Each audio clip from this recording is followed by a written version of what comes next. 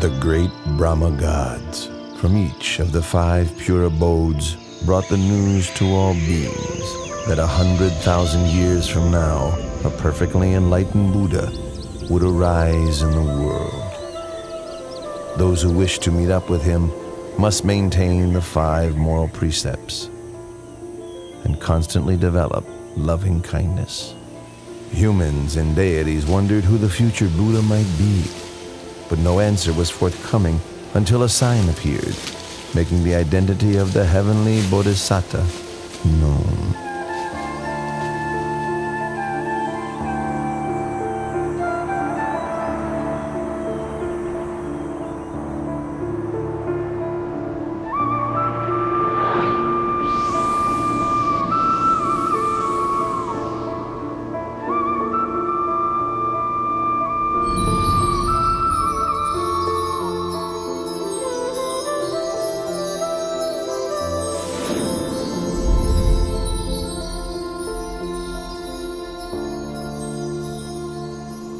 The deities and Brahmas met together for the sake of inquiring who the enlightened one would be.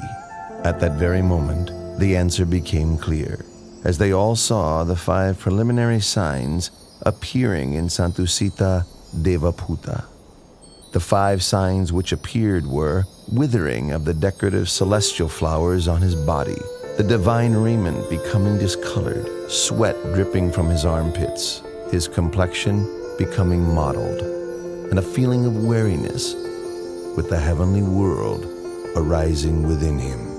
Upon recognizing the 5 preliminary signs, the deities invited Santusita, the Buddha to depart from Dusita heaven and take birth in the human world. Santusita Devaputa then made the 5-fold survey of the earth to see if conditions were right for his birth. The first criterion was that the lifespan for human beings at the time must not be too short nor too long, suitable for attaining the Dhamma. The continent must be India and the country the middle country. He must be born either into the warrior caste or as a Brahmin, and his mother must be one pure in moral conduct with much accumulated spiritual virtue. Seeing that all of these conditions were fulfilled, the Buddha-to-be accepted the invitation to be born upon the earth.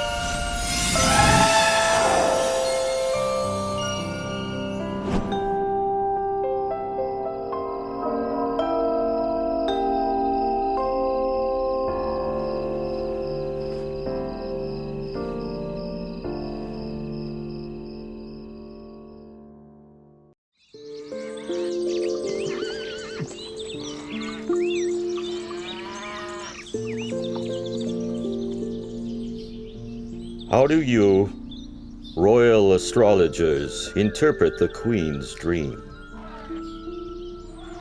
Your wife, the Queen's dream, indicates that you are to have a son. He will possess tremendous merit, great power and might. He will be peerless.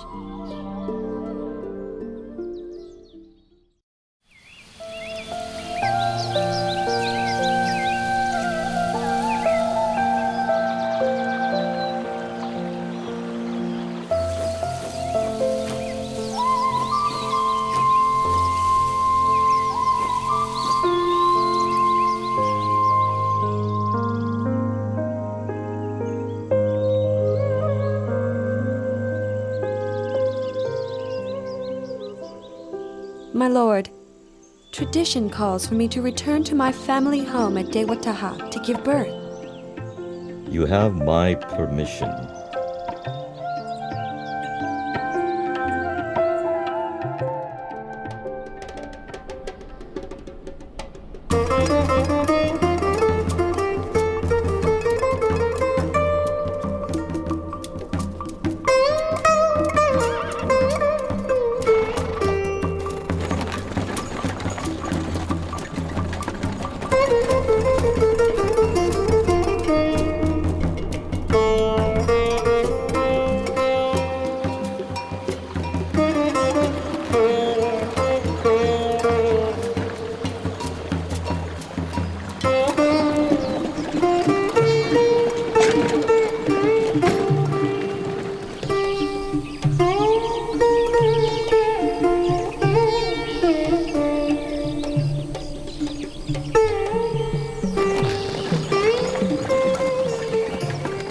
Counselors, let's stop and rest here.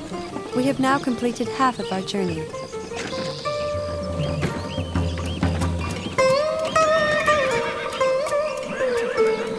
The forest park of Lumbini is so beautiful and shady. We've been traveling half the day. You must all be tired. Let's rest for a while. Your Highness, if that is your wish, then please rest beneath that solid tree over there.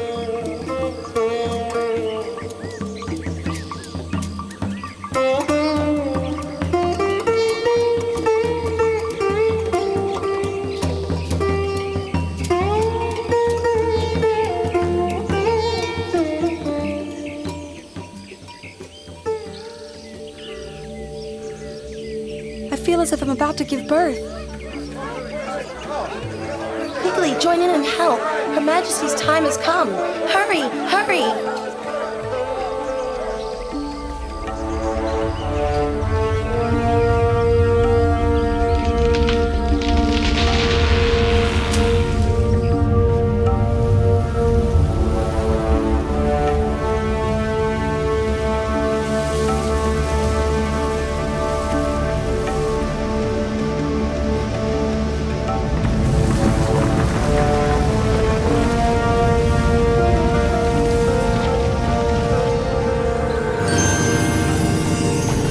As soon as the Bodhisattva was delivered from his mother's womb, and before he could drop to the ground, 4 great Brahma gods from the 5 pure abodes spread a net of gold to receive his body.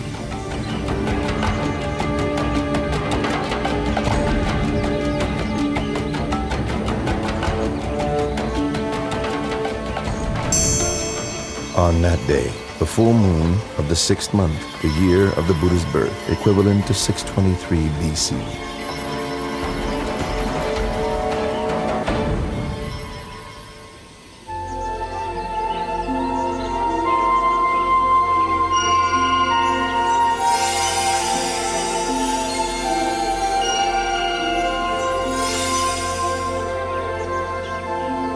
I am supreme in the world, foremost in the world, most excellent in the world.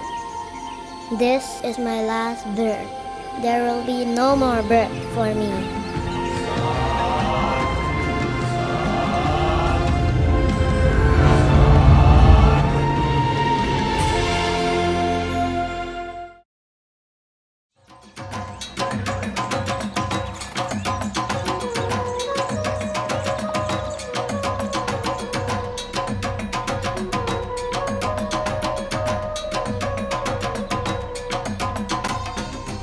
I have heard the good news of your son's birth and have come to pay a visit. Venerable Asita, I thank you very much. And as you have been respected by the Shakyan royal family for a long time now, would you be so kind as to examine my child's physical characteristics? The whole family gathered here would be able to hear. Your Majesty, please place your child in the cradle first, so that I can see him well.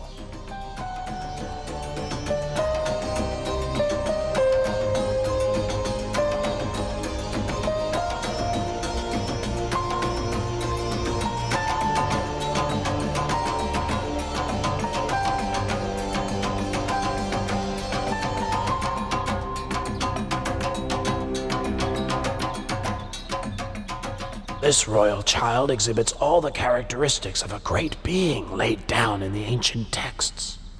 I have never seen any being with the signs expressed to such perfection.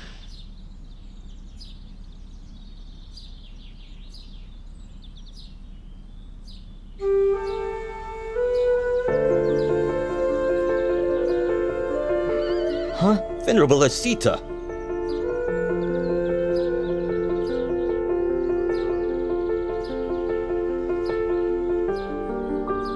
I have examined the characteristics of your newborn son.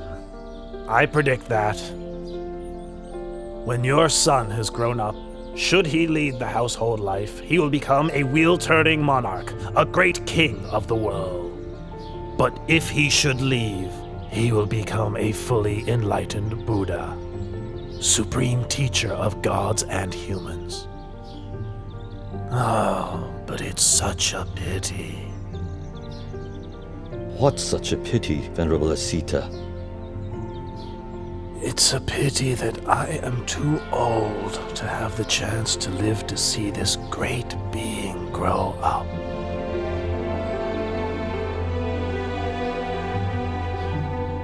In the future, my son will be a great being with more power and might than any other in the world.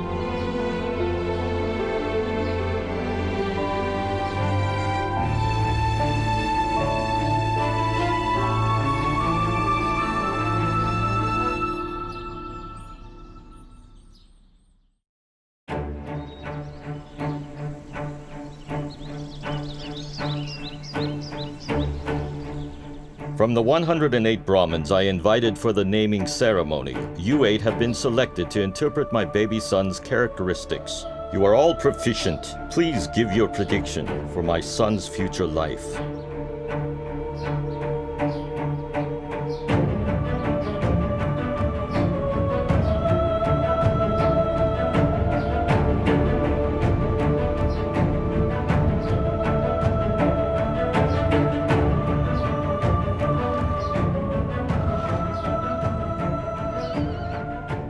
Your Majesty, having examined your son's characteristics, I predict that, should he inherit your throne, he will become a great wheel-turning monarch with an empire that spreads far in every direction. But should he go forth as a monk, he'll become the perfectly enlightened Buddha, the unequaled supreme teacher and guide to the world.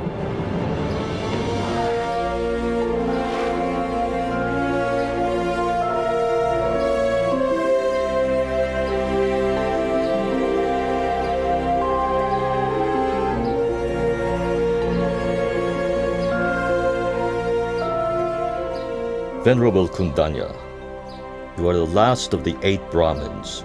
Do you agree with the other 7 Brahmins that my son has 2 courses, either to become a great wheel-turning monarch or to become a fully enlightened Buddha? I have considered your son's characteristics in detail, and can see only one path for him. He will certainly not live as a householder, but will go forth as a monk. Then he will become enlightened as the Lord Buddha. This is beyond doubt, Your Majesty. You predict my son will reject the household life. What would cause him to make such a decision? Your son will see 4 signs: an old man, a sick man, a dead man, and a monk. These signs will inspire him to give up the royal throne for the sake of the holy life, through which he will become enlightened as the Buddha. Well, I'd like my son to be a great wheel-turning monarch, ruling the 4 great continents, the greatest prestige for any king. From this point onwards, I will not allow my son to ever see an old, sick, or dead man, or a monk.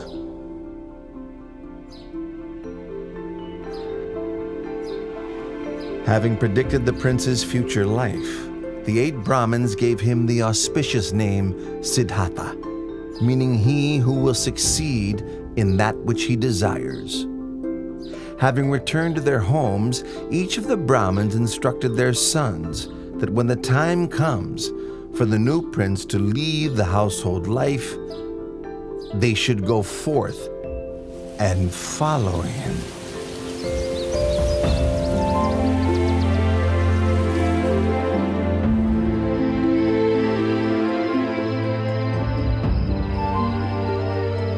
Seven days after Prince Siddhartha's birth, his mother, Queen Siddhi Mahamaya, passed away and became a god in the heaven of Tusita.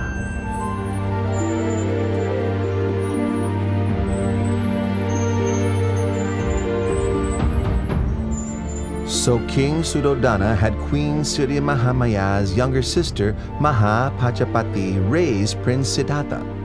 Later, the king took Mahapachapati as his new queen.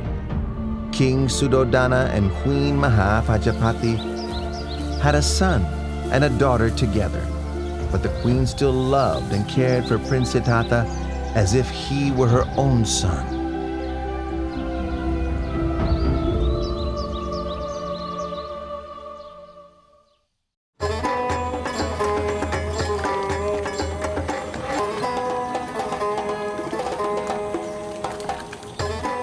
Both of you would like to go and watch the plowing ceremony, wouldn't you?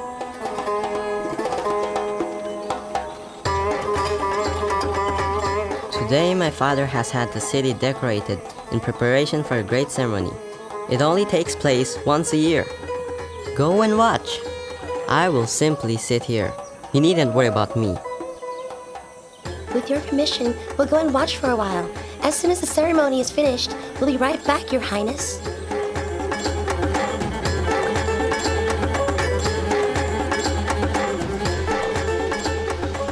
Left alone in a peaceful and shady glade, Prince Siddhartha began to sit in meditation, attaining the tranquility of the first jhana. As the afternoon passed by, the shadows of all the trees moved with the course of the sun, except for the shade of the rose apple tree under which the prince sat. It did not shift position,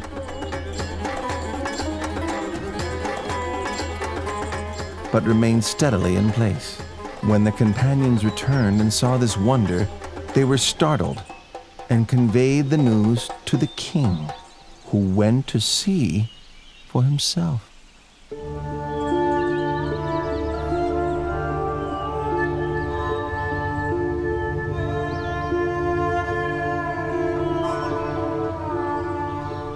When my son was newly born, Asita the hermit came to look at him, and to my surprise he bowed at my son's feet. On that day, I also bowed to my son for the first time. Now, my son has performed this marvel. Having seen it, I feel I must bow to him for a second time.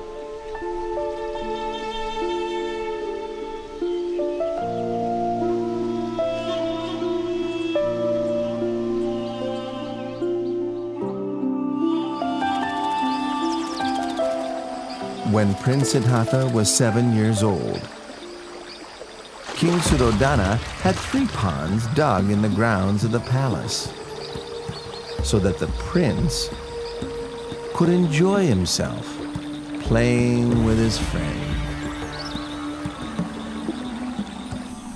Upon seeing that the prince had grown sufficiently to begin his education, King Suddhodana sent him to study with the renowned teacher Vamita. Prince Siddhartha trained in 18 arts and sciences until he was adept. He was his teacher's top student, and before too long, he had learned all that his master could teach.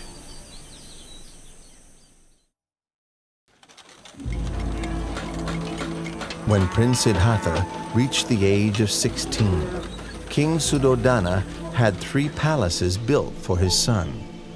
One in which to reside during the hot season, one for the rainy season, and one for the cold season.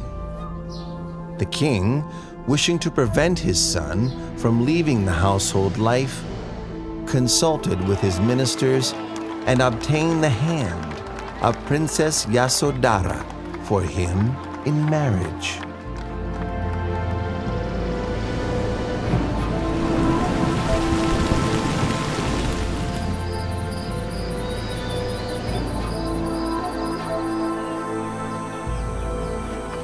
Time passed by until Prince Siddhartha reached the age of 29 years.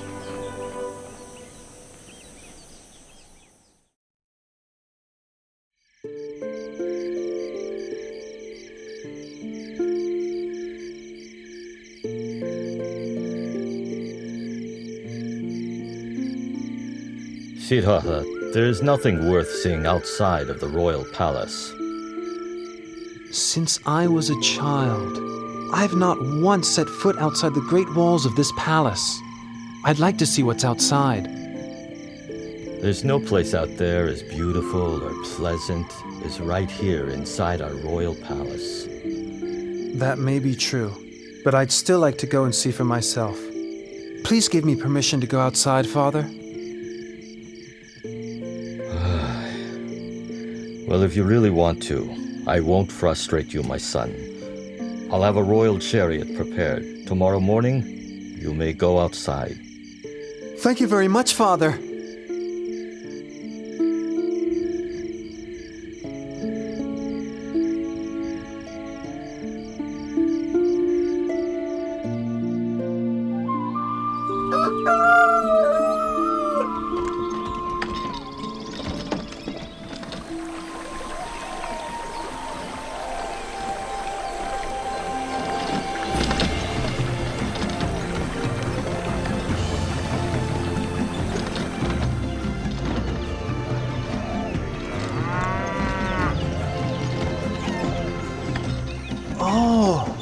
So this is what it's like outside the palace.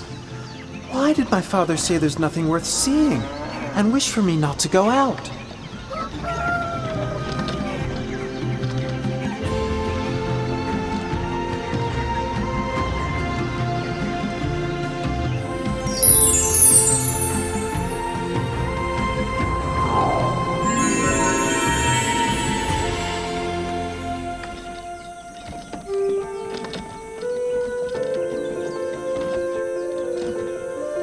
Chana, stop the chariot.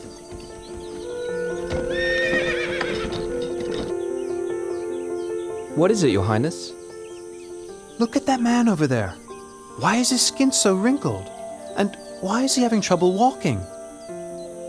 Oh, that's an old man, Your Highness.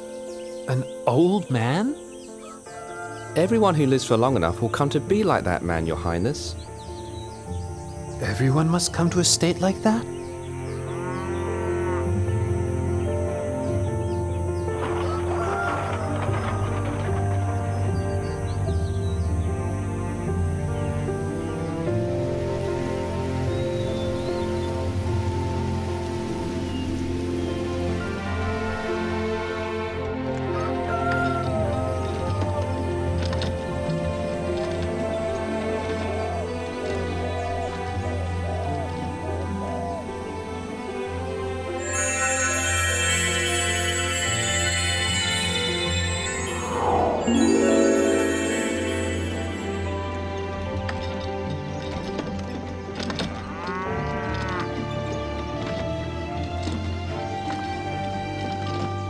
Channa, stop the chariot.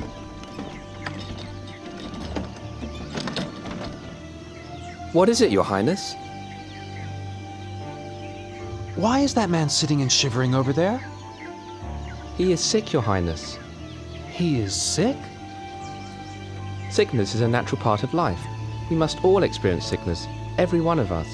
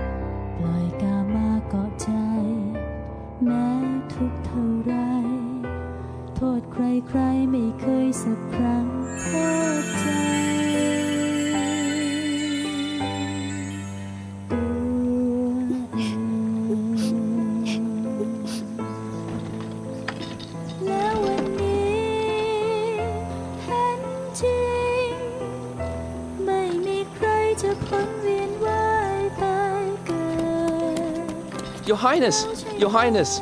Where are you going? Your Highness! Please come back!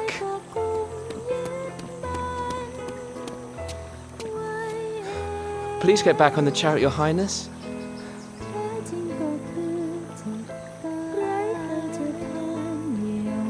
There's a man wrapped in that cloth, isn't there?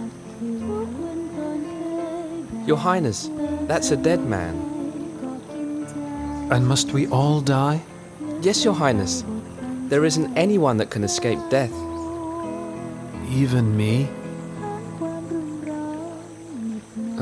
Yes, Your Highness. Even you are subject to death.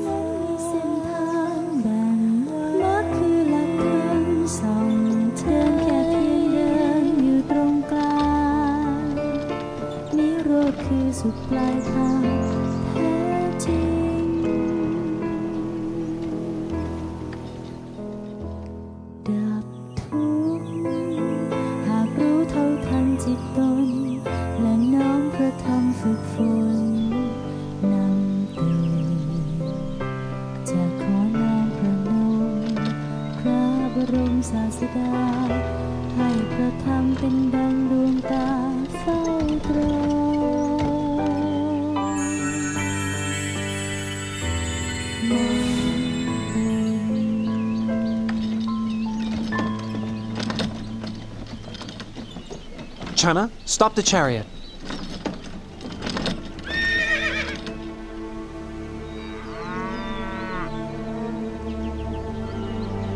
That is a monk, Your Highness.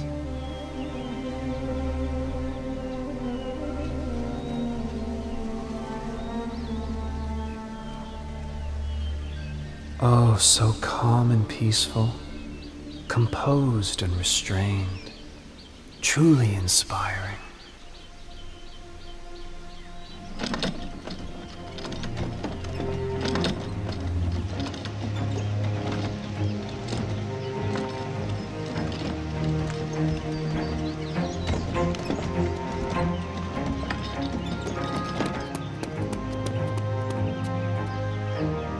Your Highness, your wife has just given birth to a son.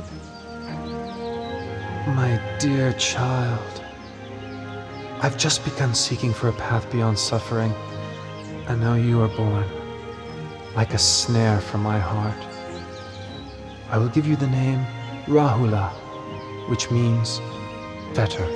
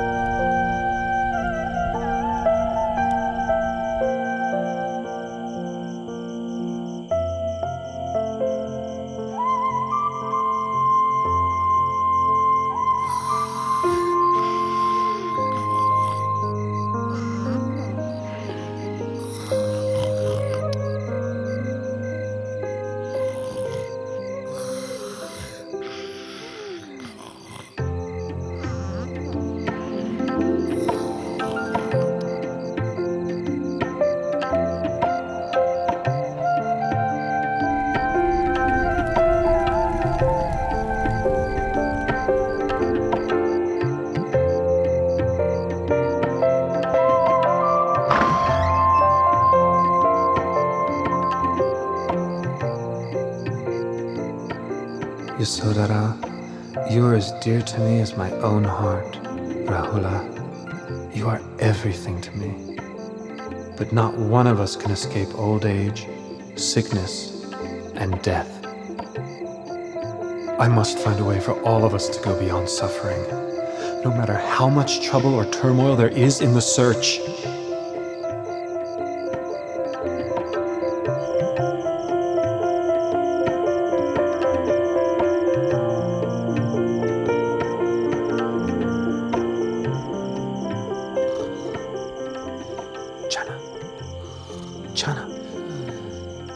Channa, wake up!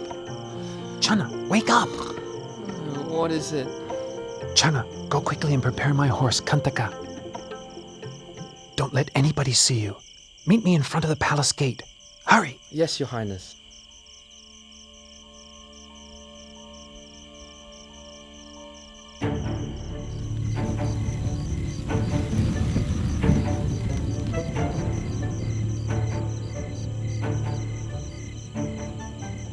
At the moment that Prince Siddhartha was leaving the palace gate, Vasavati Mara, the great deceiver, manifested. He was now worried that he could not use the prince's enjoyment of sensual pleasures to keep him under his control. Ha ha ha ha ha! Prince! Better go back into the royal palace. In there everything is lovely, pleasant, and comfortable. In just 7 days, you'll become a great wheel-turning monarch. Don't give all of this up. If you leave, you'll get nothing but trouble, torment, suffering, and sorrow. I don't want to become a great wheel-turning monarch. I don't wish for possessions or comfort and happiness, because such things are not likely to free me from suffering, nor are they likely to help me assist my loved ones and my subjects. Step aside and allow me to pass.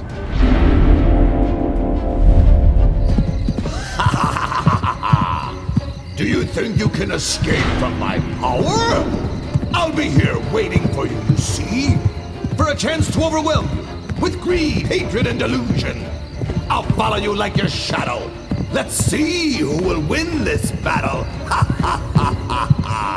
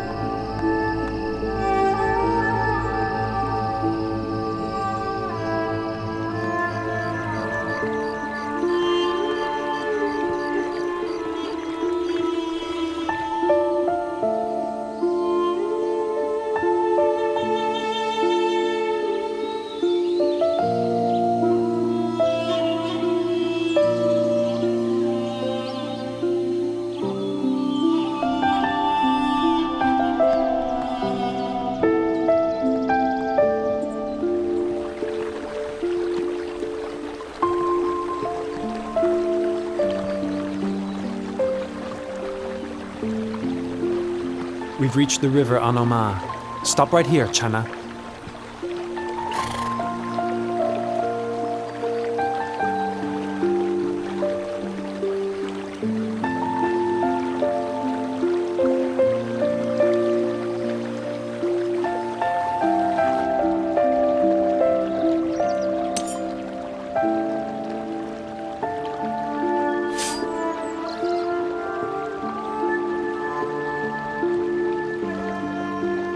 If I'm to attain to the supreme enlightened knowledge, may these strands of hair float away into the air. But if I'm not to succeed, may they fall to the ground right here. When the prince threw his hair up into the air, it floated into the sky and didn't fall down. Indra, the king of the gods, caught it in a crystal casket, which he then enshrined in the Kulamani shrine in the Tavatimsa heaven. the Brahma Gatikara offered the prince the 8 requisites of a samana and received in their place the prince's raiment, which he installed in the Dusa shrine in the Brahma world.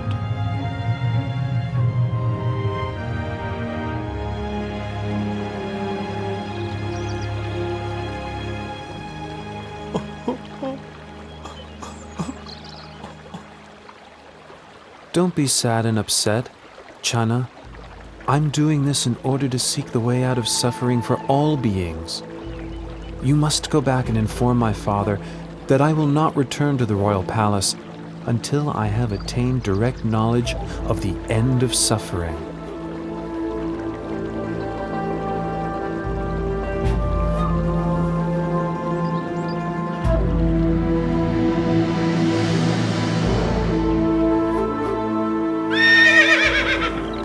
The horse Kantaka was so grieved to be parted from Prince Siddhartha that his heart gave out and he died right there. The power of his appreciation and gratitude to his master carried him to Tavatimsa heaven, where he was reborn as a god.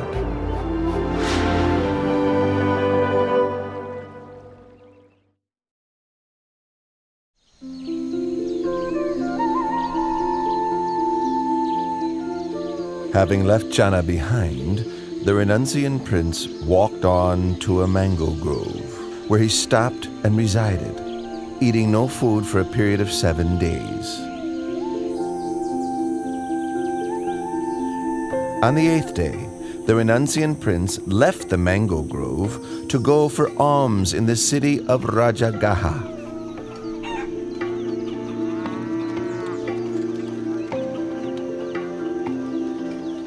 All the townspeople could see that this monk was different from other renunciants because of his radiant complexion and ineffably calm demeanor.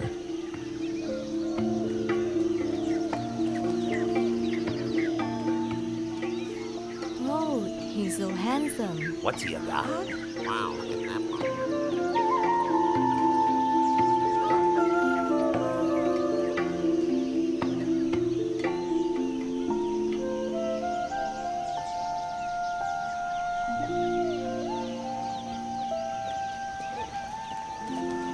Wow, he's handsome, he's beautiful. That's amazing. Look at that guy right there. Wow, look at that. Look at him. Delighted, the people spoke to one another, praising the monk's splendor, saying that it was as if a god had descended from heaven for humans to see.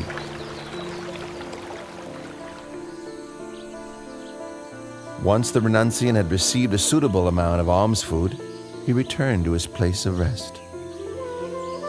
Sitting, the prince contemplated the motley food offerings within his alms bowl, all mixed together. It was an unappetizing sight. In the past, I would partake of only the most refined and delicious foods. Now leading the holy life for the sake of seeking truth, can there be any point in being fussy over what I eat? This nourishment is merely a necessity for sustaining life. King Bimbisara of Rajagaha sent his men on the trail of this samana, whom the townspeople regarded as splendid, like a god. He then went to see the renunciant prince for himself. When King Bimbisara saw the dignified, peaceful demeanor of the young monk, he felt greatly inspired. Then, exchanging conversation with the samana, the delight in his heart increased all the more. Due to his suspicion that Prince Siddhartha had left the palace due to a dispute with his relatives over the throne, King Bimbisara offered the throne of Rajagaha to the prince.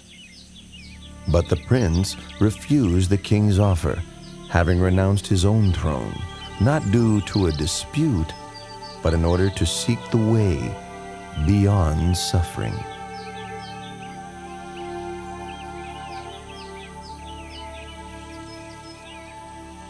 With such firm intention, I'm sure you'll attain the supreme enlightenment. Once you have done so, May I request that you come and teach the Dhamma to myself and to the citizens of Rajagaha.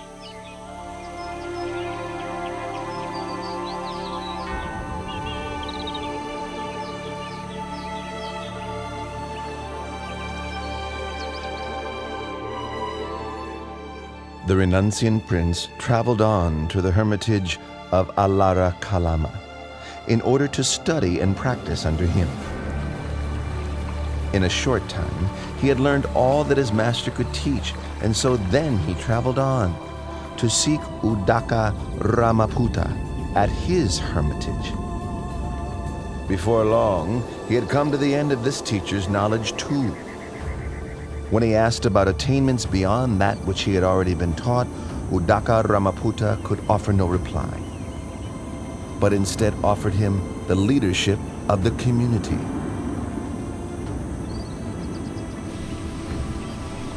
But when the Bodhisattva saw that what he had learned was not the way out of suffering he was seeking, he took his leave and moved on in order to continue his search for higher truth.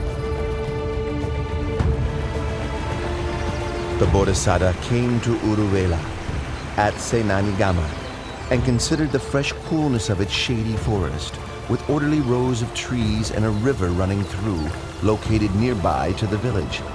It seemed a suitable place for him to continue striving for liberation, so he ceased his traveling and settled in that spot.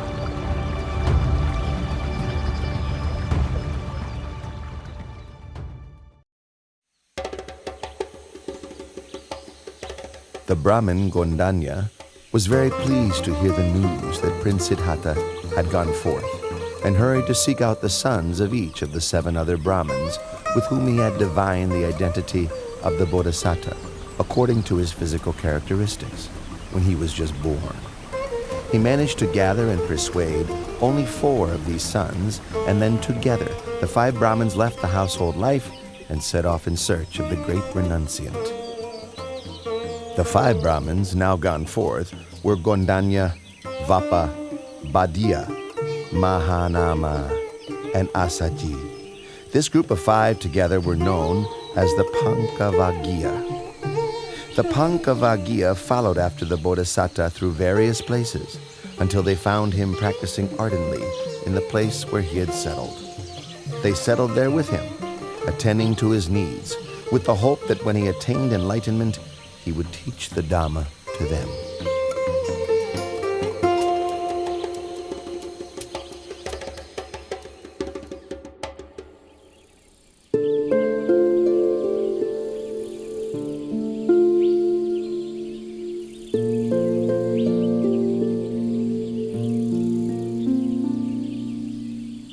The renunciant prince was intent on seeking the path to enlightenment, so he took up 3 of the extreme ascetic practices that were favored by the practitioners of those days. For the first period, he pressed his teeth against his teeth and his tongue against his palate, so firmly that sweat ran from his whole body. The pain was as severe as if someone were gripping his throat tightly, strangling him. When he saw that this was not the way to enlightenment, he gave up on the practice and changed to another method. For the second period, he restricted his in and out breaths, stifling them until both his ears rung loudly, his head ached, and his stomach racked with pain, his body as if on fire. But no matter how great the distress, he did not give up his efforts until he saw that this was not the way to enlightenment. Seeing this, he gave up the practice and changed to another method.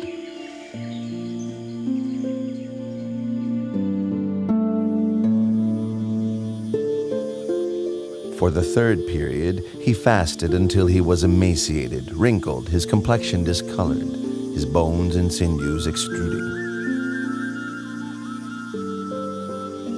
Exhausted of energy and suffering greatly, rubbing his hand over his body, the hairs stuck to his palm.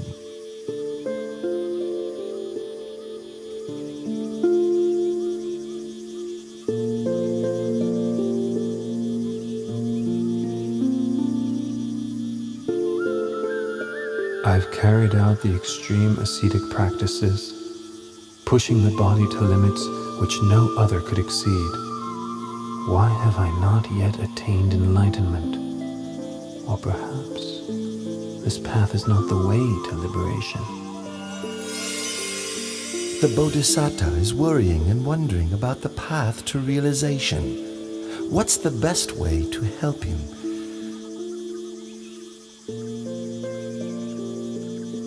Aha!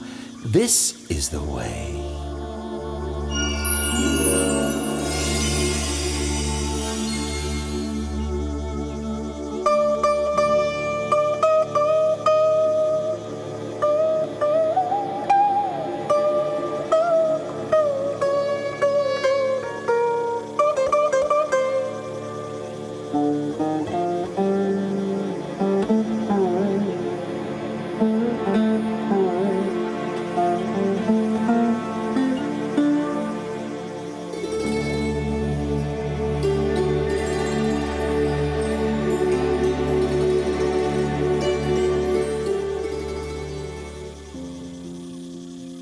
One string of that lute is too tight. A little pluck and it snaps. One string is too loose. When plucked, the sound is barely heard. One string is just right. Not too loose, not too tight. When plucked, the sound resonates far and wide, sweetly. Oh, it is the practice of the middle way that leads to enlightened knowledge.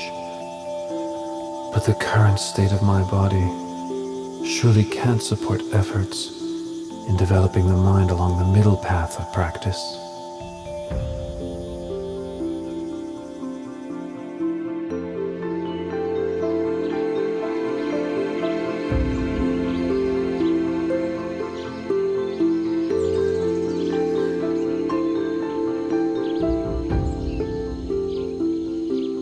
Prince Siddhartha, whom we had held in esteem as a bodhisattva, bound for success, even after practicing strictly for 6 years, using all his effort, is still unable to achieve enlightenment.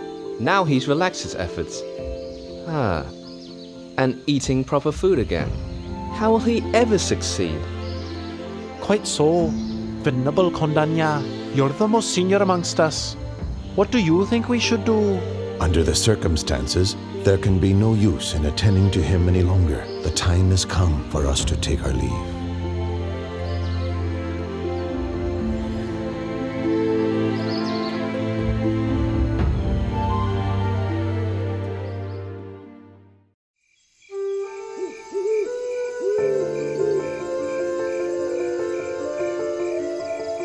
On the night of the 14th waxing moon of the 6th lunar month, as dawn was approaching and the Bodhisattva close to waking, 5 auspicious signs appeared in his dreams.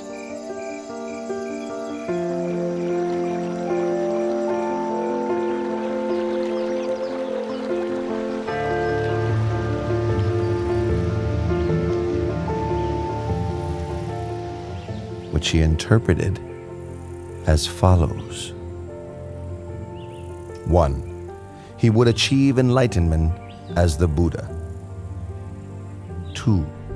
He would declare the true Dhamma for the benefit of all humans and deities. 3. A great number of people would come to train under him, thus establishing the Buddha, the Dhamma, and the Sangha. 4. People of all castes and classes, after training under him, would come to understand the same pure Dhamma. 5.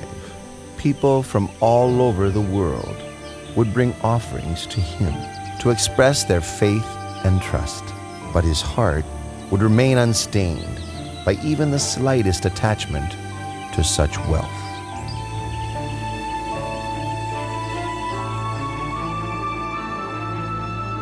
In the village of Uruvela Senanigama, there lived a wealthy man's daughter named Suchata. When she was young, she made a vow to the deity abiding in a banyan tree close by, so that she might have a husband of equal wealth and birth, and that her first child might be a son. Once her wishes had been fulfilled, she prepared a rice dish, prepared with cow's milk and honey, as an offering to honor the tree deity. Madam Suchada! Madam Suchada!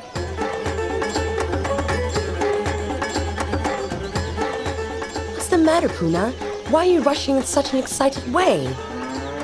It seems that the tree god has come to receive your offering. I saw him at the banyan tree over there with my own eyes. He's glowing with a beautiful halo all around him. Everyone, quickly, help! Puna, go and fetch a golden tray for the honeyed milk rice. We'll take it out to offer to the tree god. Quickly, go, go!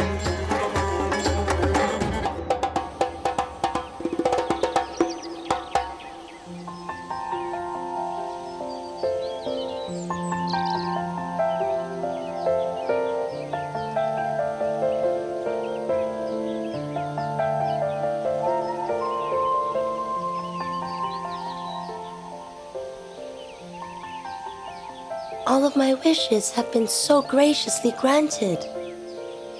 Please, may I offer this meal of honeyed milk rice and this golden tray to you?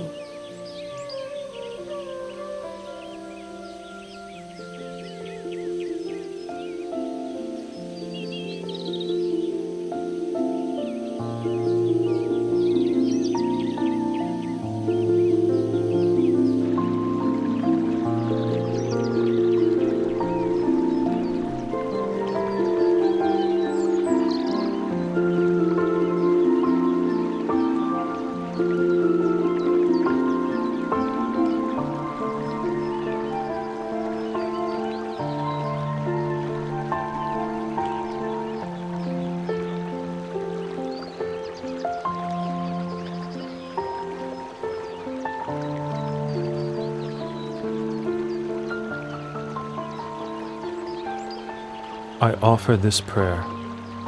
If I am to succeed in realizing perfectly enlightened knowledge, may this golden tray float up the river against the current. But if I am not to achieve my goal, may this tray float downstream with the current.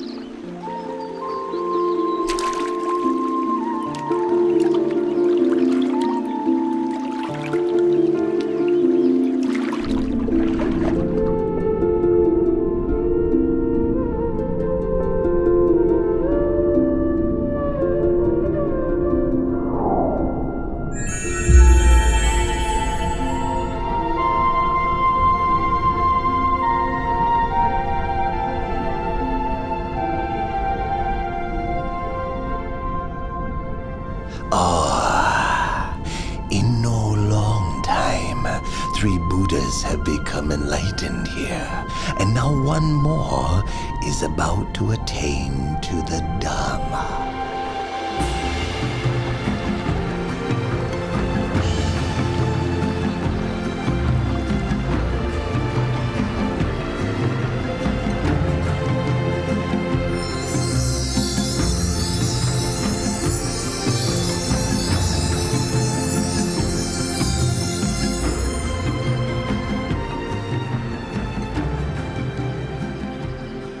I'm a Brahmin called Sautya, sir. I'm inspired with great faith at the sight of you. Please let me show my respect. May I offer you 8 handfuls of blade grass?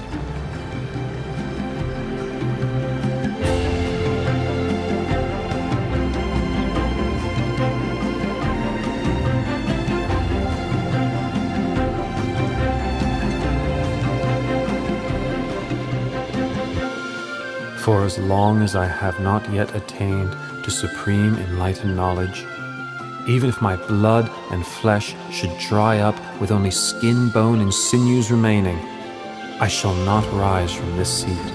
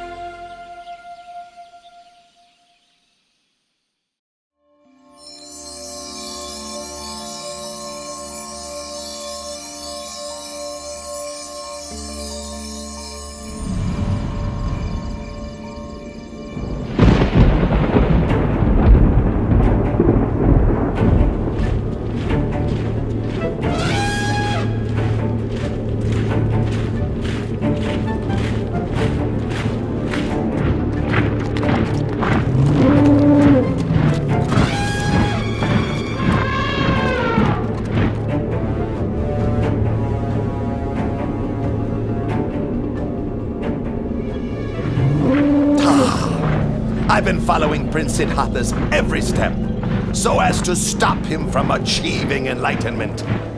If I let him go ahead with this, he'll slip out of my grasp for sure. I must cut him off now. I must destroy him. Ha ha ha ha ha.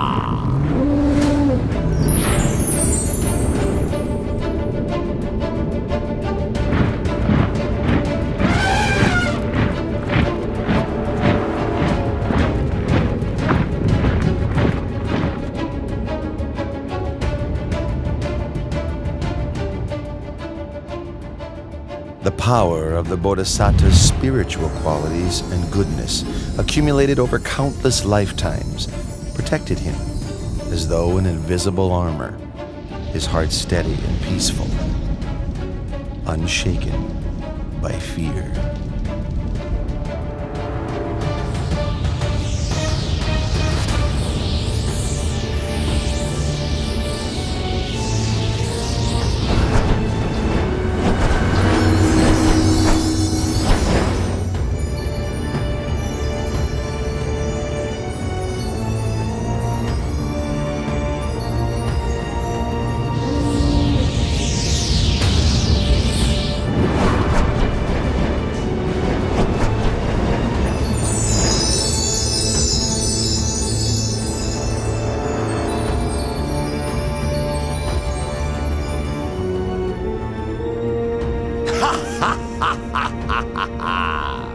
Prince Siddhartha, do you think you can escape from Vasavati Mara's control?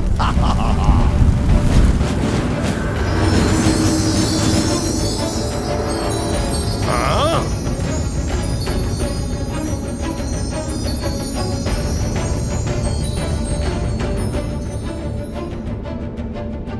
My powerful weapons cannot harm the prince. I must make use of a ruse to deceive him.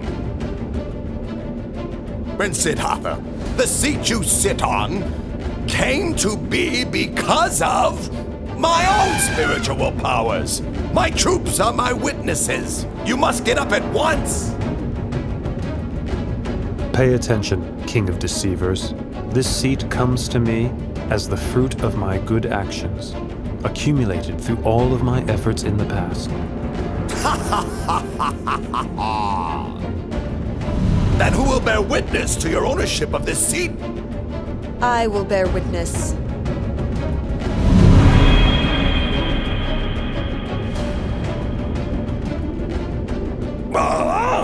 Dharani, goddess of the earth! All the merit made by his good actions in the past, even the water which he has poured on the ground in dedication of merit, soaked up by my hair and kept close to my head, is sufficient to bear witness to his virtues.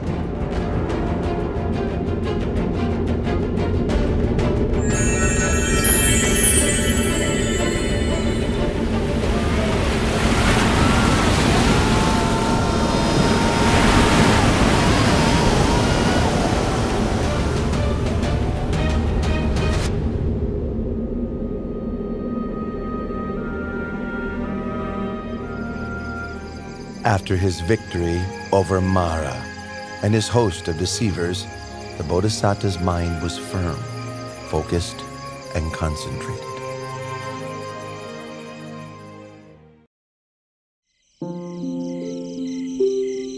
At dusk, the Bodhisattva began to develop meditative insight, attaining to the first knowledge, Pubenivasa Nusatinyana, the ability to recollect his past lives.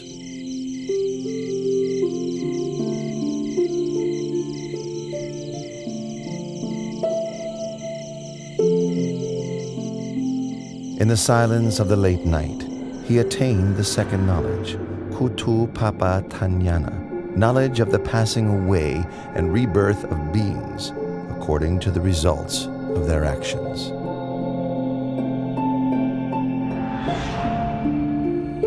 Close to dawn, the Bodhisattva attained to the third knowledge, Asavakayanana, knowledge of the destruction of mental defilements, complete liberation and freedom from suffering. He thus came to be the fully self-awakened Buddha.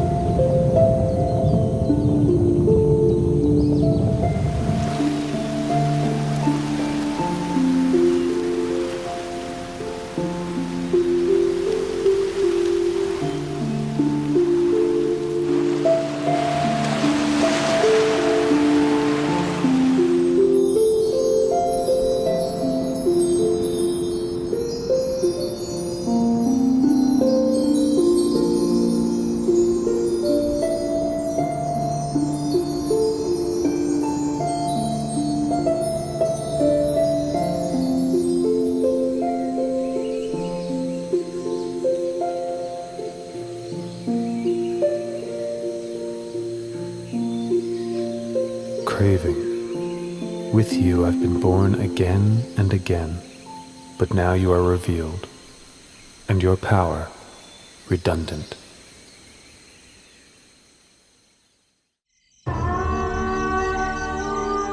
After the Bodhisattva had attained to the Dhamma and become the Buddha, he sat under the Maha Bodhi tree, enjoying the bliss of freedom for 7 days.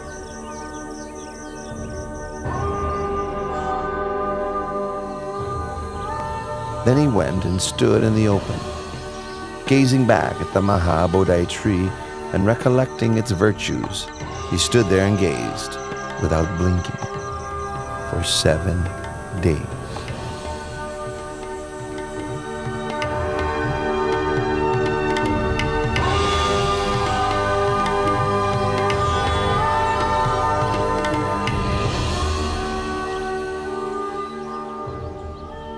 After that, the new Buddha walked back and forth between the Maha Bodhi tree and the place where he had stood for another 7 days. Having walked meditation for 7 days, for the 4th week he sat meditation in a crystal shelter prepared for him by heavenly beings. He sat and contemplated the most profound Dhamma for 7 days.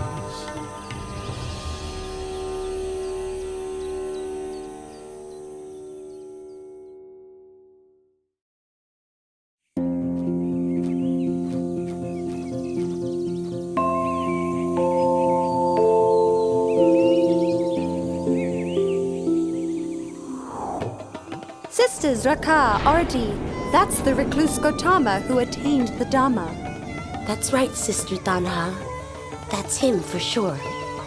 Our father, Lord Mara, together with all his troops, could not defeat this one and was humiliated. It's up to us to find a way to take revenge. Tanha, Raka, in this world, I've never met a man whose heart could resist the 3 of us. We who embody infatuation and desire. Ardi, you're right. We will use our femininity to ensnare the recluse Gautama in the bonds of sensuality and entangle him for countless time.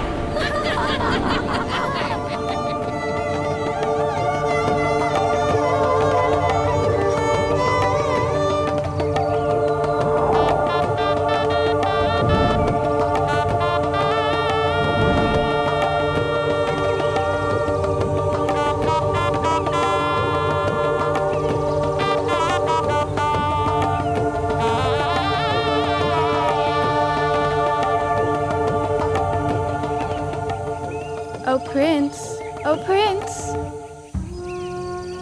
Prince. Ow.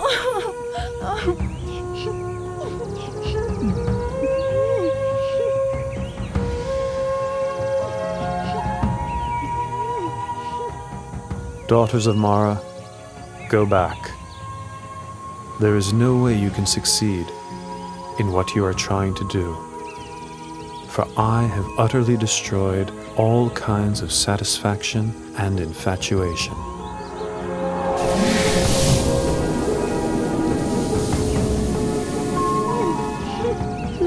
My name is Tanha, and this is Rakan Arti. We're not here to tease or deceive you, but the truth is, we are quite taken with the sight of you. Really and truly, sir, no one has ever made us feel so enamored as you. No one, sir. That's right. The three of us offer our bodies and our hearts to your service, expecting no reward. Our wish is simply that you find satisfaction in us, even if only for a short time. That would make us so very happy. I've told you already. I have utterly destroyed all kinds of satisfaction and infatuation. You will not find what you are looking for. There is nothing for you here. You should go away.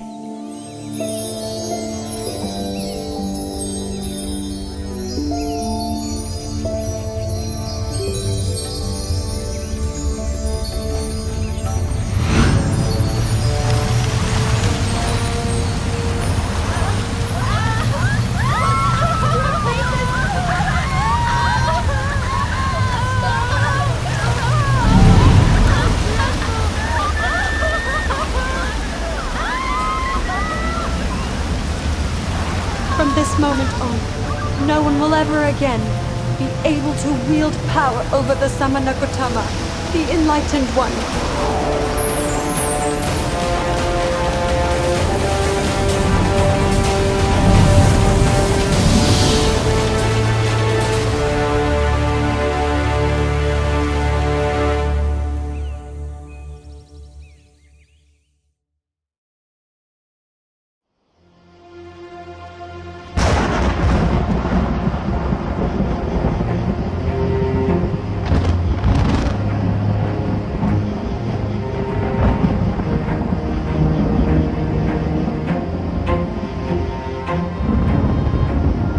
In the 6th week, the Buddha sat enjoying the bliss of freedom underneath the Mukalinda tree.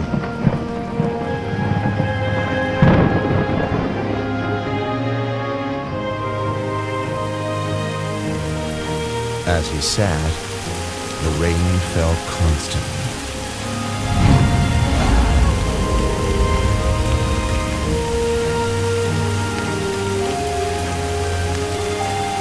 A king of Nagas, called Mukalinda, saw him and was inspired with faith.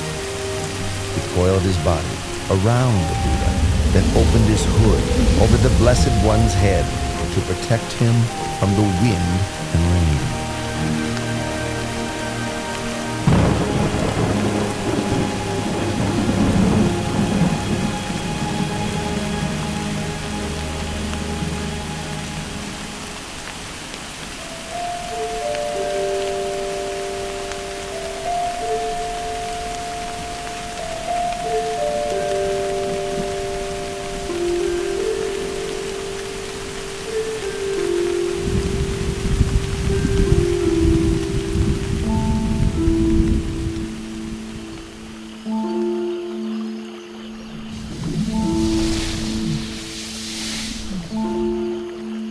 When the wind and rain subsided, he uncoiled from the Buddha and changed his body into the form of a young man, bowing and paying respects to the Buddha.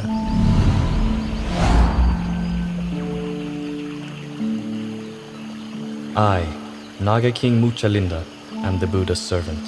I pay homage to the Blessed One.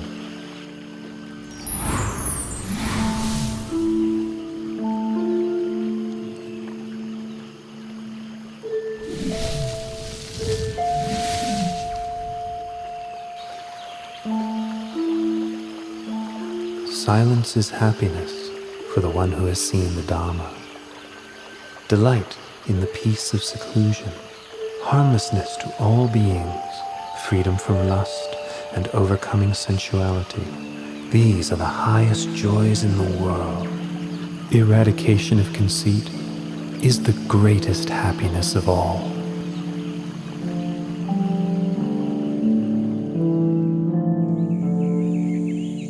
In the 7th week, after his enlightenment, the Buddha sat and enjoyed the bliss of freedom under the tree called Rajayatana for another 7 days.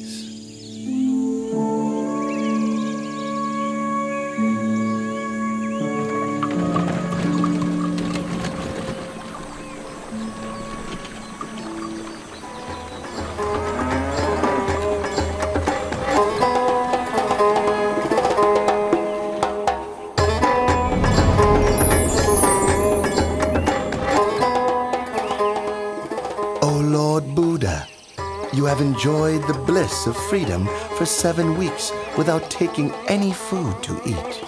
Please accept this medicinal fruit I have brought for you from the heavenly world.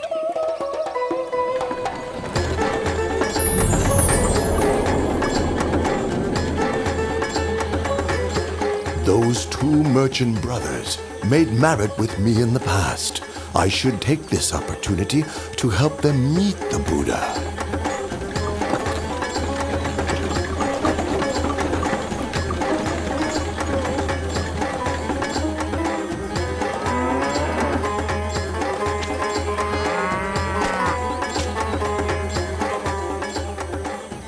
Look, Tapusa, all of our carts have stopped as if fixed to the ground.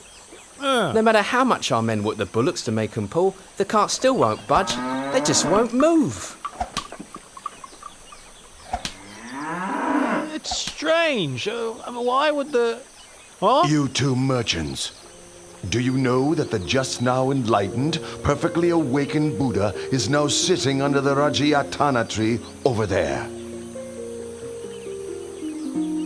You'd better go and pay your respects to him, then offer him the baked and ground grain meal you're carrying with you. It will be a cause for your benefit and happiness for a long time.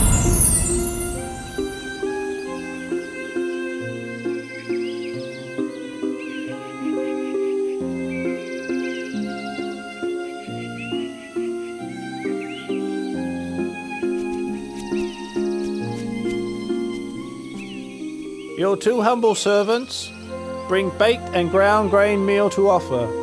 Please may the Lord Buddha accept our offering. I lost my alms bowl before my enlightenment.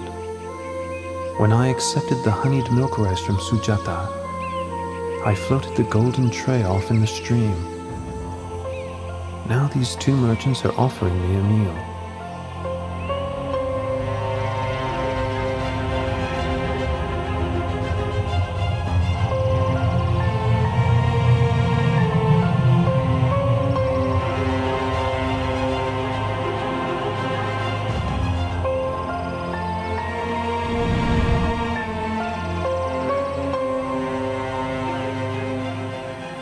A recluse should not have more than 1 alms bowl.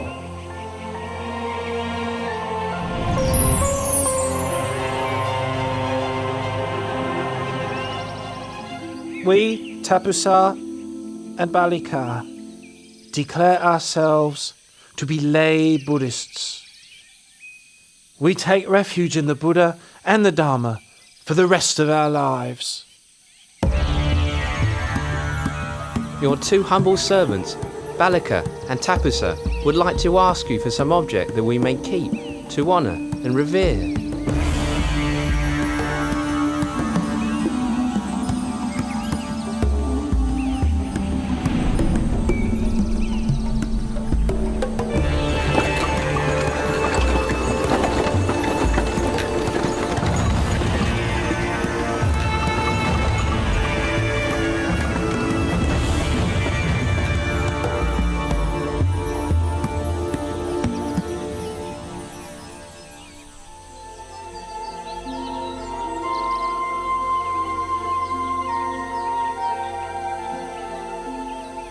I have attained the Dharma, which is profound and subtle.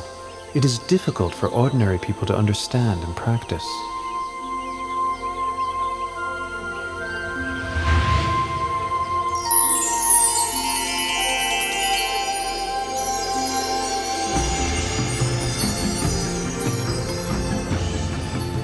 There are several kinds of people in this world. The quick-witted, upon hearing my teachings, know and understand them quickly, just like a lotus flower above the surface of the water that blossoms as soon as it receives the sun's rays. Those of moderate intelligence, having heard my teachings and then receiving some further explanation and training, are able to know and understand within a short time, just like a lotus flower, level with the surface of the water, ready to blossom the next day. The slow-witted having heard the teachings, receiving further explanation and training, persevering with faith, are able to know and understand in the end, like a lotus flower below the water, which grows upwards before finally breaking through the surface and blossoming.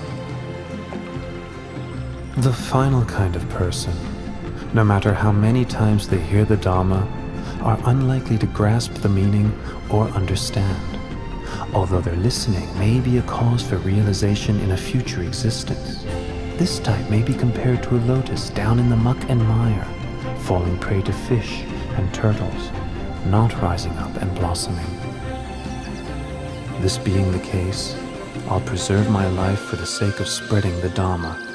I will teach humankind until the Dhamma becomes firmly established and widespread for the benefit and happiness of all for a long time.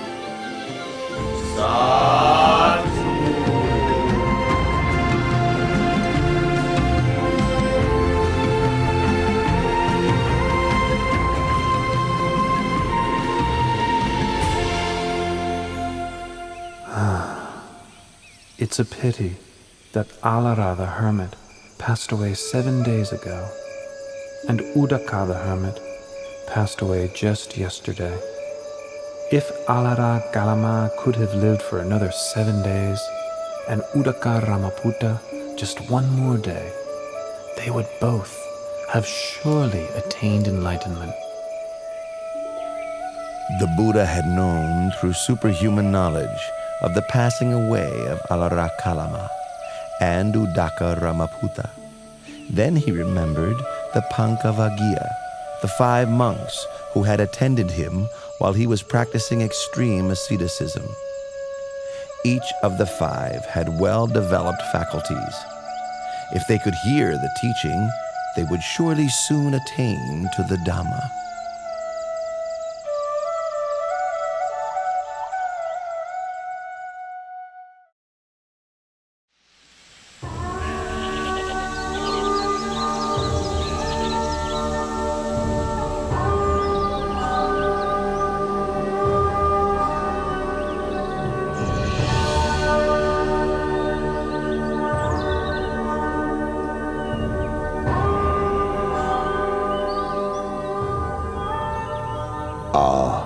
That's Gautama, the recluse, the one to whom we formerly attended. So it is. The one who gave up his austerities. All right. If he comes here, we won't bother to get up and welcome him. We'll just put out a seat. If he wants to sit down, then let him sit.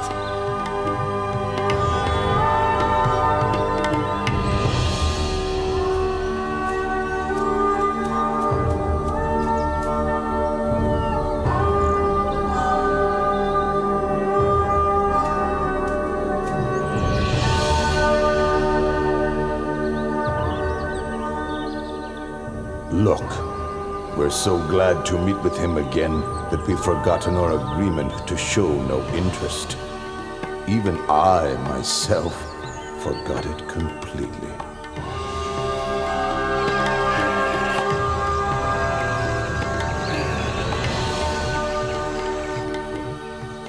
Recluse Gautama, what leads you to visit us here in this forest? Do not address me in that way. I have now attained to the Dhamma. Pay attention to my words. If you follow my instructions, before very long, you will realize the Dhamma. While practicing austerities for a long time, you did not become enlightened. So how could you? How could you have attained liberation after giving up your efforts and causing us to abandon you? Throughout all of that time, did I ever say anything like this to you all? No, it's true. You have never said anything like this to us before.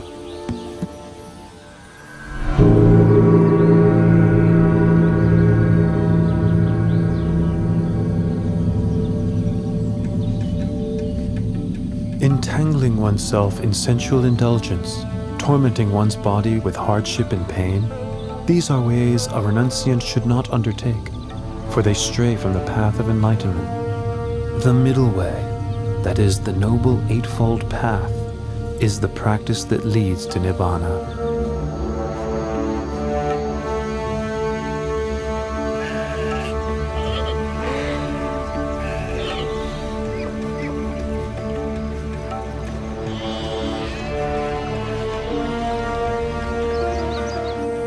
There are four noble truths as follows. Suffering, disease of the body, disease of the mind, should be understood. Craving, which is the cause of suffering, should be abandoned. Cessation of suffering should be realized. The path of practice leading to the cessation of suffering should be developed. Once the Buddha had given his first Dhamma teaching, the Venerable Gondanya gained the vision of Dhamma and thus became the first stream enterer. Anya Kondanya knows the truth. Lord Buddha, please grant me ordination as a Buddhist monk. You are now a bhikkhu. Well taught is the Dhamma. Practice the holy life and put an end to suffering.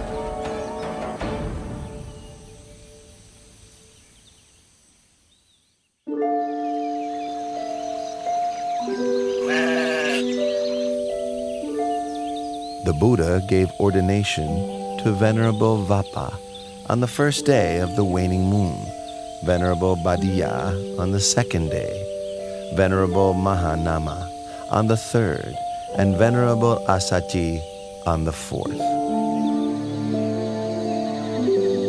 On the fifth day of the waning moon of the 8th lunar month, the Buddha gave the teaching known as the Anattalakkhana Sutta. The 5 groups that we take as a self are as follows.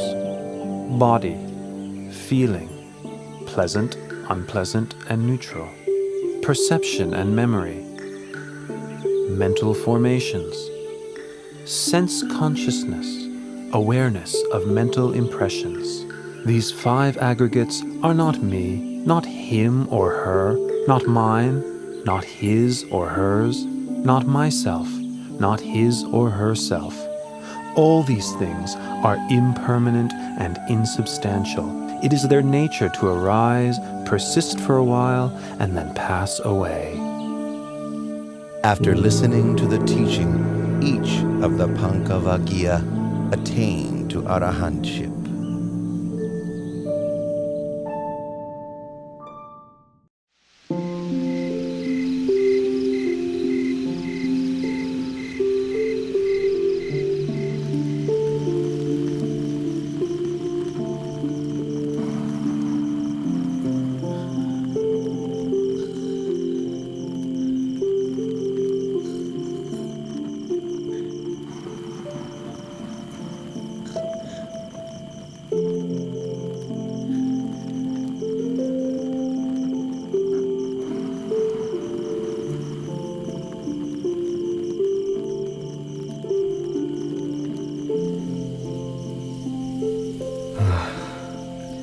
Actually, these women are not so attractive at all. My father built me 3 mansions, one for each season of the year. He hired beautiful maidens to play music and entertain me. I thought I was living a happy life, but now I feel tired of this way of life. Is this all I came into this world for? Are these the only things that can give one happiness in life? Then why do I feel so bored and fed up?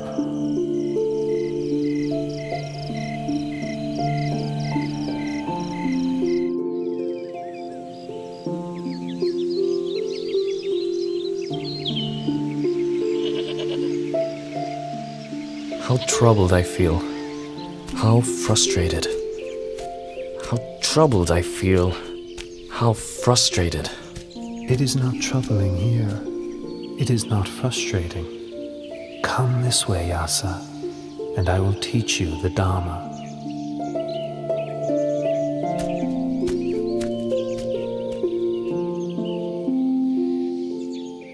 Dana, or giving, means training one's heart to know generosity, to know sacrifice. Sila, or morality, means establishing one's heart within the full doctrine of goodness. Heaven is the reward for a wholesome heart. The harm of sense pleasures is the heat and worry that comes with attachment to the sense of a self. The benefit of renunciation is that present suffering can be abandoned, with no other suffering taking its place. After the gradual teaching, the Buddha taught the Four Noble Truths. Once he had given this teaching, Yasa attained to the fruition of stream entry.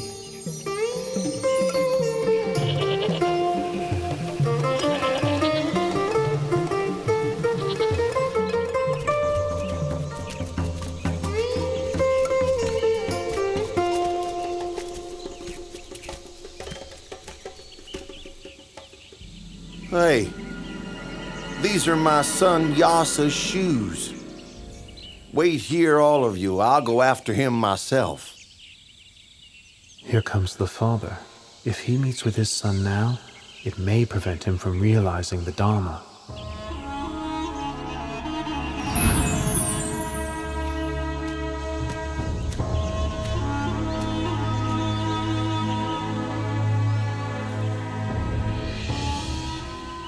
You sitting there, have you seen a young man named Yasa?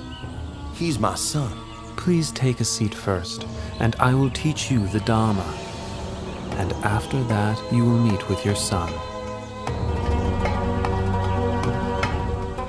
Then the Buddha gave the same Dhamma teachings that he had given to Yasa.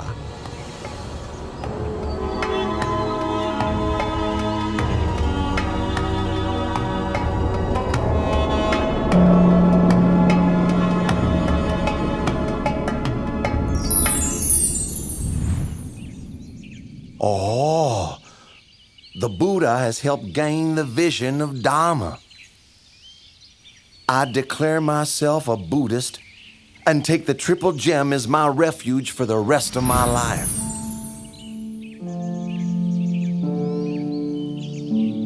Yasa, hurry back home.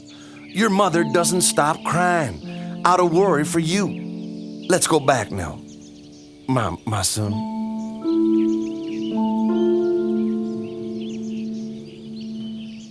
Yasa has now heard my Dhamma teaching twice, and has fully penetrated it. He is now an Arahant, with no thoughts of returning to the household life. Yasa, now you've gained what is truly supreme. Please, may I invite the Lord Buddha to receive alms food at my house this morning.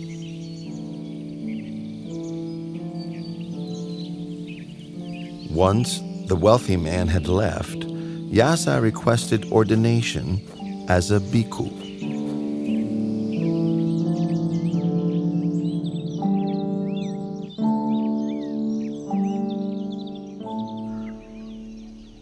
Once Yasa's mother and wife heard the Buddha's teachings, they both gained the vision of Dhamma, attaining the fruition of stream entry. They declared themselves as Buddhists and took refuge in the Triple Gem, becoming the first female followers of Buddhism.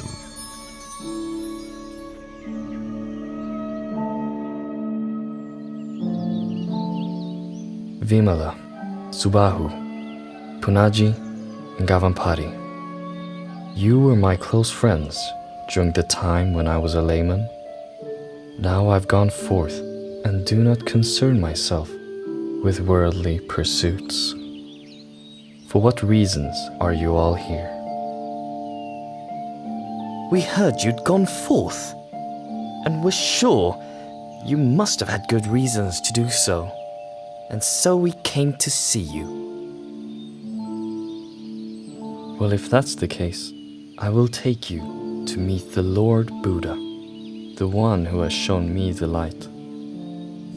I will request the Lord Buddha to give you instructions as well. Follow me.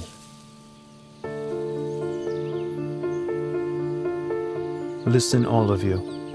Once you know the unwholesome and the roots of the unwholesome, know the wholesome and its roots, know decay and death as well as their causes, know the cessation of decay and death, the path leading to the cessation of decay and death.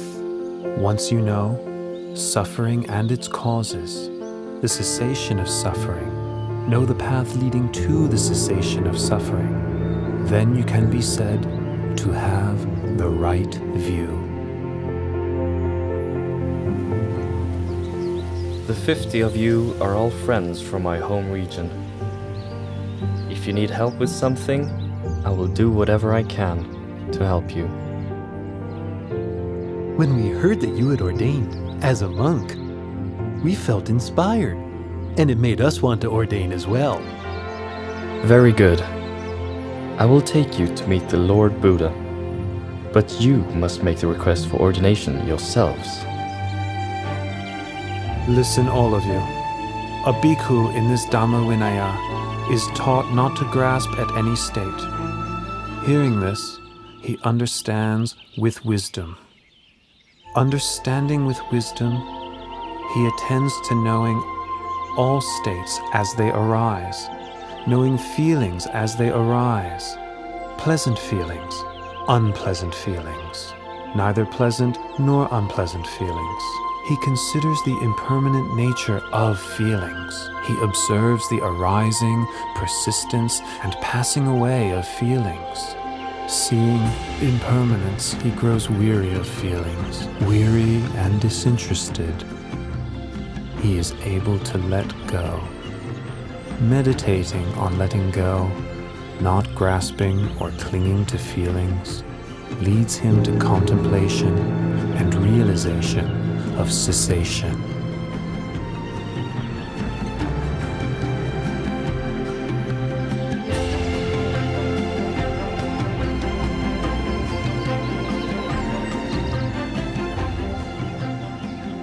Bhikkhus, you have now attained the sublime Dhamma. So go forth and travel from place to place, spreading the Dhamma. Proclaim Buddhism for the benefit of the many, but let no two travel on the same route. As for myself, I will go to Uruwela Senanigama to spread the teachings there.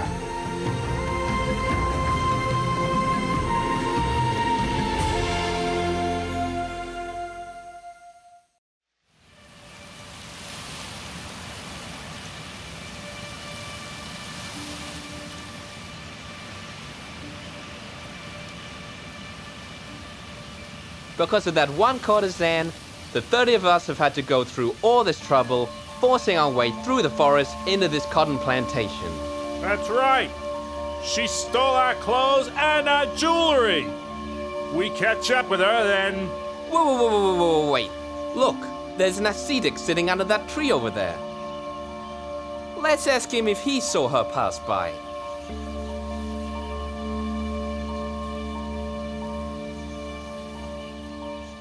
Ascetic, sir? Did you see a courtesan dressed in green pass by here? Please, sir. She took off with our clothing and our jewelry. So now we're searching for her, but we can't seem to find her. O Bhattavagya, is it better for you to seek for this woman, or to seek for yourselves? I guess it would be better to seek for ourselves. In that case, I will teach you the Dhamma. The wise person rids himself of infatuation and preoccupation with the 5 sensual pleasures. He sees that life is short, and to be distracted by such pleasures is like being snagged and bound up just as a fish is caught by a hook. Having taken the bait, it's a cause for much suffering and struggle thereafter.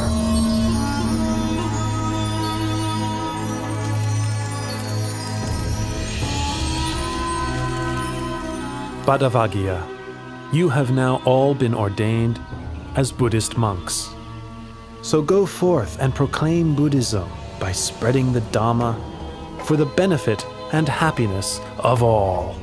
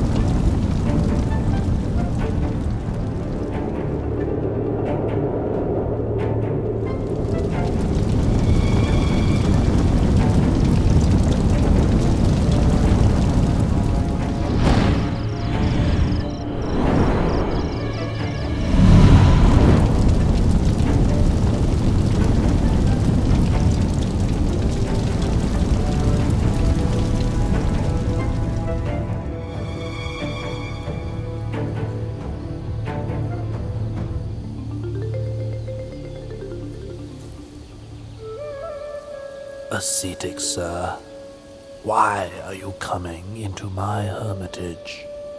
Venerable Uruvela Kassapa, I've come to ask permission to stay here. Here we practice fire worship, but this ascetic is not one of our kind. What does he want? I'm sorry, sir. I have no accommodation for you here. Please look elsewhere. But I would suggest that you travel in a different direction from this. This bank of the Naranya Jara is occupied by we 3 Jatila brothers. My name is Uruvela Kassapa. The surrounding area belongs to myself and my 500 followers. Further on down the river is the hermitage of my younger brother, Nadi Kassapa, and his 300 followers. The area beyond that is occupied by Gaya Kassapa, my youngest brother, with his 200 followers. These 3 riverside hermitages are full. There's no room for you to stay. But I can see a place which is available. Where, ascetic? In your fire-worshipping shrine. Please, give me permission for me to stay there. Ascetic, I don't mind if you stay in there, but I must warn you that there is a fierce and strongly poisonous serpent king in there.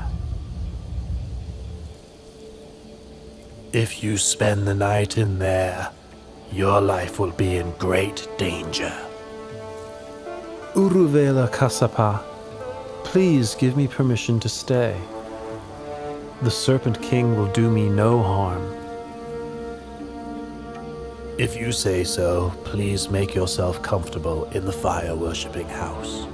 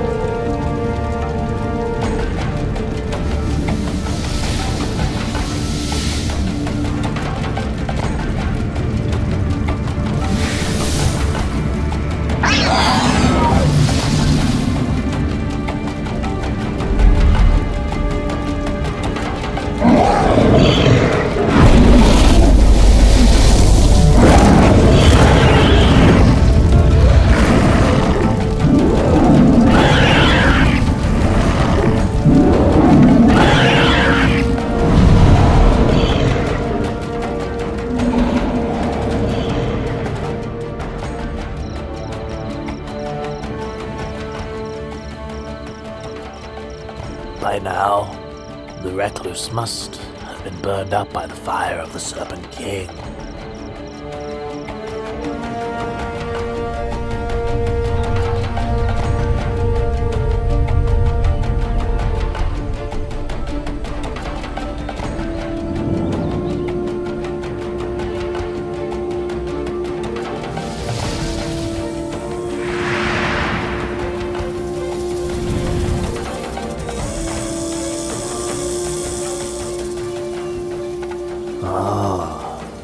This recluse is of great might.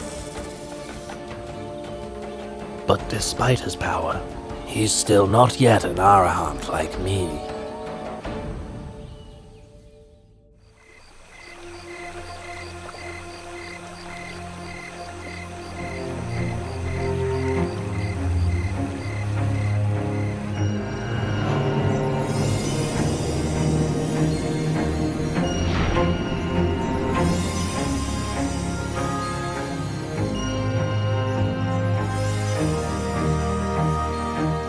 This ascetic is indeed of great might.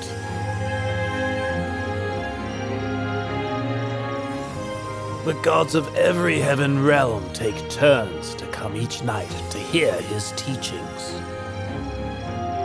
But despite his power, he's still not yet an Arahant as I am.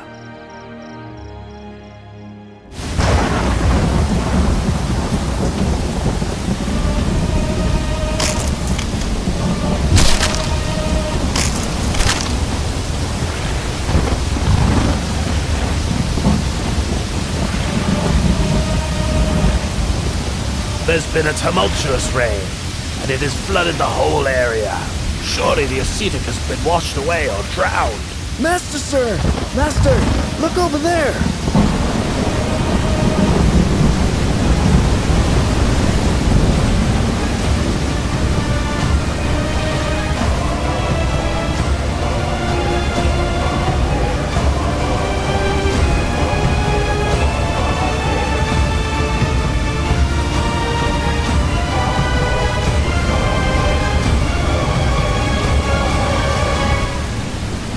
This ascetic has so much power. But despite all of this, he's still not yet an Arahant as I am.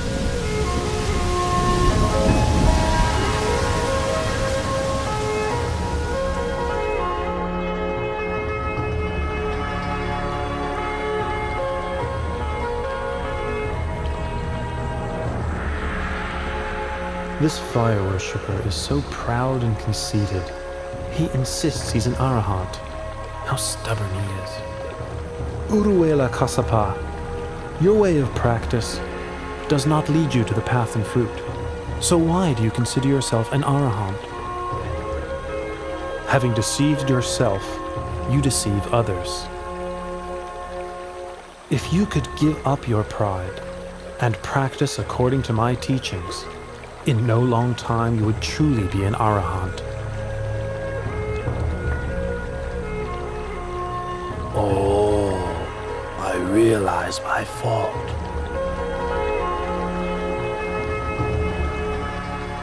Please may the Buddha allow me to take ordination and teach me the Dharma.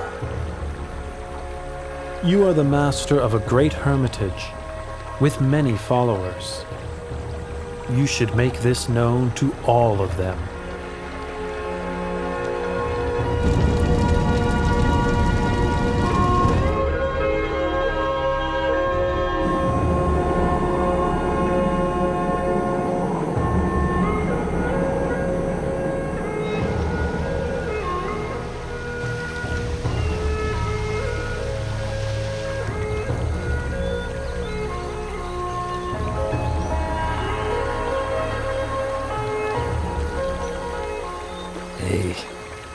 These robes and fire-worshipping implements must have washed down the river from where my two elder brothers live.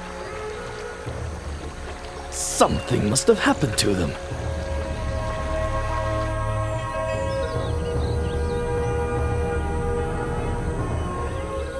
Brother Urvela, Brother Nati!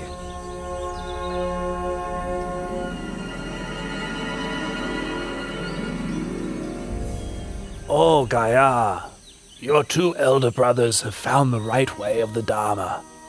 Quickly bring your 200 followers to approach the Buddha, the one who illuminates the path.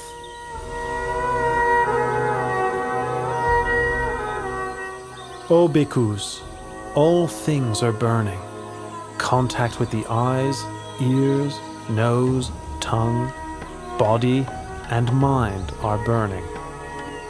Feelings, mental formations, and consciousness, whether pleasant, painful, or neither pleasant nor painful, are burning. Burning with lust, hatred, and delusion. Burning with birth, aging, and death. Burning with sorrow, lamentation, pain, grief, and despair. The well-taught noble disciple, seeing this, becomes weary of thoughts and feelings. Being weary, he releases his clinging. Releasing his clinging, his heart is freed.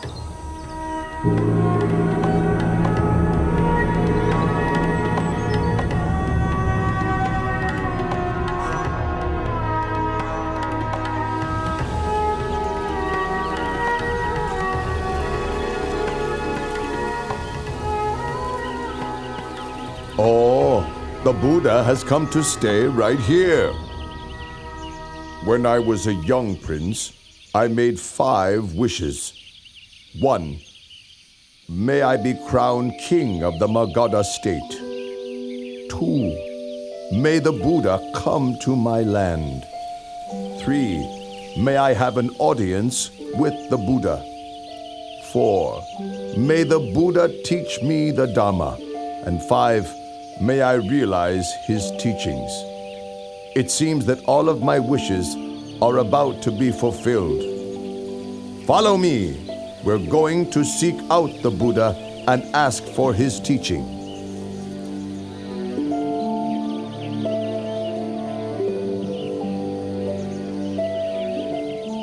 Dana, or giving, has forgiveness as its highest form. If one develops giving along with forgiveness, one becomes gentle and restrained, and one's heart becomes cool. This is because one has to let go of one's attachment to material things and to one's sense of self.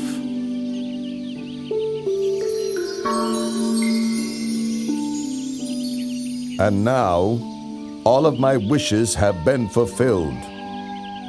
Oh yes, your teaching fills me with the greatest joy. Please, may I invite the Lord Buddha and all of the bhikkhus to have a meal in my palace tomorrow morning. The Lativana Park where you're staying is far from the city.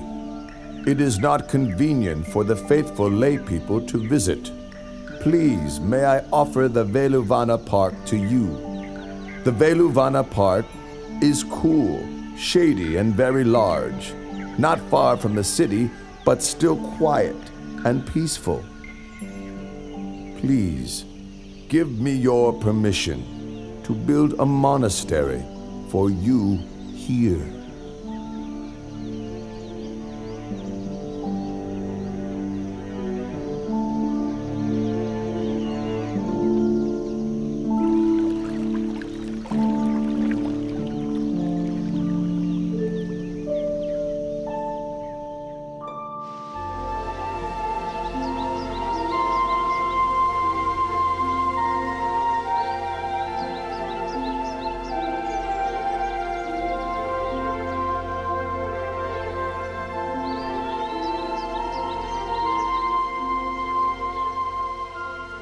Oh, this is the great Velvana Monastery. A solid foundation for Buddhism has now been laid. Since I, Asaji, left the Buddha at the Deer Park in Isapatana in order to go and spread his teachings, I've not met with him at all.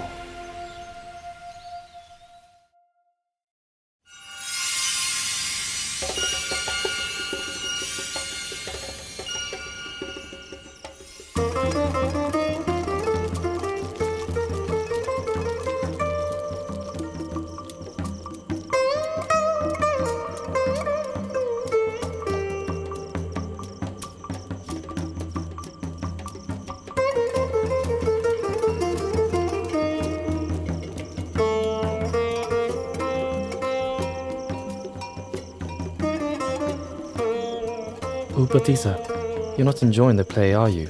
You seem completely indifferent and uninterested. Ask yourself the same question, Kalita. You seem quite unimpressed yourself. Neither the actors nor the viewers will live for more than 100 years. In no long time we'll all be dead. We're absorbed in watching entertainments, seeking fun, but for what benefit? Surely it would be better to seek the path beyond all suffering. I've been thinking the same way as you. All right then. Let's seek out a teacher under whom we can live and practice. To which hermitage should we go? Which teacher should we seek out? These days, there's so many sects. But we should choose the school of Master Sanjaya. It's large and respected, with many followers, located right in the city of Rajagaha. Besides ourselves, we'll have to persuade our followers to go with us. All right, we'll leave tomorrow.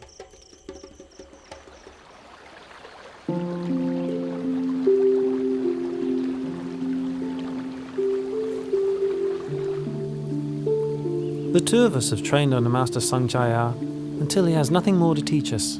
Quite so. And it's clear that his doctrine does not teach the way to deliverance that we are seeking. If that's so, we have to seek out another hermitage, another master. We have been friends for a long time. It's best if we make the promise that whichever one of us discovers the path out of suffering first, will seek out the other and inform him. Agreed? Agreed.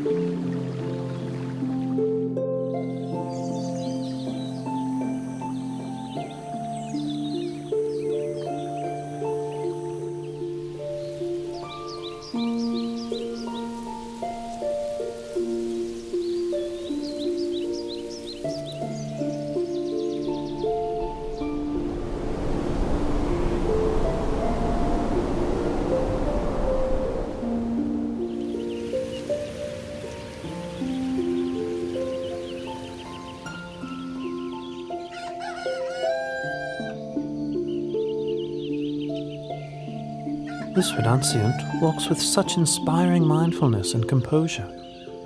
I've never seen any recluse like him before. I must take this opportunity to prepare him a seat and attend to his needs. Then, when he has eaten, I'll politely ask him where he comes from. Venerable Sir, my name is Upatissa, but some people call me Sariputta after my mother's name, Sari. Please, may I be permitted to ask you, where did you ordain? Who is your teacher? Whose teachings or words do you follow? My name is Venerable Asaji. My master is the Lord Buddha from the Shakyan clan. I'm his disciple and follow his teachings. And what exactly did your master teach you? I've just been ordained, and thus cannot give you all of the profound teachings, but I can give you a brief version. Whatever dharmas arise due to causes, the great teacher explains those causes and the ending of those dharmas.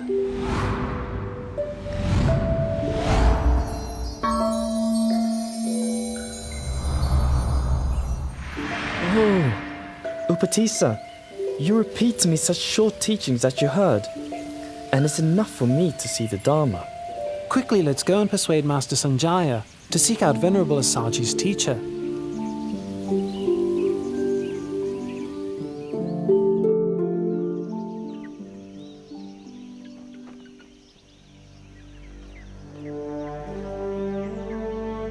In this world, of which do you think there is more? Intelligent people or foolish people? More foolish people, Master. Such being the case, let those intelligent people go to study under Siddhartha Gautama. I'll stay here for the sake of the foolish.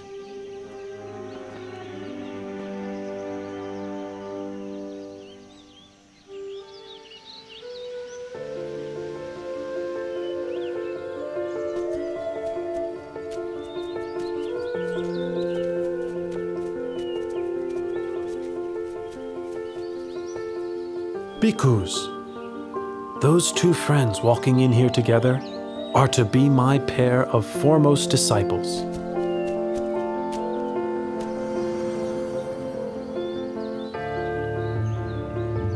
The one well established in morality develops ever-present awareness of objects as they arise in the mind. Seeing such objects arising and ceasing continually, he begins to grow weary of them. Becoming weary, he lets go of his grasping and clinging. Letting go of grasping and clinging, his heart is released. Having heard the Buddha's teaching, all of the two friends' followers attained arahantship.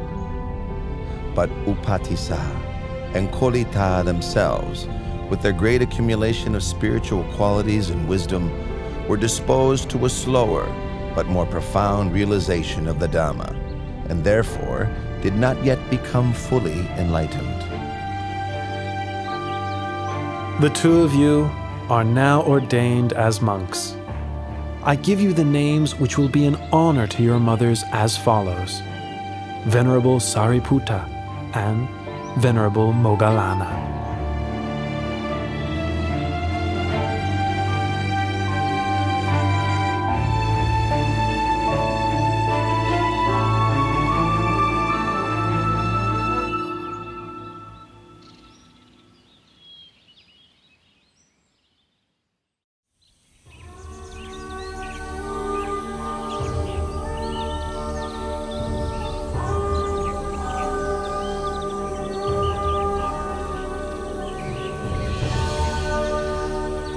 Moggallana.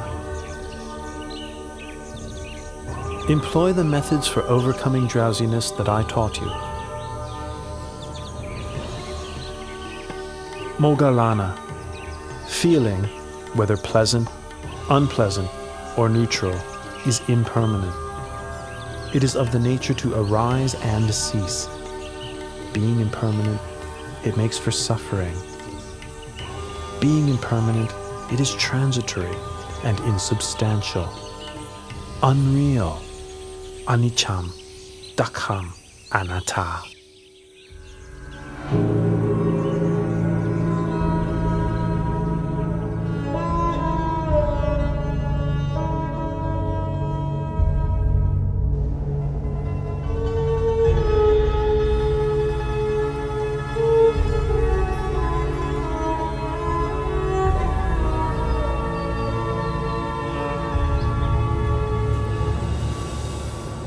Venerable Buddha, sir, I take the view that all things are disagreeable to me.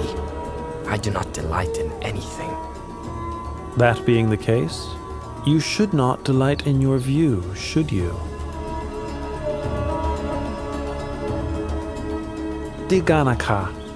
Some people have the view that all things are disagreeable to them. Some have the view that all things are agreeable to them. And others have the view that some things are agreeable and some things disagreeable to them. Each of these views are based on grasping and clinging to the notion of a self. Remaining attached, one continues to grasp at feelings as they arise. Whoever should reflect on such feelings as impermanent phenomena, conditionally arising, existing, and passing away, will come to grow weary of conditioned phenomena. This weariness leads to the fading of lust. With the fading of lust comes freedom from attachment. When the heart is freed from attachment, one knows the heart has been freed.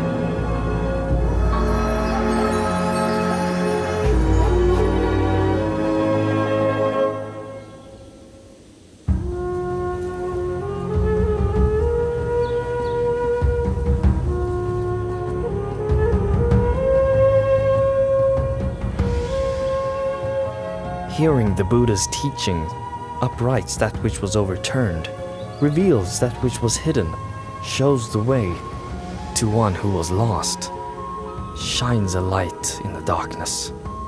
I take the Buddha, Dhamma, and Sangha as refuge for the rest of my life.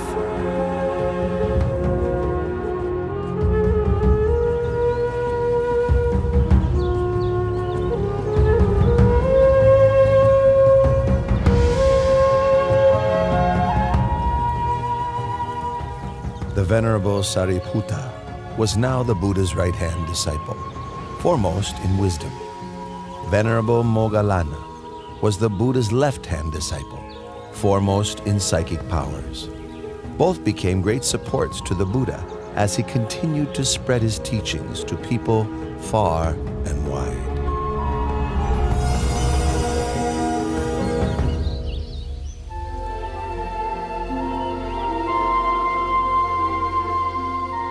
Oh, Venerable Asaji, today has brought such a wonder. Yes, indeed. Many of the Buddha's faithful disciples, hearing that the Lord Buddha was staying at Velvovana Monastery, traveled separately to meet him and pay their respects. This one great meeting was the occasion for 4 great marvels. Katuranga Sanipata means that 4 marvels occurred together on the same day. 1. On that day, 1,250 disciples of the Buddha came together without having made any prior arrangement. 2. Each of those disciples had been ordained by the Buddha himself. 3. Each of those disciples was attained to arahantship. 4. The meeting took place on the full moon of the 3rd lunar month, which is named Magha. Today is the day of the Katuranga Sanipata. I'll deliver the Ovada Patimokkha to the bhikkhus.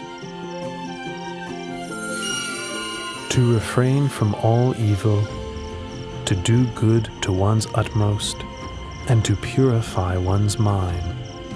This practice is the fundamental principle of Buddhism.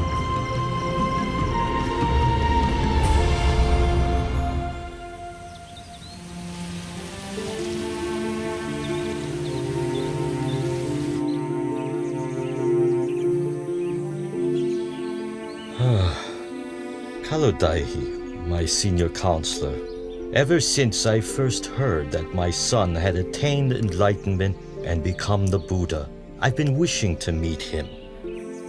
9 times I've sent a counselor, each time accompanied with a retinue of 999 subjects to invite the Buddha to come to Kapilavatthu. Each time, the party of 1,000 has disappeared without a trace. That's 9,000 subjects I've sent and heard nothing in return. Well, Kalodai, since you are my senior counselor and have been close friends with my son since childhood, I must send you with your retinue to seek out the Buddha at Vulavanu Monastery and invite him one more time. Surely you will succeed in this. Yes, Your Majesty. I will do my best to bring the Lord Buddha back to the city of Kapilavatthu. And with your permission, I would also like to request ordination from the Lord Buddha on this occasion. I give you my permission, Counselor Kalodai. Please make your journey as quickly as possible.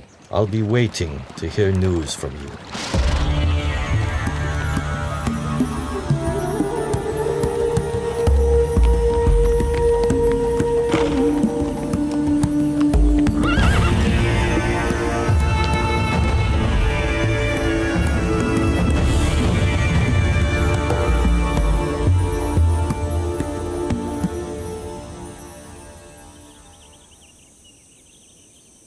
Each of you should diligently train yourselves thus. I will not grasp at the internal sense fields of the eyes, ears, nose, tongue, body, and mind. I will not grasp at the external sense fields of form, sound, smell, taste, bodily contact, and mental objects. I will not grasp at contact between the internal and external sense fields. I will not grasp at feelings. I will not cling to the 5 aggregates of the body: feeling, perception, thoughts, and consciousness. I will not cling to this world or the next. when I cease clinging to all that I've seen, heard, known, felt, sought, and imagined, all feelings of attachment to these will also cease.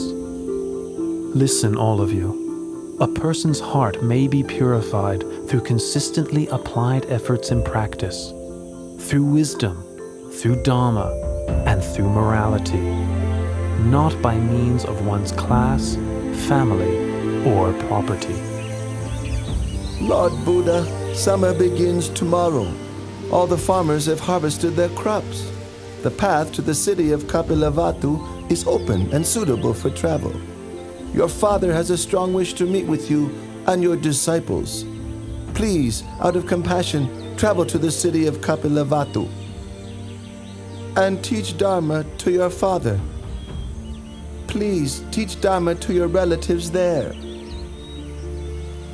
I accept your invitation, Kalu Dai. Please inform the bhikkhus so that they can prepare themselves for travel. The road from Rajagaha to Kapilavatthu is 60 leagues. The Lord Buddha, along with 20,000 disciples, will travel 1 league per day. In 60 days, they will arrive at Kapilavatthu city.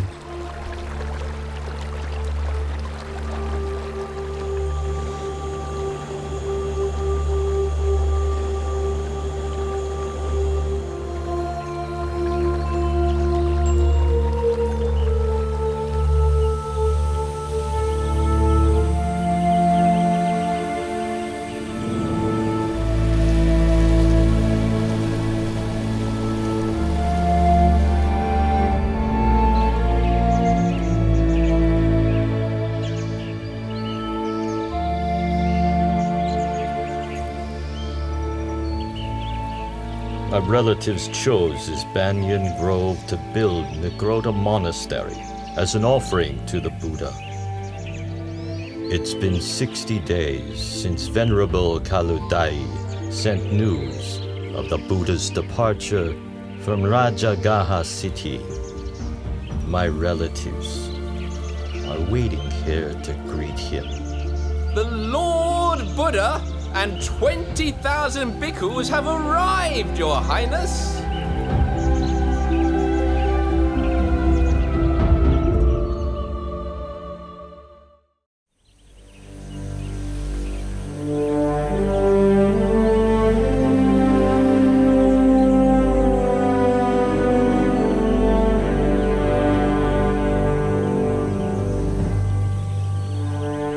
The Lord Buddha's relatives are clinging to the view that the Buddha is junior to them because he is younger in age.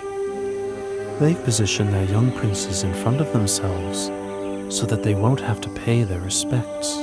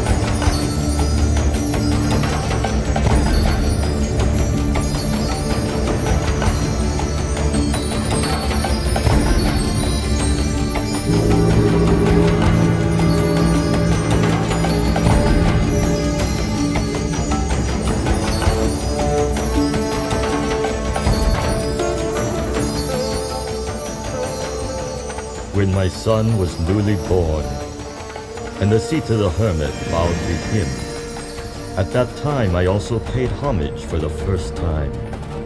7 years later, during the royal plowing ceremony, my son sat in meditation, and the rose apple tree shaded him throughout the afternoon, its shadow not shifting with the course of the sun.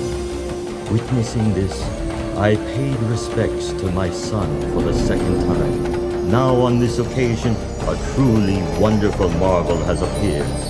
May I take this opportunity to express my veneration for the third time.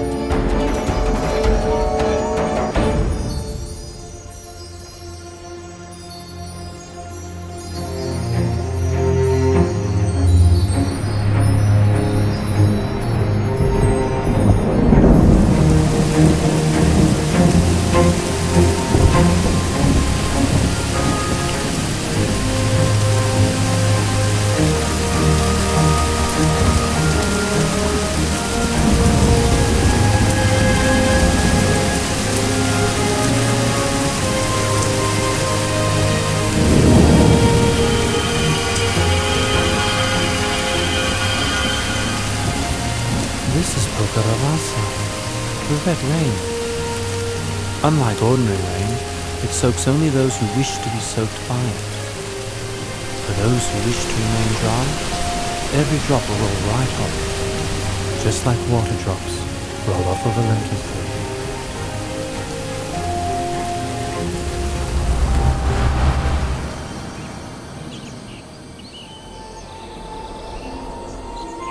My father and relatives, this is not the first time this red rain has fallen upon such an assembly of relations. In the past, when I was born as Vesantara, Pokaravasa also rained down on a congregation of myself and my relatives. Listen, all of you. Whoever upholds morality will have happiness in this world and the next. Whoever upholds morality will be blessed with riches and good fortune. Whoever upholds morality has an unobstructed path to nirvana. Therefore, may you all uphold the purity of morality.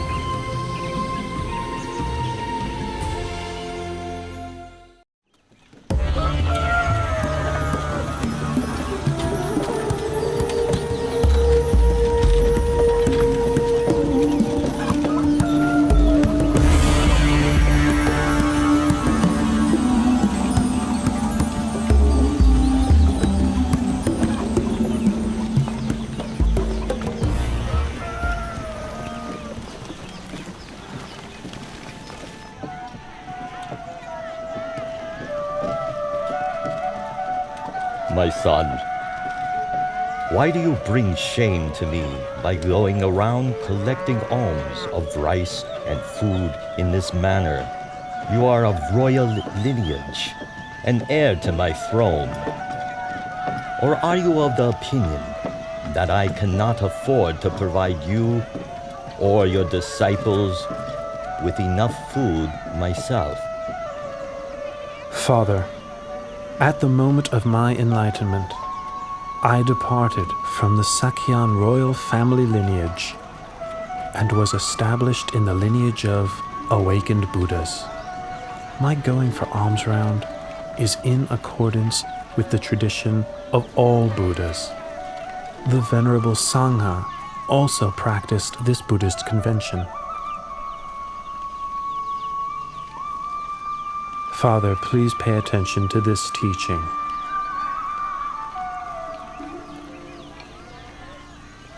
When a person clings to and indulges in form, feeling, perception, mental formations, and sense consciousness, that person is bound by the snare of Mara and burdened with the whole mass of suffering. When such a person doesn't cling or indulge in these, that person is freed from the snare of Mara and released from the whole mass of suffering.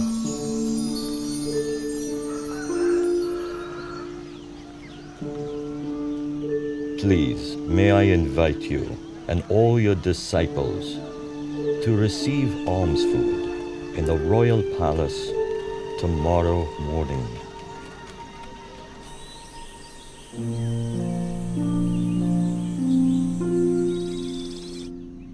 In the 3 days since your arrival in the palace, myself and Queen Mahabhajapati have listened to your teaching and developed in the Dharma more and more each day. However, Bimba who was your wife, has not yet emerged from her room to approach you. She has stayed right there the whole time, immersed in misery. I would like to invite you to please go and speak to her, so that she also may benefit from your teaching. Father, I will go to teach Bimba, taking Venerable Moggallana and Venerable Sariputta, my left and right hand disciples, with me.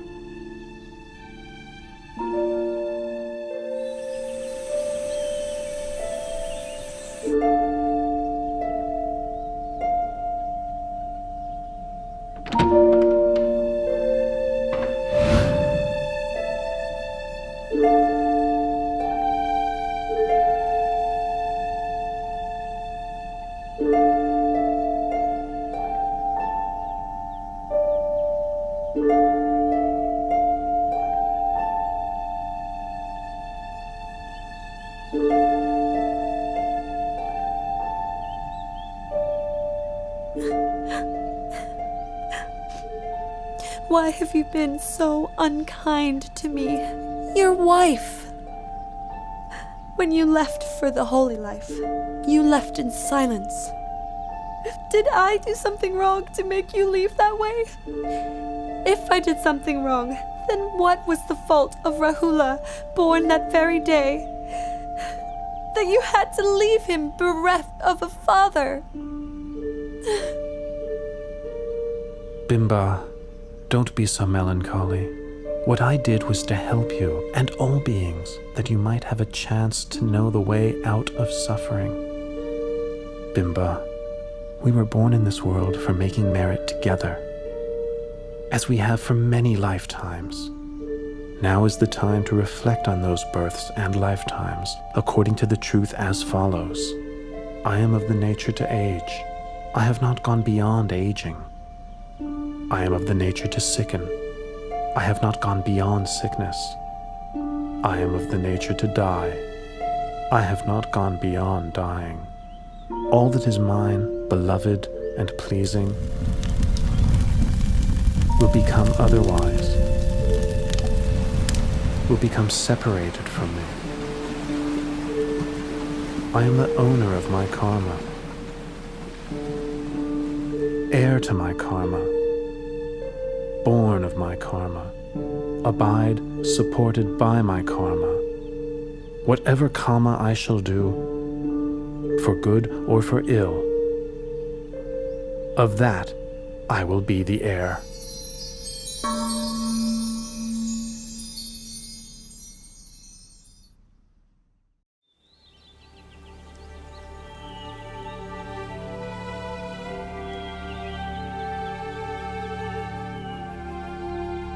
My mother tells me that you have great treasures, you have great wealth.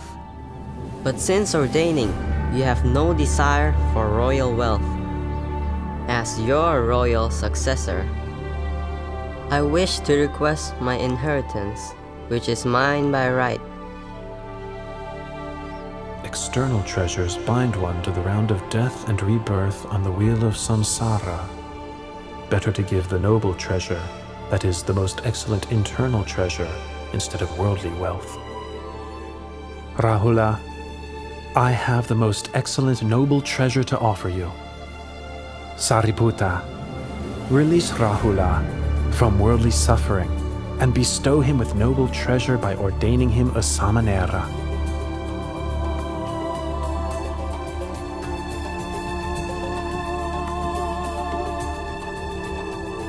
Rahula, from this point on, you are a Samanera Rahula.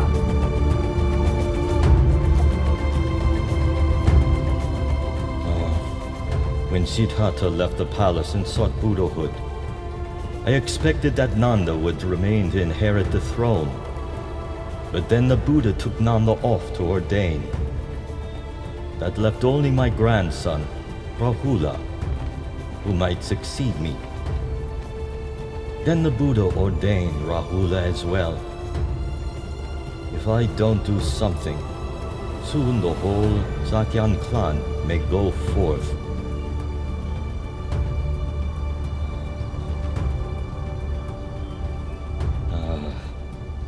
I must quickly go to the Nigrota monastery and plead with the Buddha.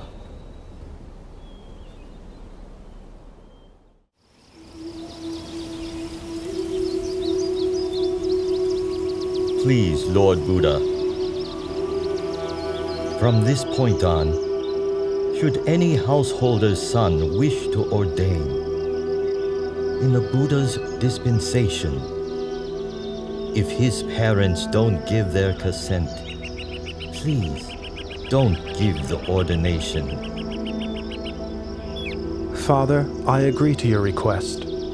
Tomorrow I will leave together with the Venerable Nanda, Samanera Rahula, and the Bhikkhu Sangha for the Veluvana monastery in the city of Rajagaha.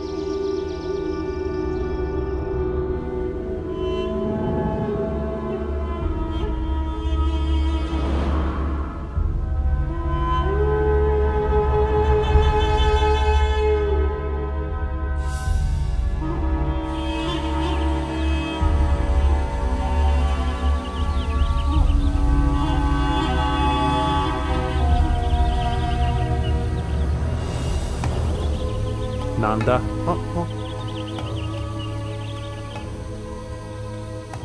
Since you were first ordained, you have not been intent on the practice of Dhamma or the living of the holy life.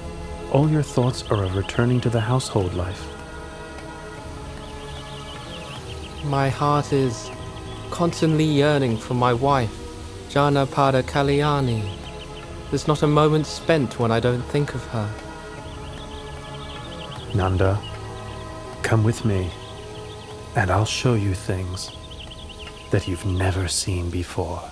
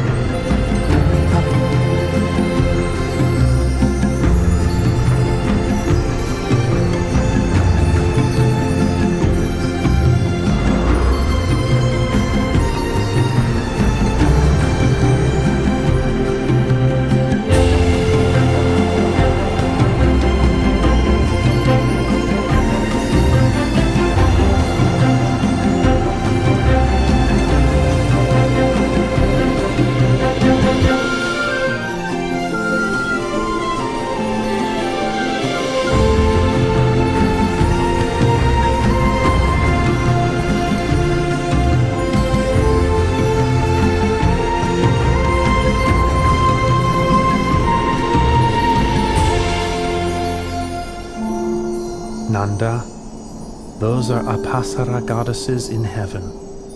What do you think about them? Every one of those Apsara goddesses is beautiful in face and form. I can think of nothing to compare them with.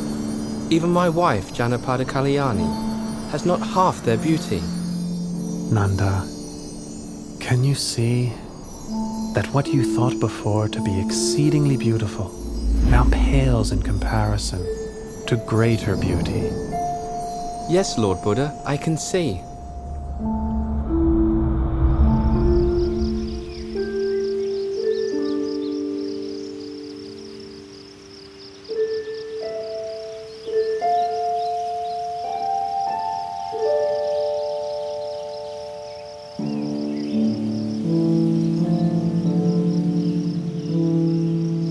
From this point on, I'll make up my mind to practice the Dharma. I'll live the holy life without letting my heart be obsessed with Janapada Kalyani ever again. I've now seen for myself that there are countless goddesses in heaven, many times more beautiful than her.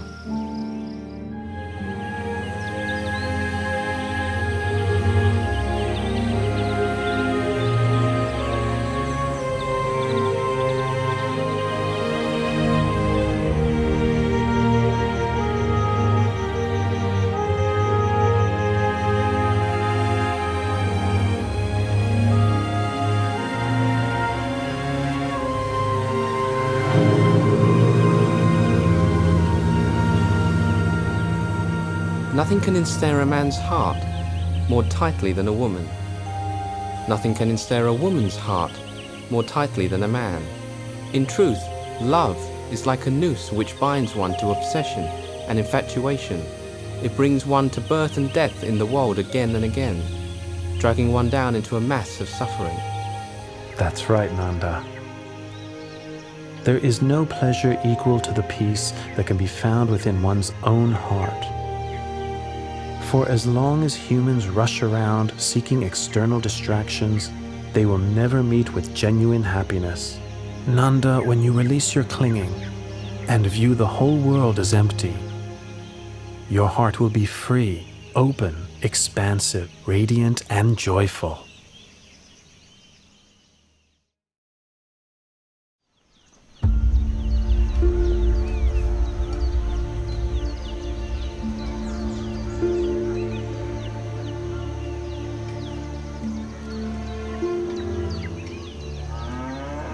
Uttara, why did you send someone to ask for such a large sum of money from your father? I am your husband. I would have given it to you myself. There was no need to bother your father. Dear husband, since our marriage, I have had little opportunity to make merit. I wanted the money to buy food to offer to the Lord Buddha and his disciples. I asked my father for the money because he shares my faith in the Lord Buddha. It's not, you see, that I have no wish to accept your money, good husband. In that case, let it be as you wish. My intention is to prepare the food myself and invite the Lord Buddha and his disciples to receive food in our house for 15 days. In that case, let it be as you wish. And I am afraid that during that time, I will be unable to perform all my wifely duties. In that case, let it be as you wish. I've heard that here in Rajgir, there's a courtesan called Sirima, whose beauty is renowned throughout the city, although few men get to enjoy her charms because her fee is so high. For these 15 days, I'm going to hire Sirima to take my place as your wife. In that case, let it be, as you wish.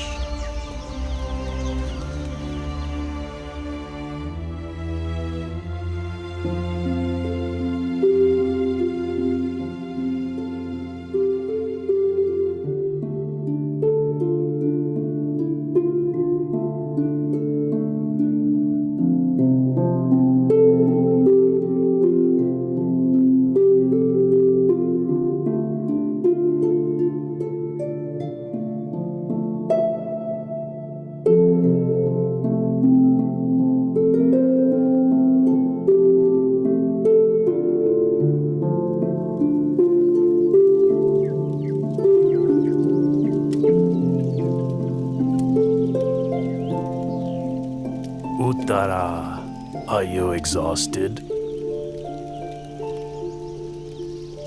Oh, dear husband, Miss Sirima. Look at her. Instead of letting others do the work, she's doing it all herself. Her face is dirty, her clothes are all soiled. She should be relaxing in a way fitting of her station, and instead she's finding ways of tiring herself out. Look at him. How heedless and indulgent he is. He thinks he's so rich that he has no need to make merit? Ah, how very foolish he is.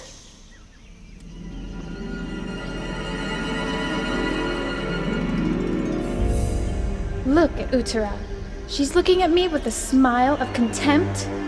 It's as if she's scolding me with her eyes. It's sickening. I'm not putting up with this. You, Uttara, look at me.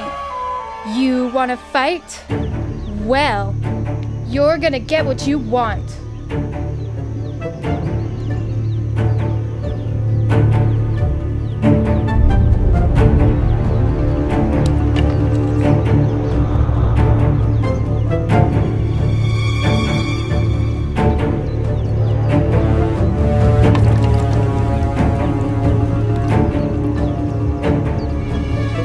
Sirima, I owe you a debt of gratitude because you agreed to take over my place as wife temporarily, allowing me to fulfill my wish to make merit. No matter how you treat me, I will not become angry or vindictive.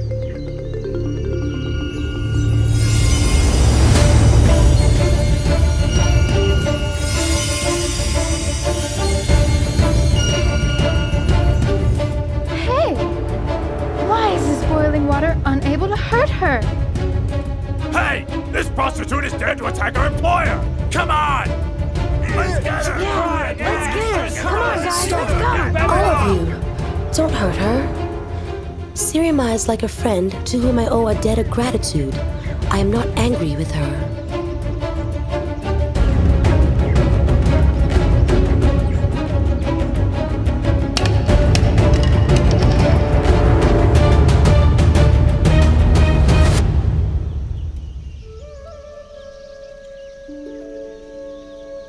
Uttara, I am a courtesan who you employed. I forgot myself and started imagining myself as your husband's wife, and so attacked you. But your heart is so noble. It is filled with loving kindness, and you have not shown me even the slightest amount of anger. I have wronged you. Please, forgive me. Oh, get up, Sirima. If you want to ask for forgiveness, then you should ask it from the Lord Buddha, whom I revere above all others. Tomorrow, I will have completed 15 days of offerings. Please, come and offer food and listen to the Dhamma with me.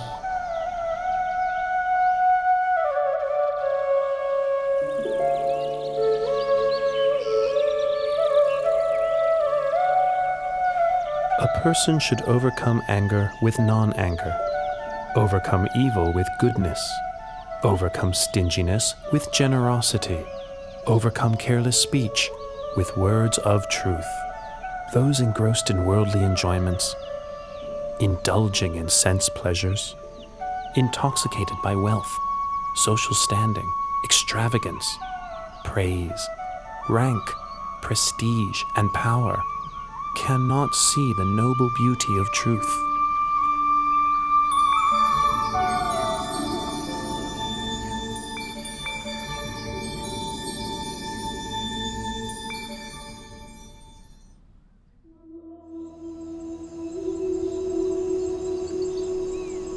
Oh, she's still so young and beautiful, too young to die.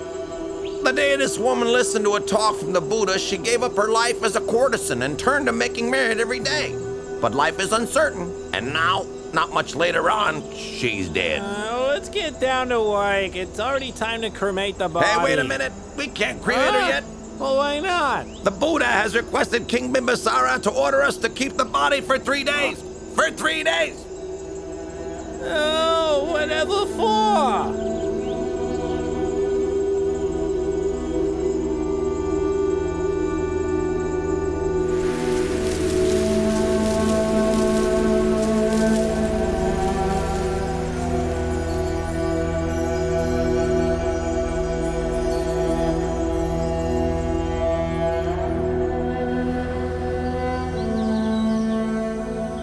When Sirima led her life as a courtesan, all the men in Rajgir were infatuated with her.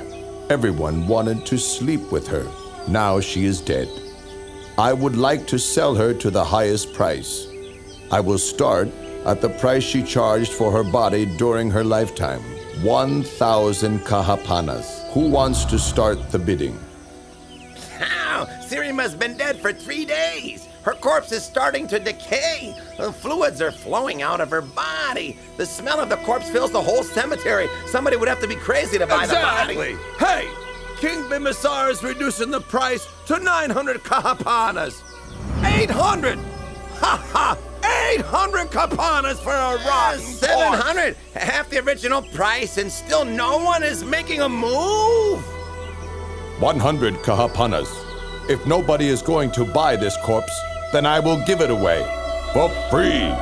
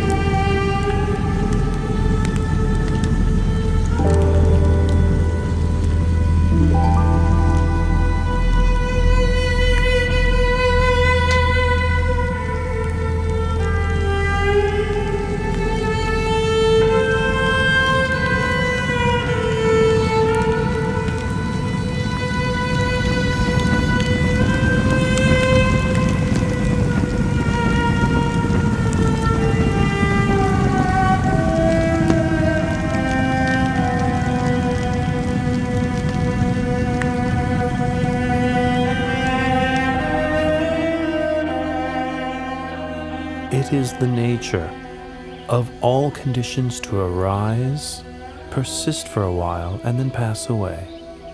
Investigate the impermanence of all conditioned phenomena. The tears of beings wandering through samsara are beyond measure. The bones which are laid down upon this earth cover it without gaps. This is something that is truly sobering to know.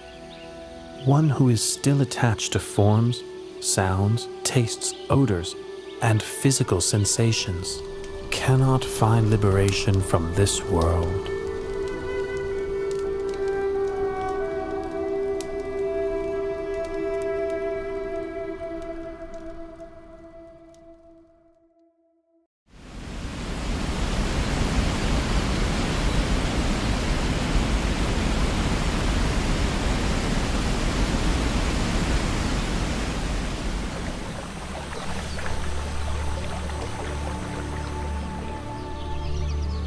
Sometime later, the Buddha went to stay in the Anupiya mango grove, the place where he had stayed overnight when he first went forth.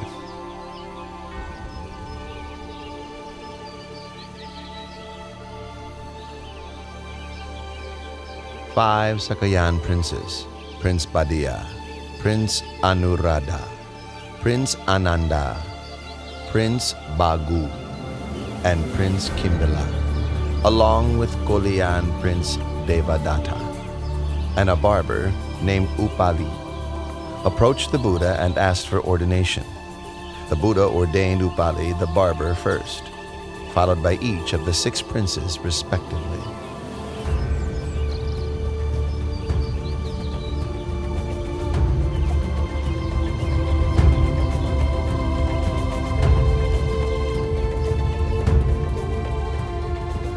Not long after their ordination, Venerables Upali, Badiya, Anuruddha, Bagu, and Kimbila attained arahantship.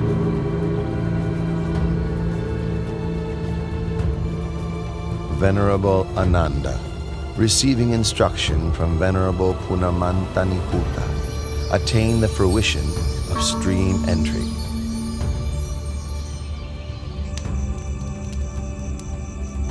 Venerable Devadatta achieved only the mundane attainments of various psychic powers.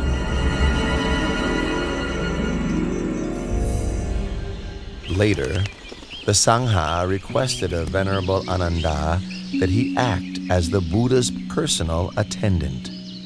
Venerable Ananda, the Sangha is in agreement that you would be suitable for the position of the Buddha's attendant.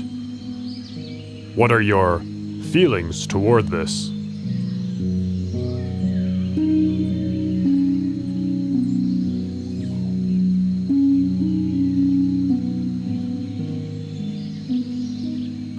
Lord and great teacher, I am ready to serve and attend to you. But please, may I make 8 requests of you? Very good, Ananda. Make your requests. My 8 requests are as follows. 1. May the Lord Buddha not give me good quality robe cloth. 2. May the Lord Buddha not give me good quality alms food. 3. May the Lord Buddha not have me stay in the same dwelling as himself. 4. May the Lord Buddha not have me accompany him on meal invitations. 5. May the Lord Buddha attend all invitations that I accept on his behalf. 6. When visitors come a long way to seek an invitation, may I have permission to take them to see the Buddha straight away. 7. May I be granted permission to ask questions of the Lord Buddha whenever I am in doubt. 8. On whatever occasion the Buddha gives a teaching of the Dharma, with myself not present, may he repeat it to me afterwards. Very good, Ananda. I consent to your requests.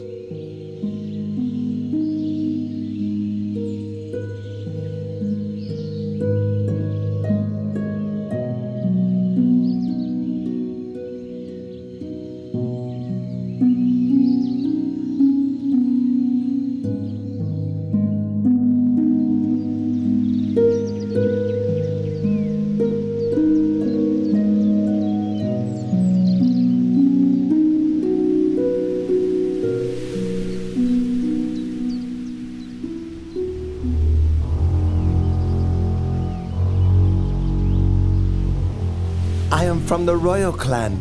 Why are the laity respectful and devoted to other monks, and not to me? Ah, Prince Ajatasattu, son of King Bimbisara of Rajagaha. He is still young, doesn't yet know right from wrong. I'll display my supernatural powers and gain the devotion of the young prince. Then whatever I may wish for, he'll find a way to get it for me. Ha ha ha ha ha!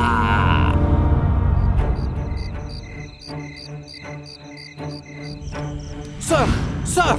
Who are you? What do you want with me? Don't harm me! Soldiers! Wait!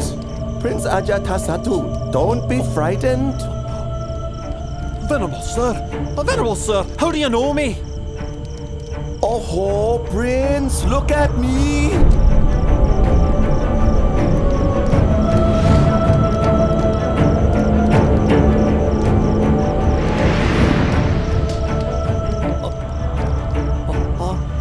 Venerable sir!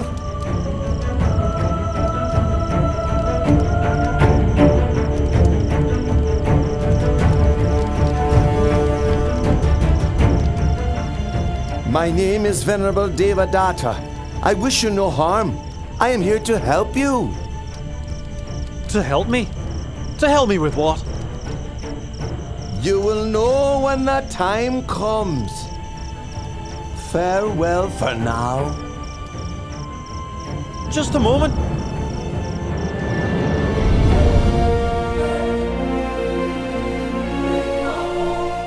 I displayed my supernatural powers, and Prince Ajatasattu gained great faith in me. Now, whatever I may wish for, he gives to me. What a suitable leader I would be for the Sangha.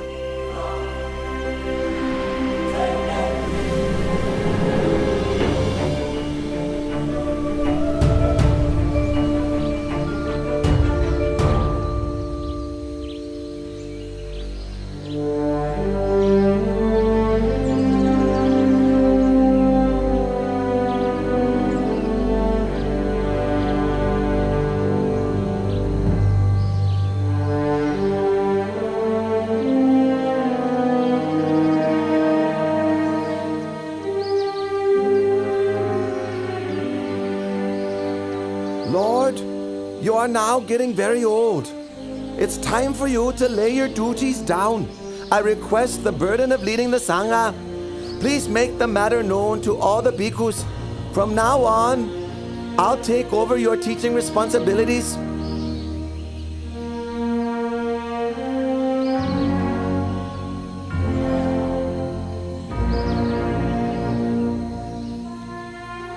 Absolutely not, Devata. But Lord! Lord!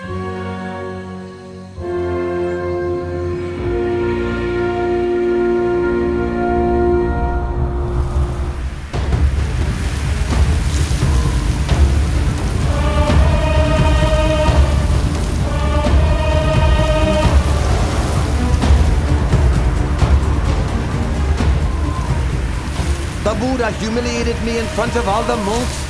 Then he enacted the Pakasaniya Kama, preventing the other monks from speaking to me or meeting with me. From this point on, I'll set my mind on bringing him to destruction. He can't do this. He can't do this to me. Your Royal Highness, please think it over. Even though you have now inherited the throne as you wished, you must still execute your royal father. Should he change his mind and wish to take his throne back, he will be sure to kill you. Therefore, you must act first without warning.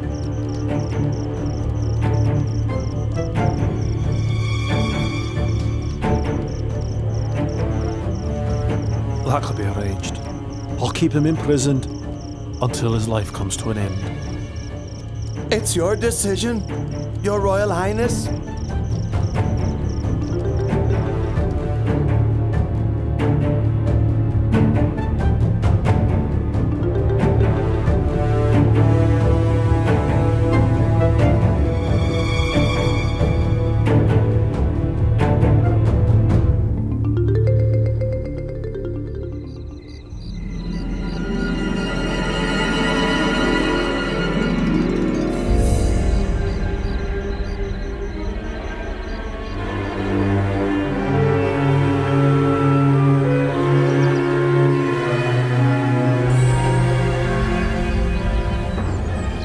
I've tried to take his life 3 times, but in vain.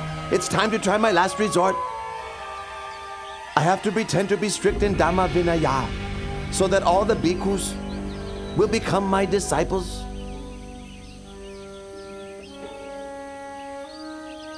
In order that the bhikkhus in the Buddha's dispensation may inspire greater faith of the lay people, may I request that the Buddha approve the following 5 rules to establish strict practice guidelines for all monks. Number 1, a bhikkhu must live only in the forest, not in a town or village. Number 2, a bhikkhu must live only on food given on alms round. Meal invitations are not to be accepted. Number 3, a bhikkhu must wear only rag robes. He must not accept an offering of new robes. Number 4, a bhikkhu must live only at the foot of a tree, not in a man-made construction. Number 5, a bhikkhu must not eat any kind of meat. Should any bhikkhu break any of these rules, he must face punishment. What does the Lord think about these rules? Devata, I deny my permission. This Dhamma Vinaya is not slack in its rules. What you are asking for would create inconvenience for all bhikkhus in terms of maintaining their livelihood. Let all these observances be voluntary. As for the rule against eating meat, I allow meat which is pure in 3 aspects: not seen, heard, or suspected to have been killed specifically for the sake of oneself. My bhikkhus, who do you think is superior? My rules are stricter, aren't they? Whoever agrees should come and live with me. Devata, don't do this. Breaking up the Bhikkhu Sangha is a very heavy, evil karma. From this day on, I am no longer your disciple. I'll be carrying out formal acts of the community only with my own monks. Whoever agrees, follow me.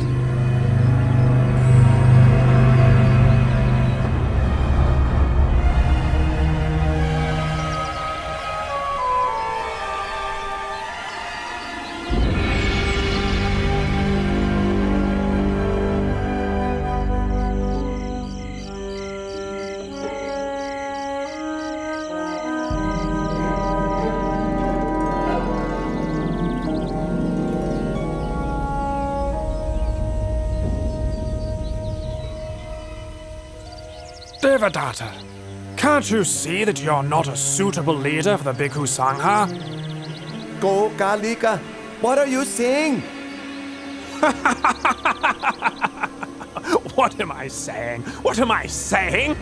Just now, Buddha's left and right-hand disciples, Venerables Moggallana and Sariputta, came to give teachings and instruction to your disciples.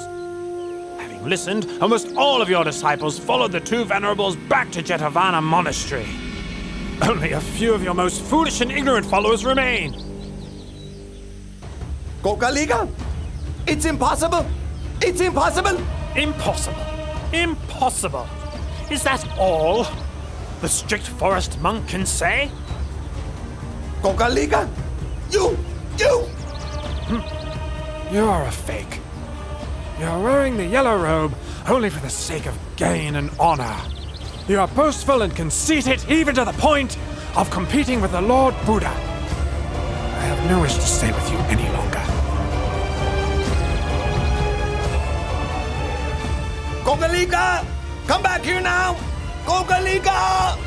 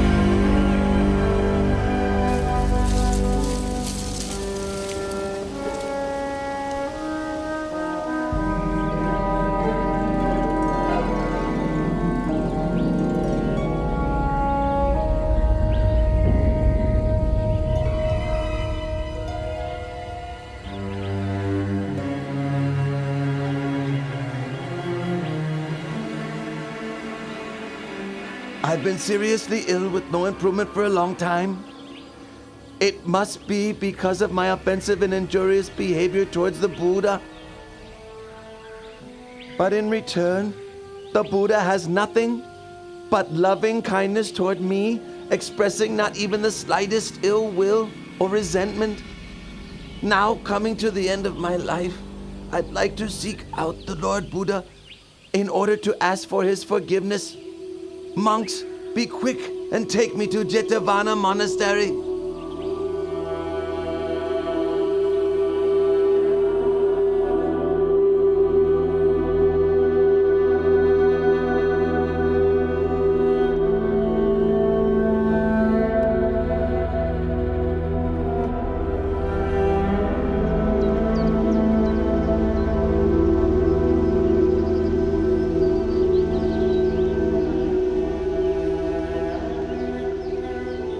We're getting close to Jetavana Monastery. Stop for a while so that I can bathe myself before entering into the presence of the Lord Buddha.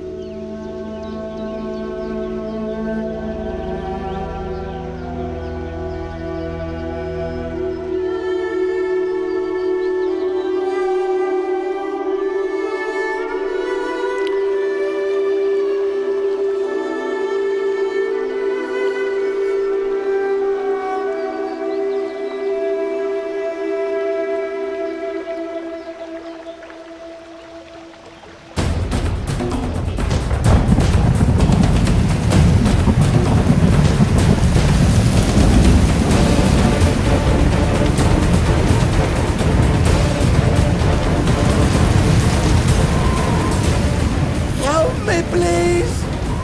Oh Lord, help me, please!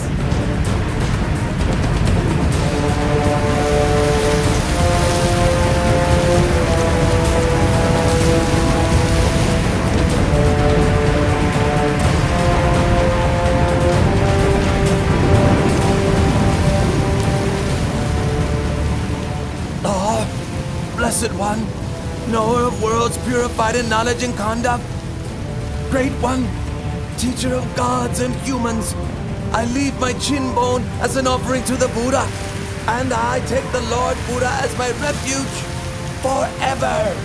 I take the Lord Buddha as my refuge forever!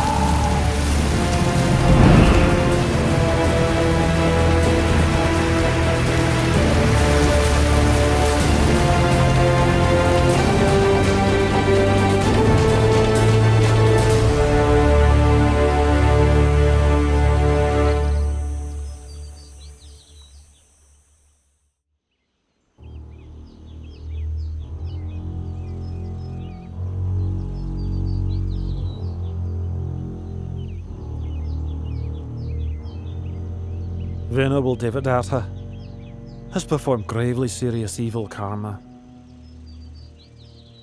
Even coming so close to Jetavana Monastery, he still was unable to catch a glimpse of the Lord Buddha. Rather, he was swallowed up by the earth and sank down into hell. And I myself cooperated with him in committing a tremendous many evil deeds. I can't sleep at night. Dr. Shivaka, what should I do? Your humble servant thinks that your highness should go and approach the Lord Buddha in order to pay your respects and to ask for his forgiveness. You are right. Let us go together to pay our respects to the Buddha.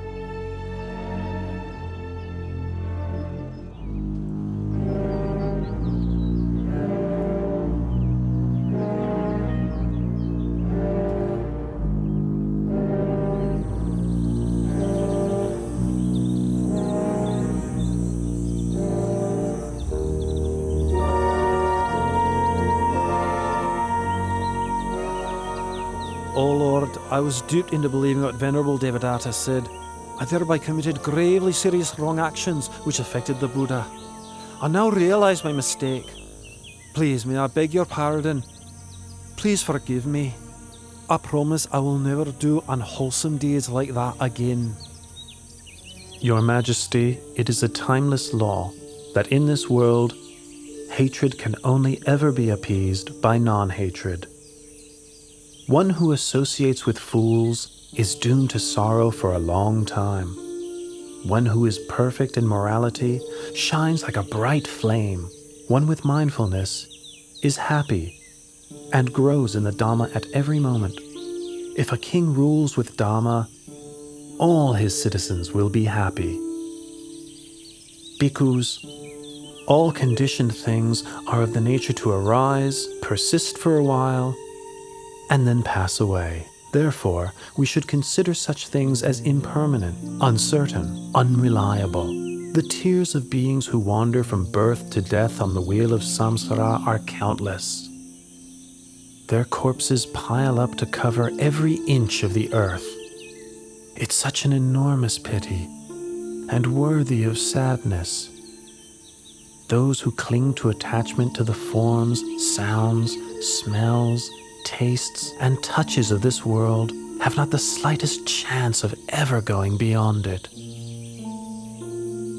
I declare myself as a Buddhist lay practitioner and take the Triple Gem as my refuge for the rest of my life.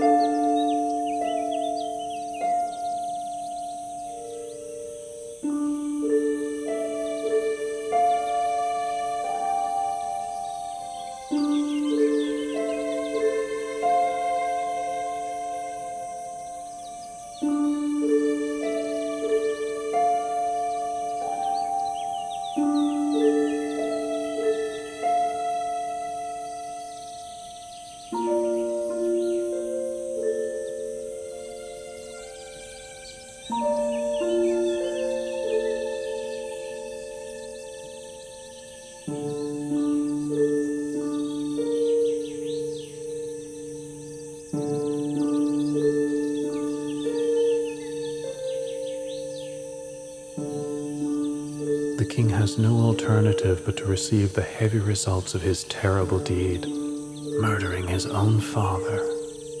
The perfect vision of the Dhamma, therefore, does not arise in him here.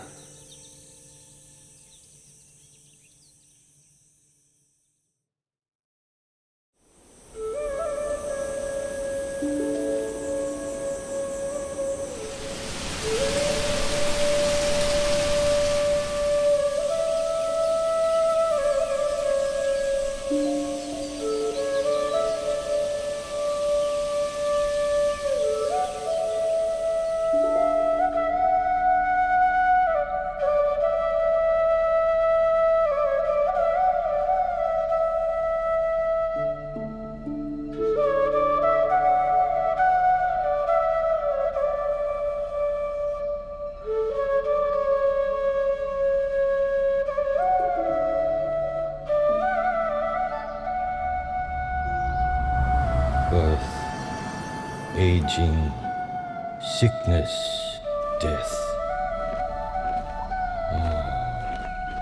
Greatness, striving, struggle, conceit, suffering. Your Majesty, the Lord Buddha has arrived at the royal palace.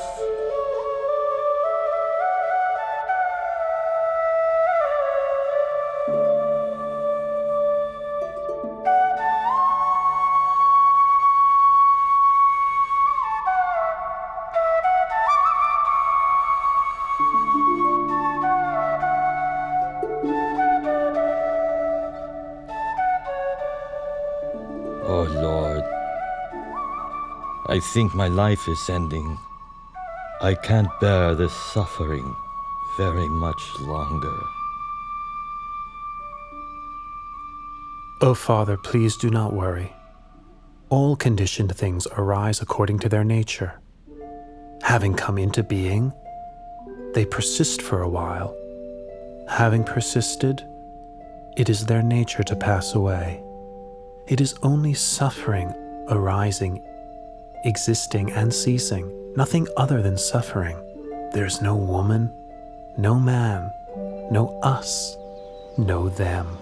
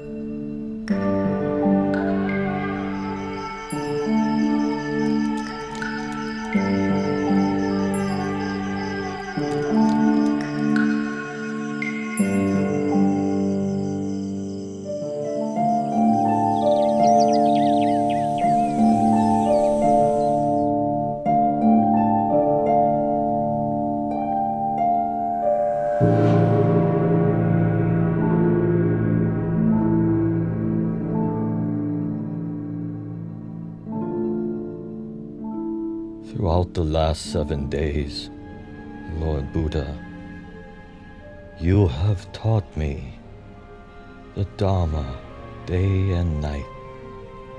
I have been liberated from the round of rebirth and attained to Nibbana. I have very little time remaining. I wish to express my veneration and then enter Nibbana for whatever faults I have committed through body, speech, or mind. Please, through your great compassion, forgive me. Now, I ask your permission to take my final leave and let me pass into Nibbana.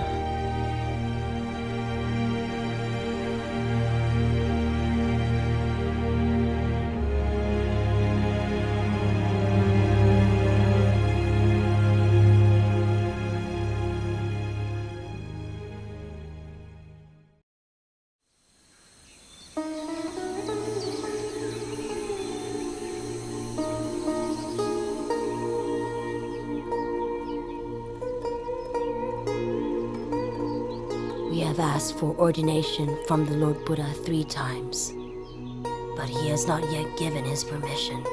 However, we won't give up our efforts. Let us shave our heads, put on the yellow robe, and follow the Lord Buddha wherever he goes.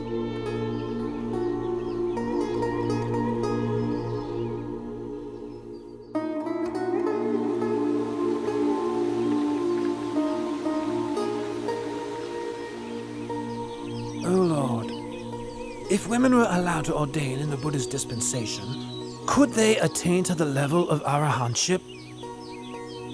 Ananda, if women were ordained in the Buddha's dispensation, they could attain to arahantship exactly the same as men can. If that is the case, in your kindness, please give ordination to Queen Mahapajapati, who raised and looked after you when you were a child, and thus fulfill her wishes, Lord. Ananda, if Pachapati will practice according to the 8 strict conditions, I'll give her my permission. The 8 strict conditions are: 1. A bhikkhuni who has been ordained for even 100 years must bow to a bhikkhu ordained that very day. 2. A bhikkhuni may not spend the rains retreat in a monastery where there are no bhikkhus in residence.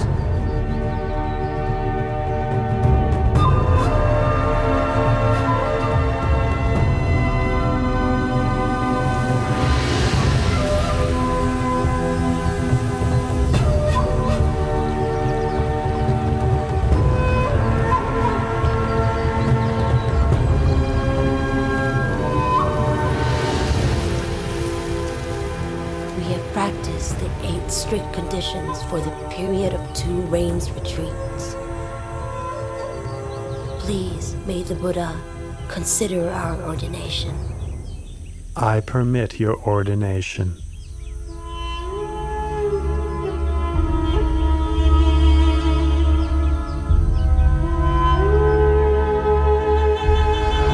After their ordination, Pajapati Bhikkhuni and the Sakyayan Bhikkhunis practiced mental cultivation with great determination until each of them had attained to arahantship.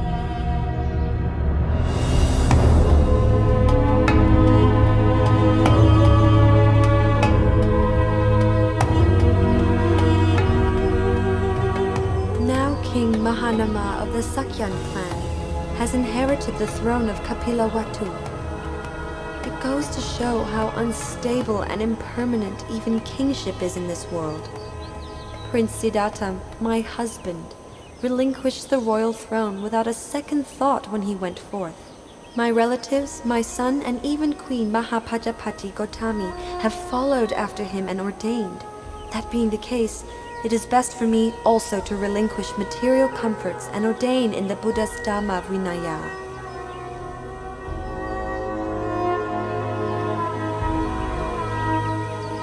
Princess Yasodhara and a great number of her ladies of the court traveled to Jetavana Monastery in Savatthi. After practicing the 8 strict conditions for 2 rains retreats, Princess Yasodhara was ordained as a bhikkhuni. She practiced mental cultivation with great dedication and attained arahantship. Her ordained name was Venerable Badakacha Nateri.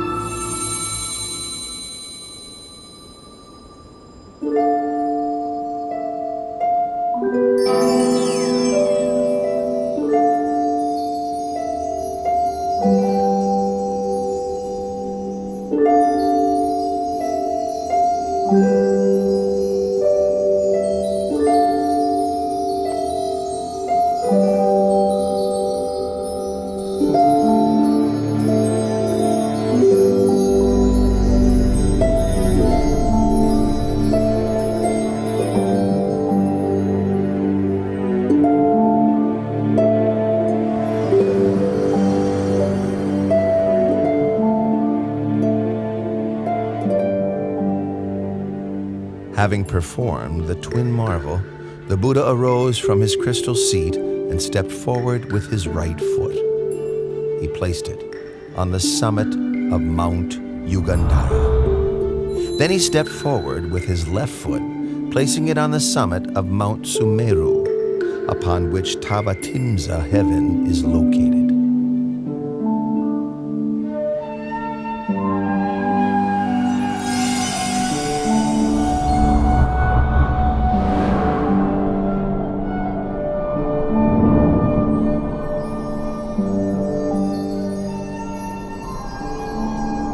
With his third step, the Buddha ascended into Tavatimsa heaven.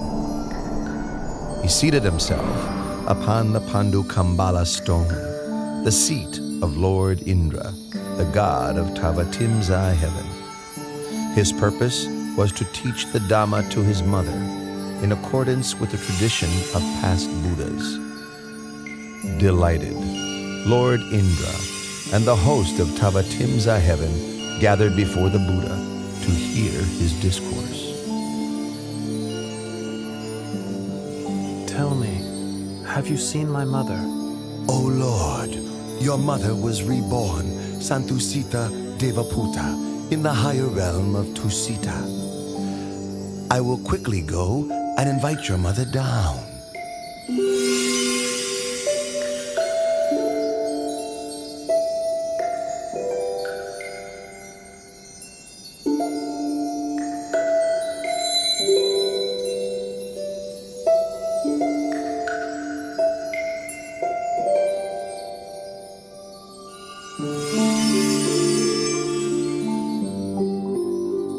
Mother, please come and sit close by. The kindness you showed me in your past life was great beyond measure. As an expression of my gratitude, may I take this opportunity of teaching you the Dhamma during the 3-month range retreat here in Tavatimsa, so that you may attain the path, fruit, and nirvana.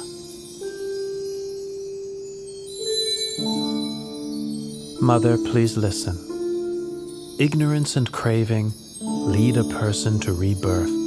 Agitated, their heart rushes around within samsara. For as long as the aggregates come into being, the supposition of a being is also there. In truth, such conditioned things are not worthy to be called a being. There is only suffering which arises, and suffering which decays and ceases. Aside from suffering, nothing arises. Aside from suffering, nothing ceases.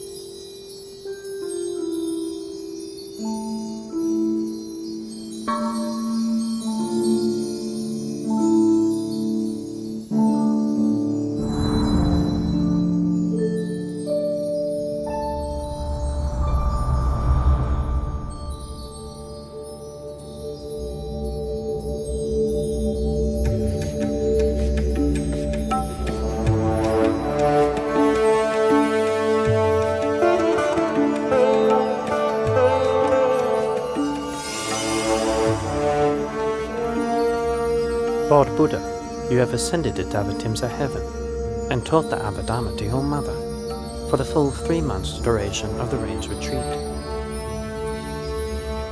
The people of the world are now wondering, when will you depart from heaven and descend to the human world? Moggallana, please let the people know that I will descend from heaven in 7 days' time, arriving at the gates of the city of Sankasa.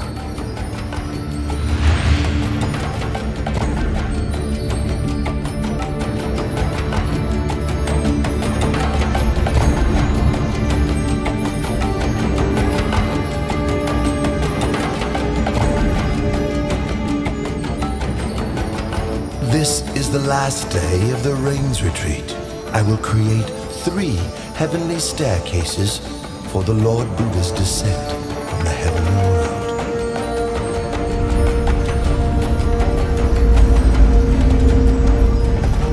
The crystal staircase for the Lord Buddha is in the middle.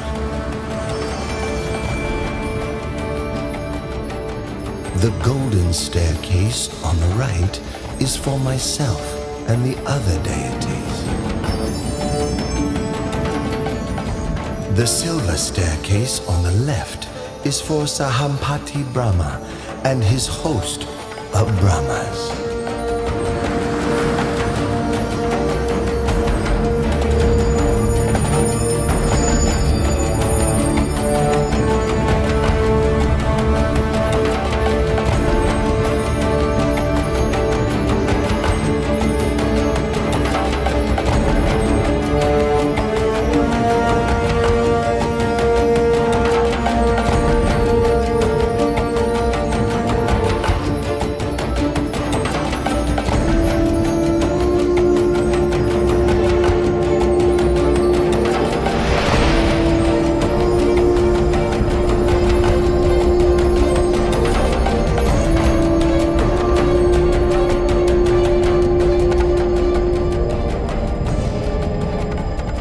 As he descended from heaven, the Buddha performed the marvel called Loka Vivarana, making the realms of heaven, earth, and hell visible to all.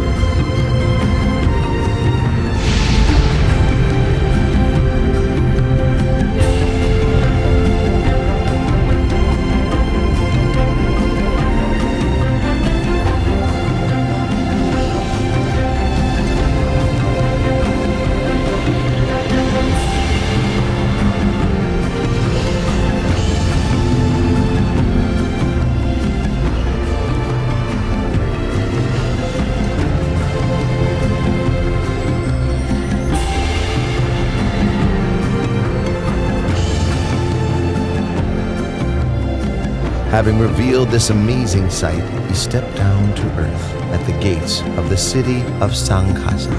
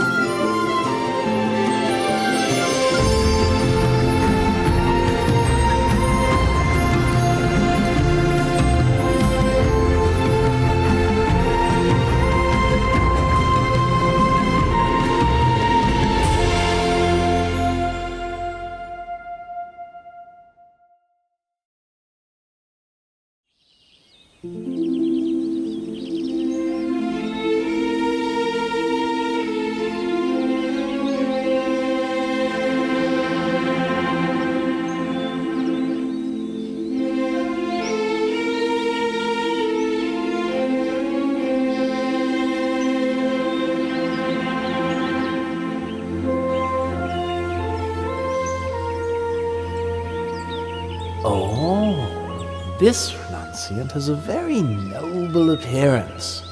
fitting to be a great man. Here in Kuru, it's very hard to find a husband suitable for my daughter, Magandia. But today I found one. Venerable sir, my name is Magandia. I have a daughter who I would like to get married. But here in Kuru, I can find no suitable husband. And then I saw you today. I am very pleased by your appearance. Please accept my daughter as your wife. Oh, and don't worry that she's ugly or unattractive. There's nobody in this whole country more beautiful than Magandia. Please wait here.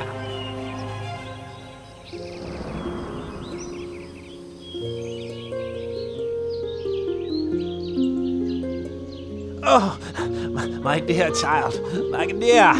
Oh, I'm exhausted. Hurry up. Make yourself as attractive as you can. Now, right now. Quickly, my daughter. If you're tired, then sit down and take a rest, husband. And why do you want our daughter Makandia to dress up prettily? Come on, please. Sit down and rest. Oh, Magandia, are you ready yet? Hurry up.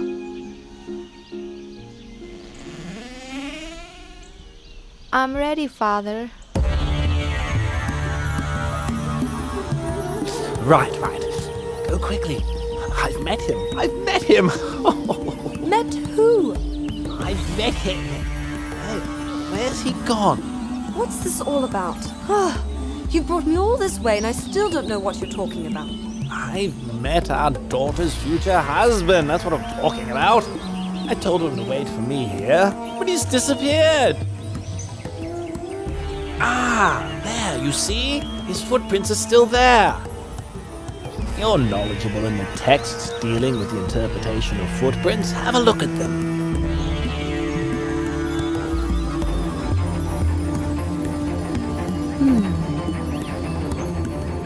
2 footprints that exactly match in this way are the footprints of a great being. They show that he is beyond craving, beyond anger, beyond delusion, without defilement. Such a one is not interested in household life. No defilement? What? Every man likes beautiful women. Let's see what happens when he sees our daughter. The main thing is to find where he's gone to.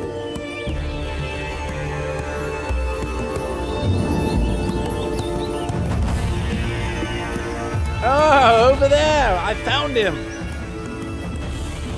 Quickly, wife! Magandia, hurry! Follow your father! Venerable sir! Venerable sir! Venerable sir, this is my wife. And this is my daughter, Magandia, who I'm going to offer to you.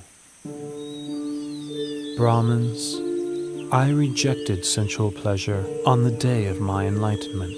I've seen the root cause of your existence, karma. You arise from sensual thoughts. Those thoughts arise in me no longer. Your karma will appear no more. Brahmins, listen to this teaching. The wise person must put effort into raising his mind out of attachment to sensuality, freeing himself from Mara's snare, steadying himself with the hook of mindfulness. He is able to master himself. He is able to have victory over himself.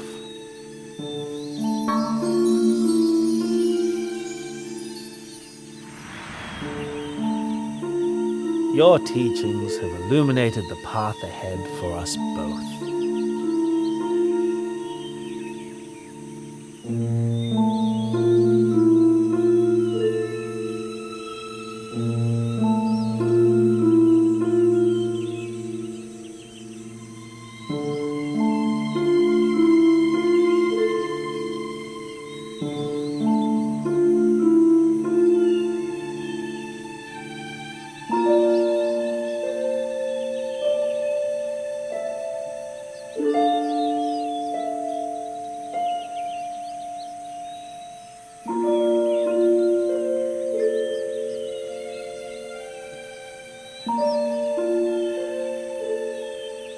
Lord, do not hold it against our daughter.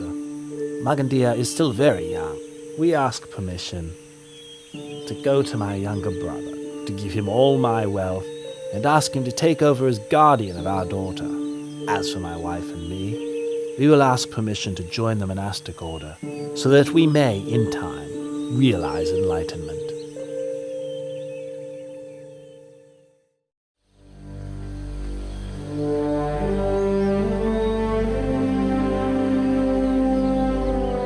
My name is Varanja Brahman. I am the ruler of this town of Varanja. Hearing of your reputation as a perfectly enlightened Buddha, I wish to have a Dhamma discussion with you. But why is it that when I, your senior in years, arrive here, you make no gesture of respect? Don't rise up to welcome me, and don't invite me to sit on the same level as you. Varanja Brahmin, in this world or in any other world, I have not yet met anyone superior in Dhamma to me, to whom I should make a gesture of respect, stand up to welcome, or offer my seat. It's my view that your way of practicing and conducting yourself is quite tasteless. Brahmin, my way is indeed tasteless. I have abandoned the taste of the sensual pleasures of form, taste, smell, sound, and bodily touch. But I am not tasteless in the way that you understand it. You have no assets. You teach non-action and praise annihilation. And furthermore, I would say that you are loathsome. Brahmin, I have no assets or wealth, because such things consist of forms, tastes, smells, sounds, and touches. Venerable Brahmin, I teach non-wrong action, non-evil action by body, speech, and mind. I praise the annihilation of lust, hatred, and delusion. Brahmin, loathsome is bodily misconduct, verbal misconduct, mental misconduct. I loathe all that is evil and unwholesome.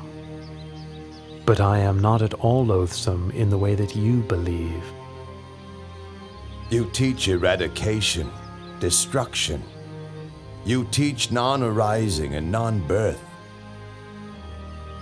Brahmin, I teach the Dhamma for the eradication of lust, hatred, and delusion, and for the eradication of all unwholesome states.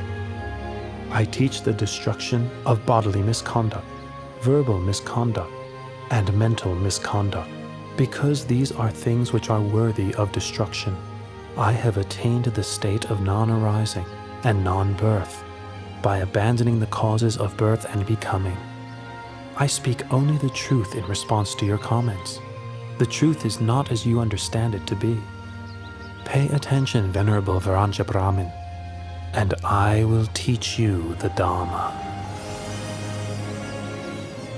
Sending your mind outside and seeking faults in others is a cause for suffering.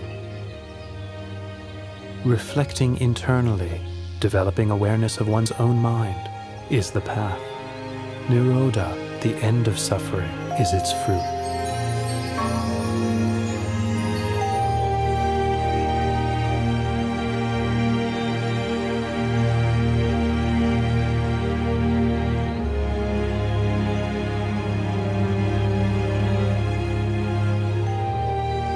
The Dhamma teaching you have given has illuminated the way for me. For the rest of my life, I take the Triple Gem as my refuge, and please may I invite you to spend the Rains Retreat here in order to teach the Dhamma to the citizens of Varanja.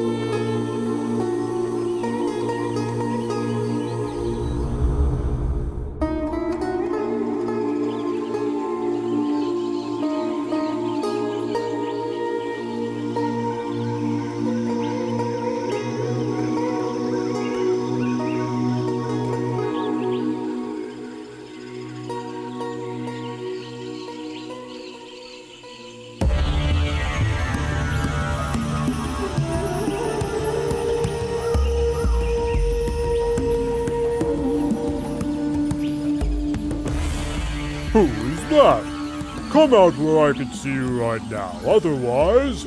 Otherwise, you'll do what? Who are you? What are you doing here?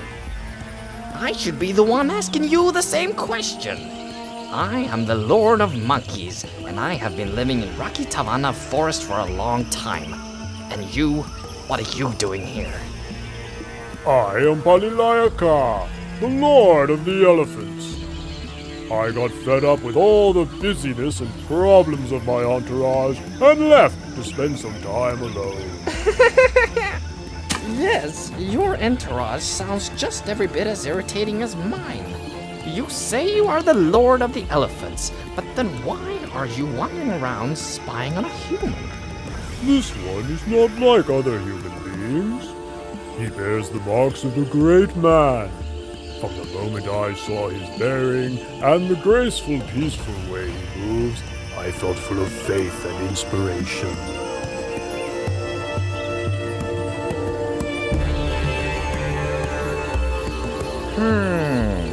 Well, if that's the case, let's go and ask him some questions.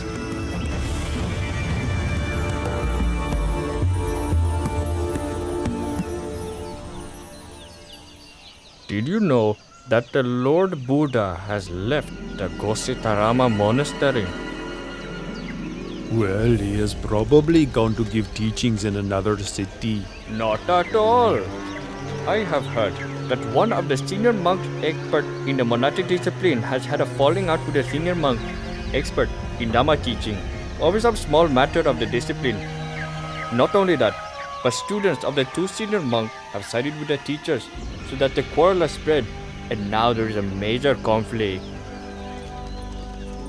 It got so bad that even when Lord Buddha himself admonished the monks and urged them to give up their conflict, they wouldn't listen, and so he left the monastery alone.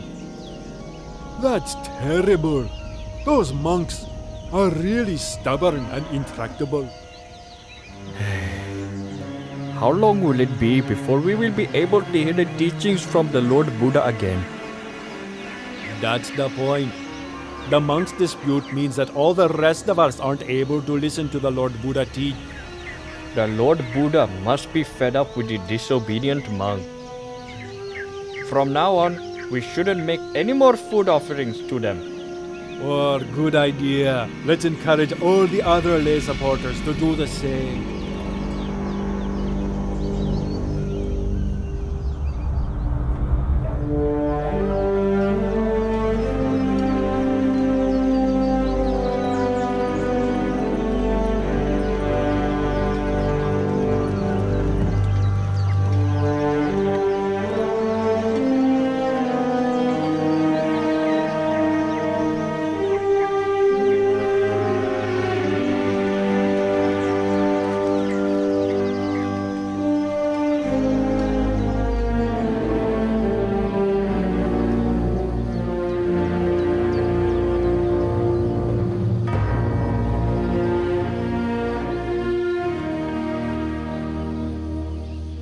We've been coming back from alms round with empty bowls for many days now.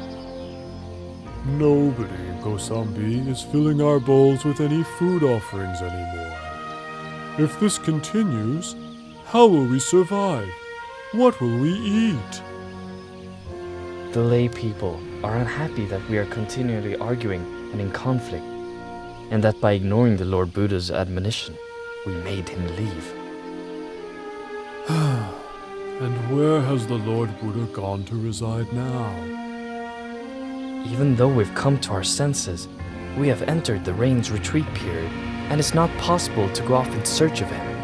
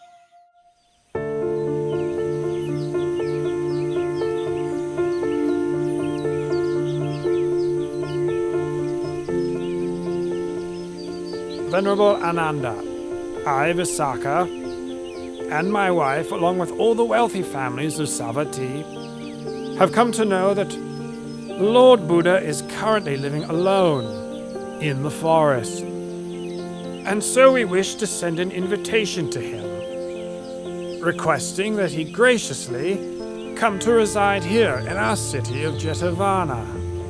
The people of this city will offer food to the Lord every day, in order that we may be able to listen to his teaching. Please, would you assist us in this? Do not worry, Anathapindaka. I will see to it myself. The rains retreat has ended now, so I will take 500 monks with me to Rakitivana Forest to invite the Lord Buddha to come and reside here. You may put your minds at ease. Oh, it is our great good fortune to be able to pay respects to the Lord Buddha again and to listen to his teachings.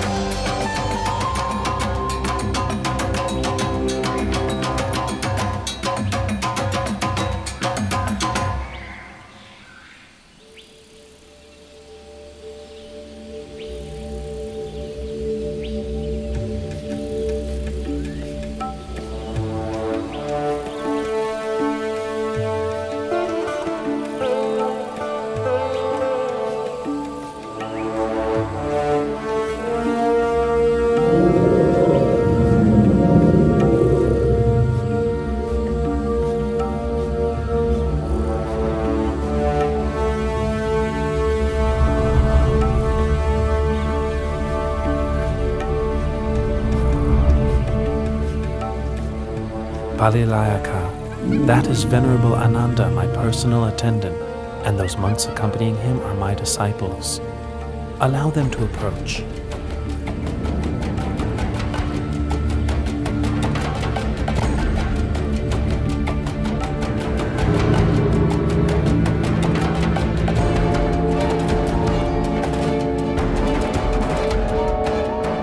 Lord of Elephants, Lord of Monkeys, allow me to kindly thank you for your service to me in looking after me in this forest. Now is the time for me to return to Jeta's Grove Monastery.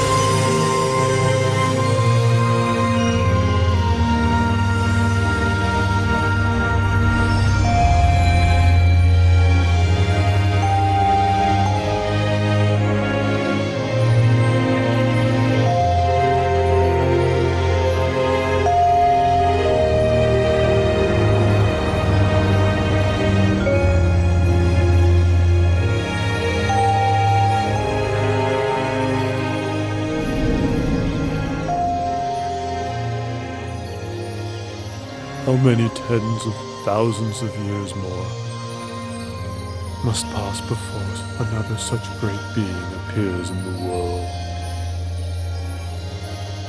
It has been our great fortune to have had the opportunity to serve the Lord at such close quarters.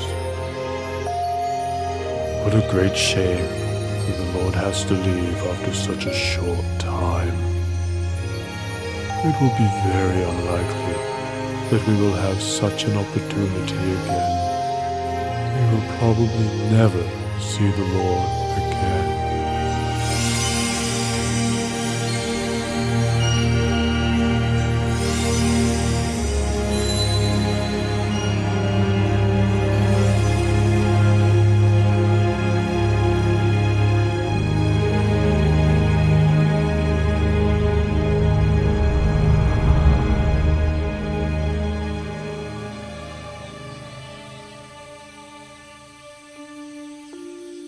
The Lord Buddha has forgiven us for our dispute.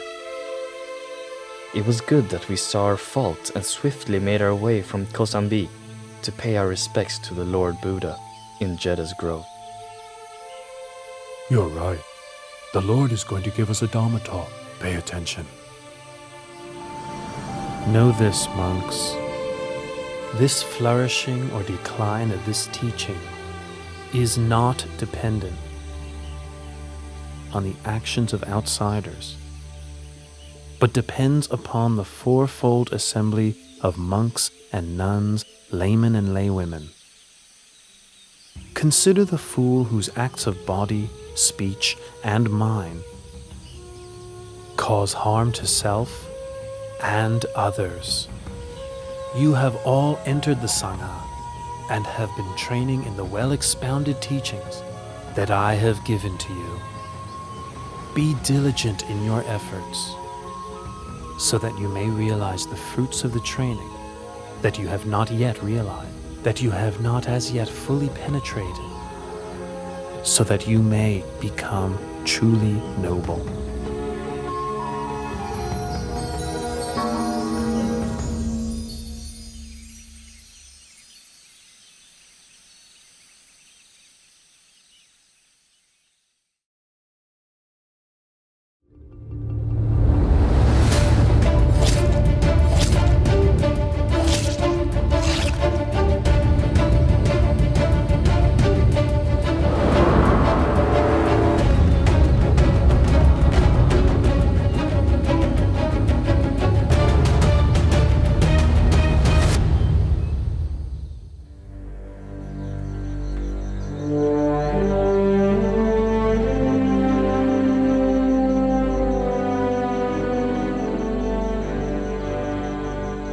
In a short time, Angulimala will commit matricide.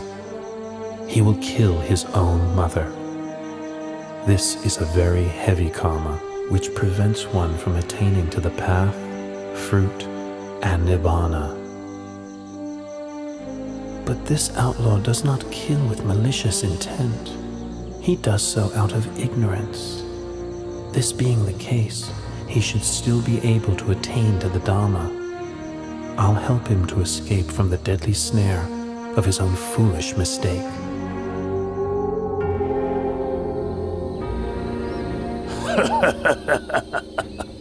I've already collected 999 human fingers. If I kill just one more person, I'll have the full 1,000 fingers, as instructed by my master.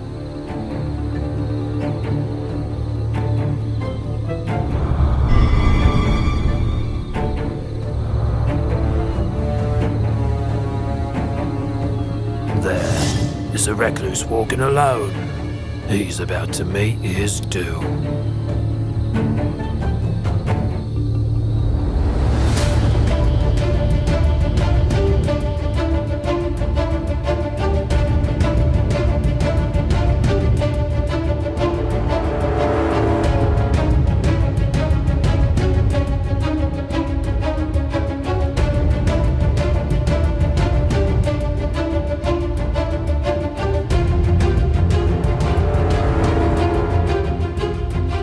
That's strange.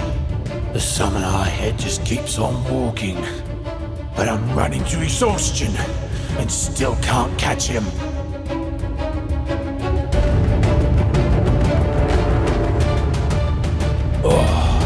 Oh. Stop there, summoner! Summoner, stop there! I have stopped already. It is you who have not yet stopped. A holy man should speak only the truth. But there you are, striding onwards, telling me you've stopped. Here I am standing still, and you tell me I haven't stopped?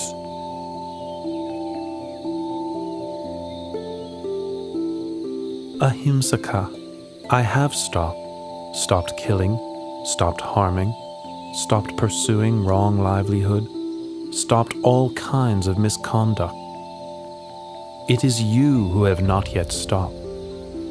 Not stopped killing, not stopped harming, not stopped pursuing wrong livelihood, not given up misconduct. You're still grasping your sword. How can you say you've already stopped?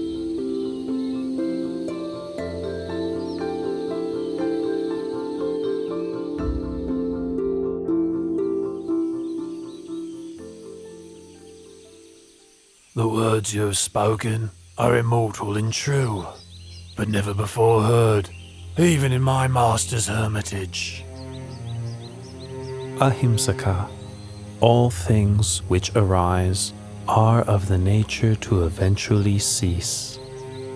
The sword which you were carrying has now been laid down. So let go of the mental defilement associated with your wrong actions.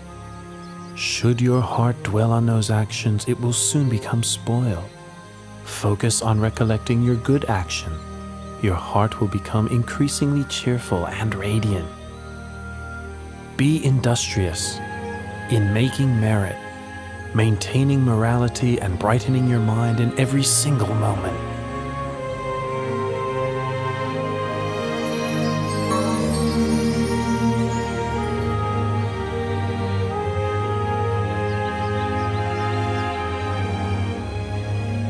From now on, I devote myself wholly to Buddhism. Please give me ordination in your excellent dispensation. I agree to give you ordination. Follow me back to Jetavana Monastery.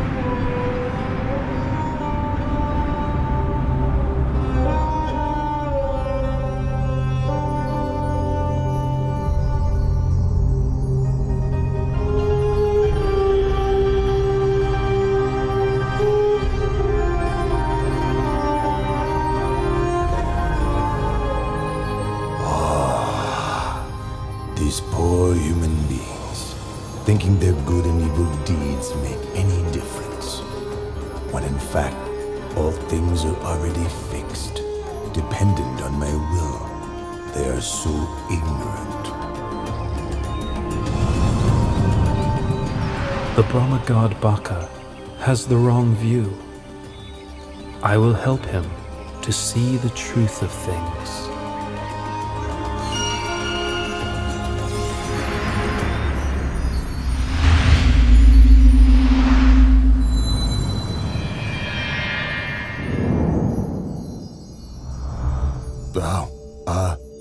Lord Buddha, please sit down. Has the Lord Buddha some important reason for coming to see me? Or would this be more of a social call? Baka, I am aware of your thoughts and beliefs.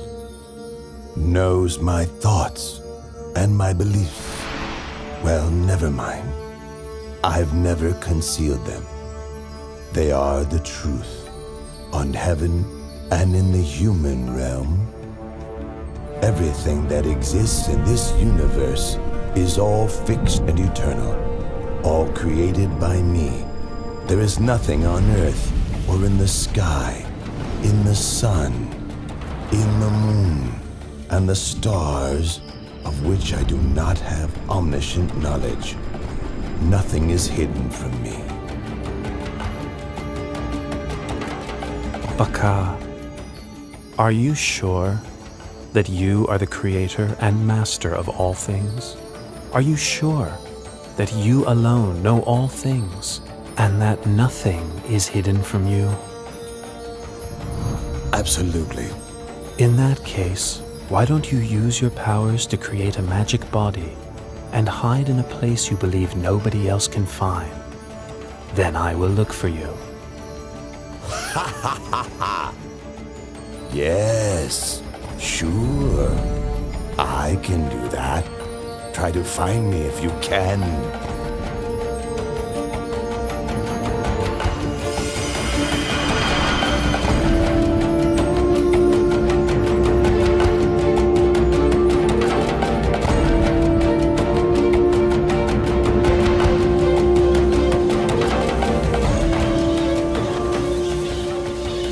Baka, you want to be a bird, do you?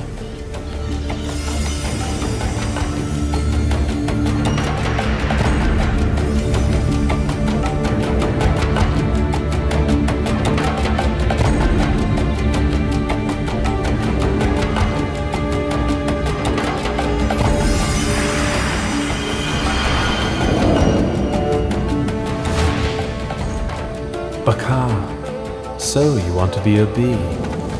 Is that why you're buzzing around the flower pollen?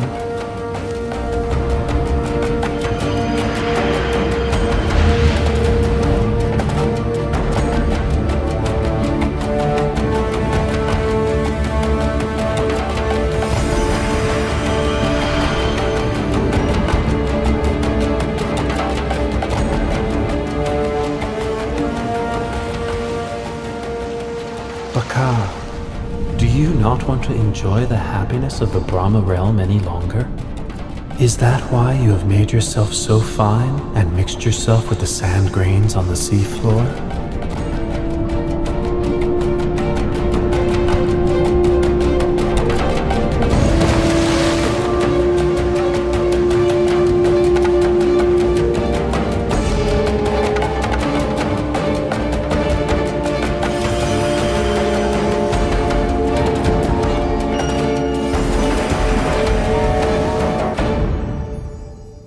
Lord Buddha, I grant that you are capable of finding me. But now it's your turn. If I can find you, then I will admit that you are the omniscient one. One more all-seeing than me.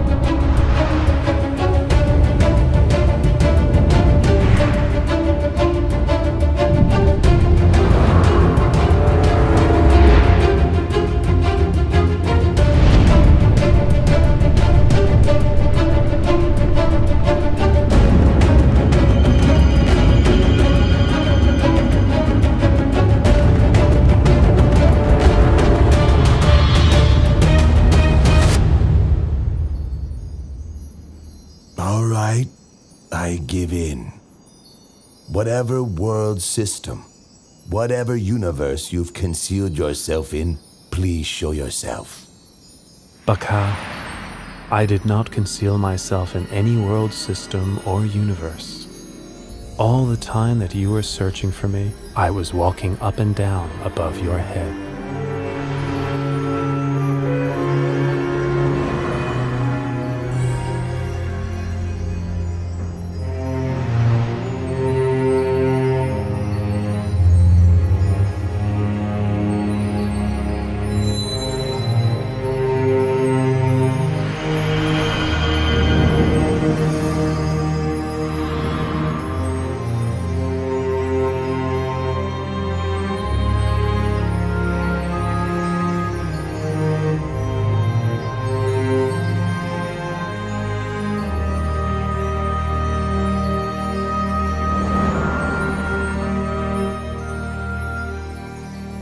Lord Buddha, I offer my obeisance.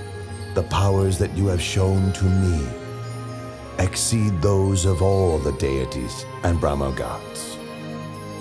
Baka, pay close attention to this teaching. The power and pleasures in this Brahma realm are very long-lasting. They encourage you to think that all things are permanent. In fact, all phenomena have the nature to arise, persist for some time, and then pass away. All things exist in dependence on causes and conditions. All beings are born of their actions, heirs to their actions, are related to their actions, have actions as their refuge, are owners of their actions. Whatever actions are performed, good or bad, we must receive the results.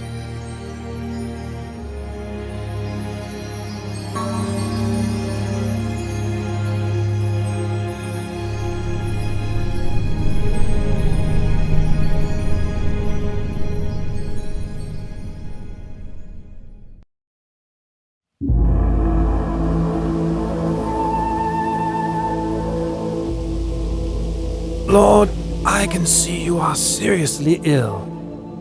But although your pain is intense, your mindfulness remains firm, and your patience immense. You subdue your symptoms by practicing the 4 methods for success. I am so happy that you will live on for a long time as a refuge to your ordained and lay disciples. Ananda, I am now 80 years old and my body is decayed and deteriorating. It's like an old cart held together with bamboo.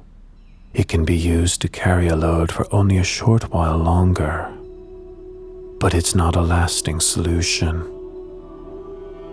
Only through concentration of mind can I hold this body upright and keep on walking. As for you, you must take refuge unto yourself. In the end, there can be no other refuge.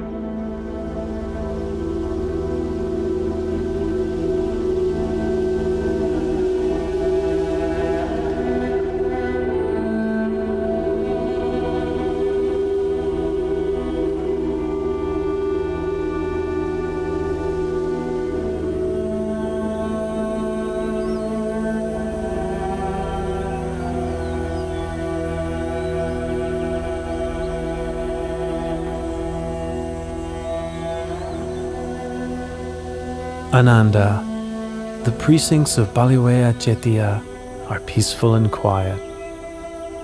Should anyone develop the 4 methods for success and have the wish to extend his life for a very long period, he will surely succeed in what he wishes.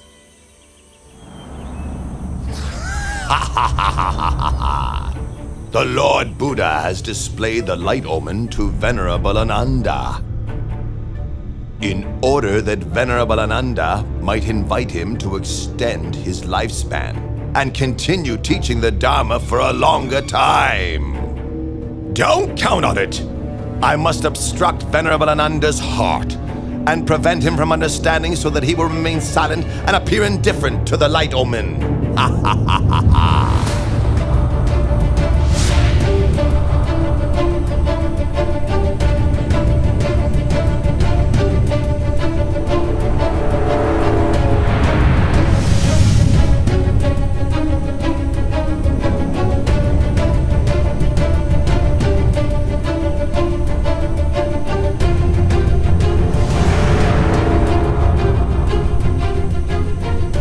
The Buddha has spoken to Venerable Ananda 3 times, and each time I've obstructed the message, leaving Venerable Ananda silent. Ha ha ha ha! Ananda, go and find a peaceful place and develop your meditation.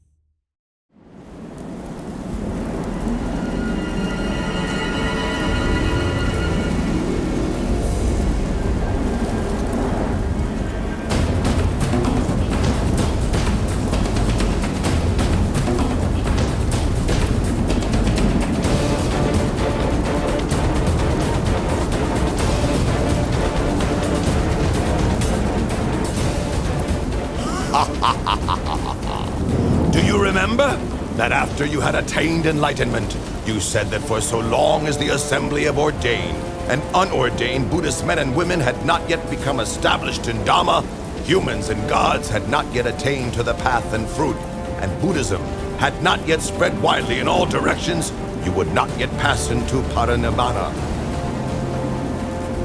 Well, now all your goals have been achieved.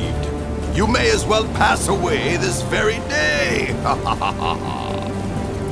Why trouble yourself further with benefiting sentient beings?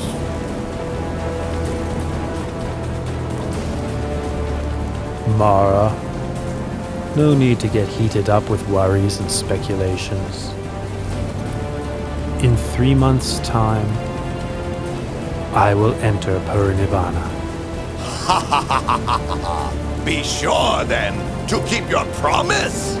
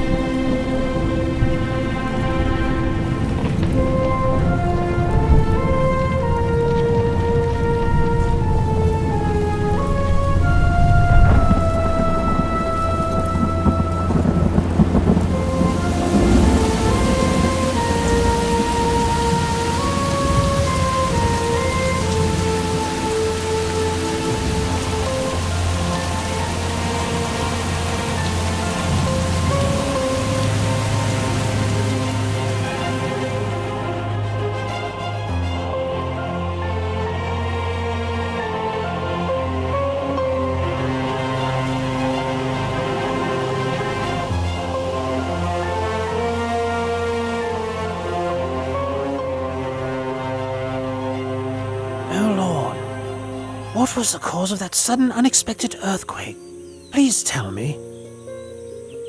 Ananda, there are 8 possible causes for such an earthquake. 1. Movement of the winds. 2. A person with psychic powers. 3. The Bodhisattva departs from the heaven of Tusita and enters his mother's womb. 4. The Bodhisattva is born. 5. The Buddha becomes enlightened. 6. The Buddha gives the first teaching, setting the wheel of Dharma in motion. 7. The Lord Buddha lets go of the life principle. And 8. The Lord Buddha passes away. I have now let go of the life principle. In 3 months' time, I will enter Parinibbana. This is the cause for the earthquake which just occurred. Oh, Lord Buddha, please live on to the end of this eon to teach the deities and humans. Lord Buddha, please live on to the end of this eon to teach the deities and humans.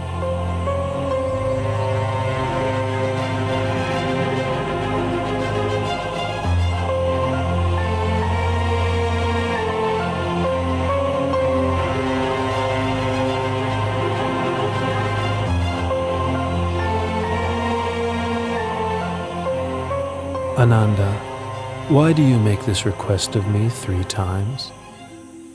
Oh Lord, you said that whoever develops the 4 methods for success, should he desire to extend his life for a long period of time, he would be able to do so. That's why I have just now pleaded with you 3 times. Ananda, I have displayed the light omen, giving you the chance to invite me to extend my life 16 times already. 10 times in the city of Ratchagaha, and 6 times in the city of Vesali. The 16th time was just now, in the precincts of Pawala Chetia.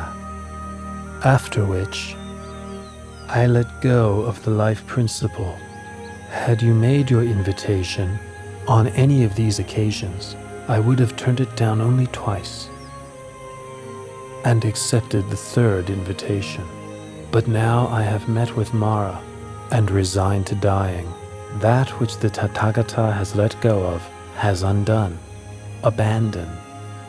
It is not suitable to ask that he take up such a thing again.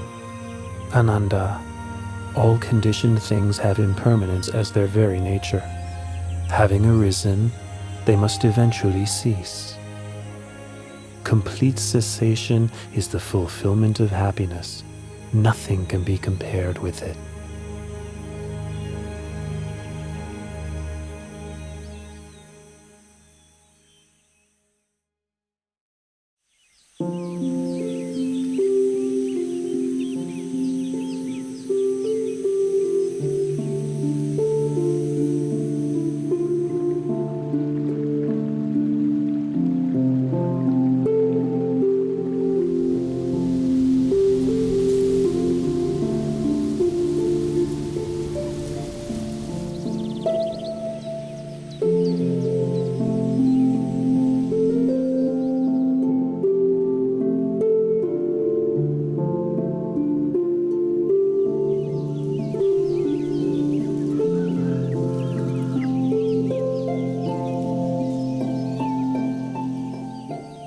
A wise person should lift his mind out of longing for sensual pleasures. Give up this snare of Mara, using mindfulness for restraint. A wise person is able to control himself, able to attain victory over himself. Lord Buddha, in addition to coming to stay in my mango grove, you have also given me a Dhamma discourse. You have shown such kindness to me, Junda, the goldsmith's son. Tomorrow morning, please accept my invitation to receive alms food at my house.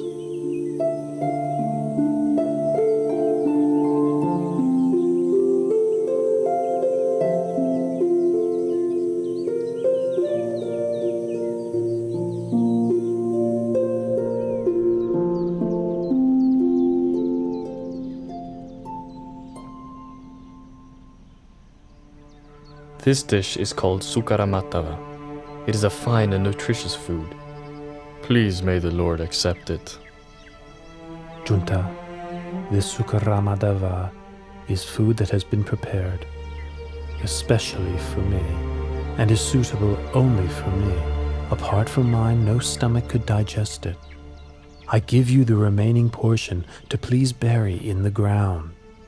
And for my monks and disciples, please bring them food of another kind to eat. Yes, Lord.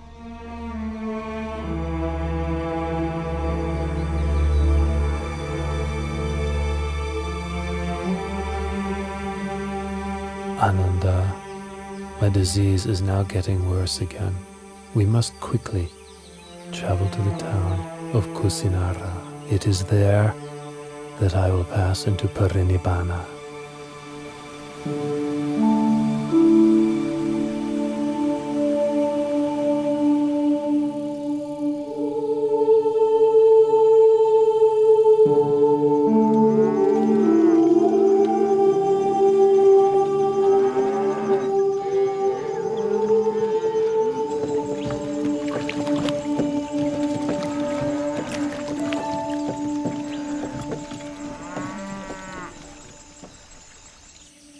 Ananda, let us stop and rest under this tree. And please fetch me a little water to drink, will you? This river is drying up, and a caravan of carts has just crossed. The water is muddy and unsuitable for drinking. The river Kakuda is not far from here. Its water is clear and cool. Please, travel on a little. It's not very far. You can drink and bathe there.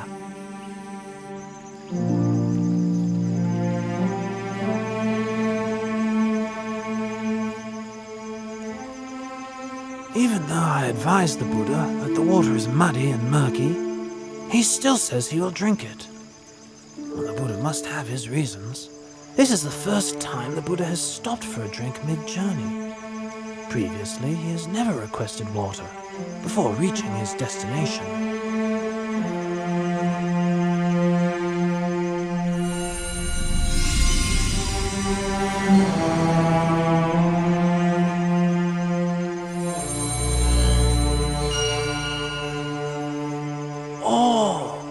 How great is the Buddha's power!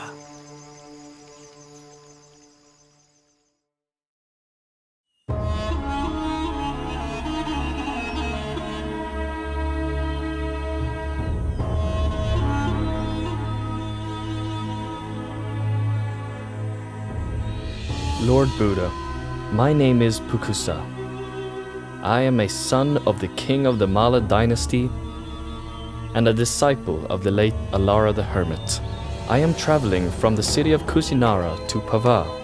What great fortune it is to meet you. I had made the determination in my heart that I may have the opportunity, just once, to hear the Buddha's teaching. Listen, Pukusa.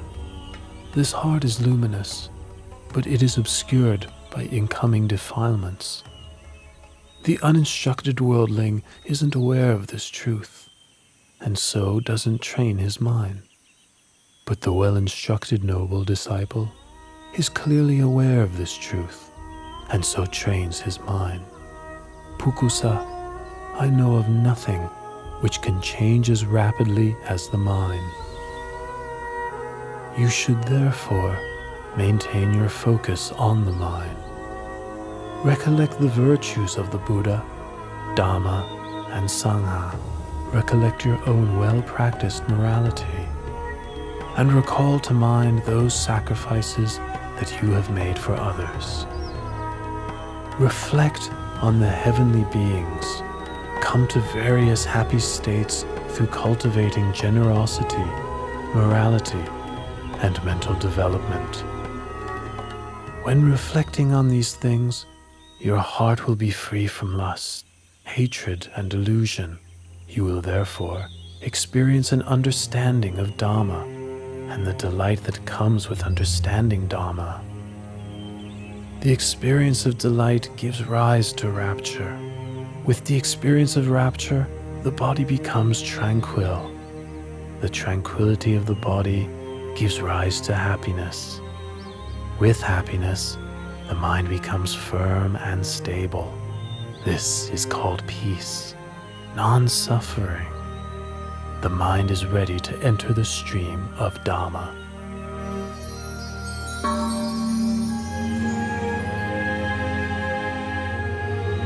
These 2 pieces of Singivana cloth are very valuable. The cloth is fine, delicately woven with a golden glow like the coals of a warm fire. May I offer these cloths to you as a gesture of worship? Please accept them, Lord Buddha. Pukusa, I would like to accept just one of your cloths. The other, please offer to Venerable Ananda, my attendant.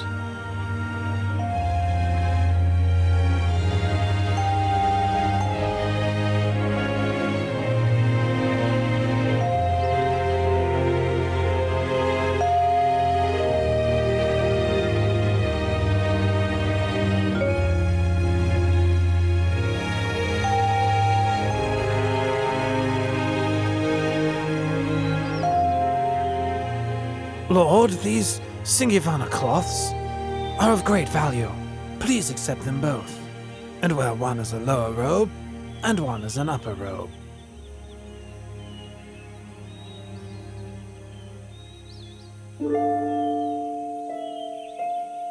Oh Lord, your complexion is splendid, clear and bright. What a wonderful sight. Ananda, the Buddha's complexion appears pure and bright on 2 occasions. One before the moment of enlightenment, and the other before the moment of parinibbana. We must quickly travel on to Kusinara.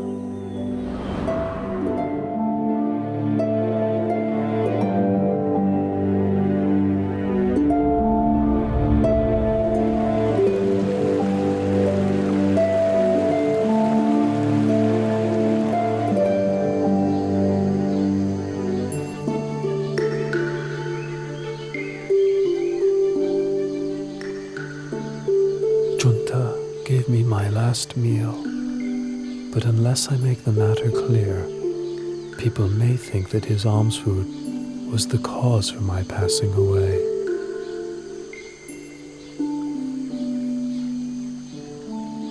Ananda, Alms food offered on 2 occasions is of special merit and will give great fruit.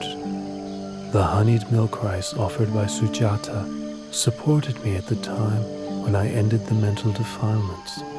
The Sukara Madhava offered by Junta will take me to the ending of the 5 aggregates, the last residue of conditioned thing. Should anyone blame Junta, you should explain what I've told you. Should Junta blame himself, you must ease his worry with these words of mine. The food which Junta offered to me was the final meal that sustained me.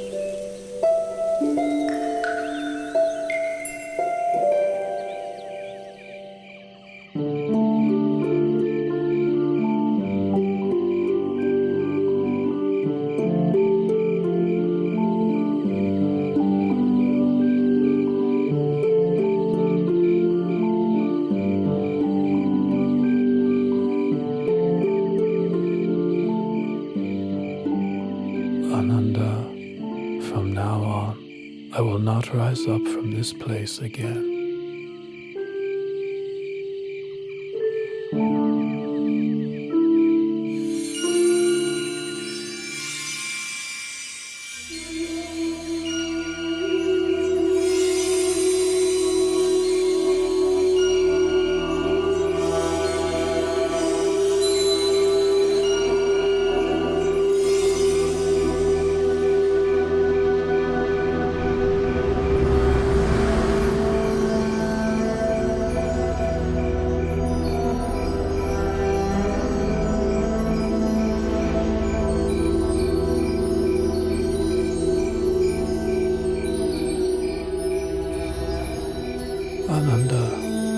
If in the future someone should offer material things of great value as tribute to me, no matter how great the value of such thing, such a tribute would not be the highest homage.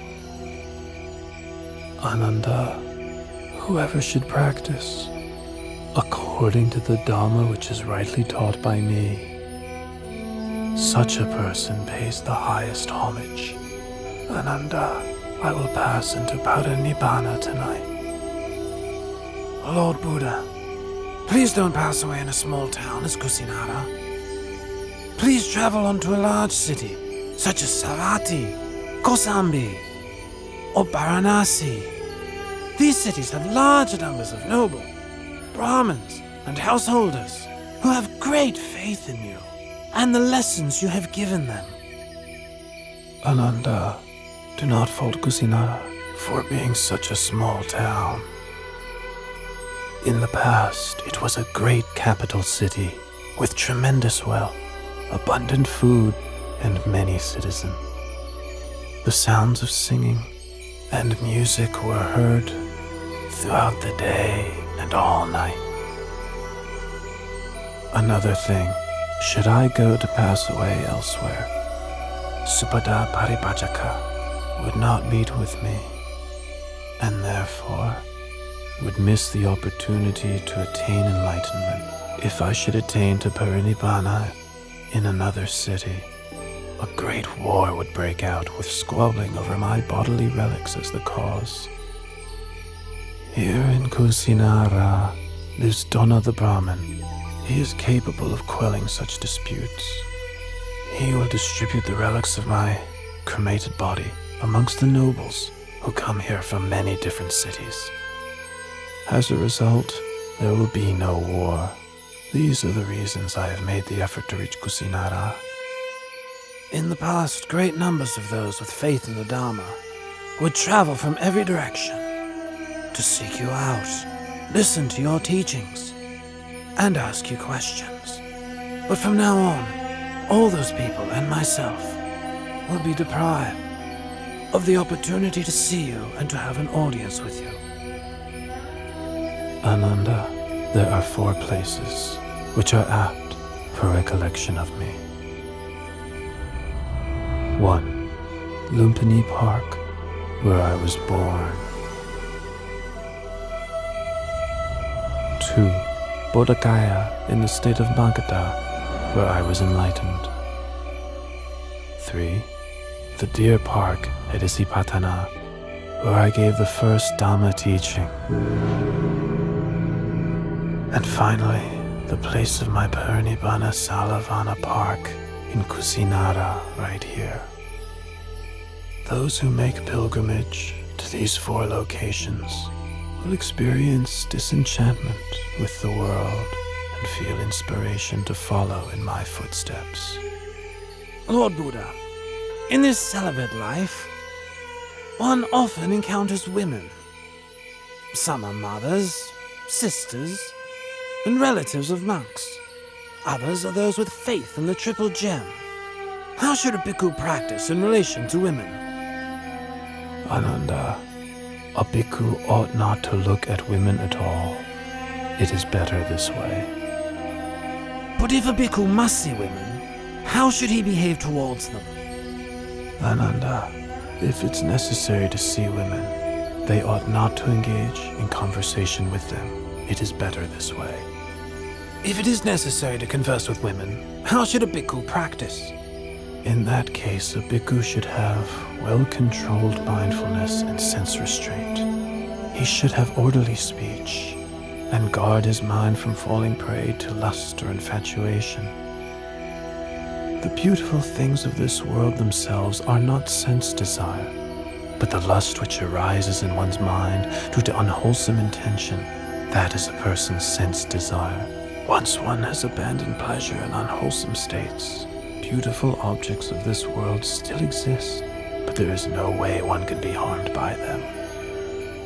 Lord Buddha, after you have passed into Parinibbana, how should we treat your body? Use the method for treating the body of a wheel-turning monarch. Wrap the body in 500 layers of white cloth, lined with cotton wool. Then place it in a coffin with perfumed oil. Then place the coffin on a pyre of sandalwood. Once the body has been cremated, enshrine the relics in a stupa, which is to be built at a crossroads, so that people can pay their respects there for a long time to come.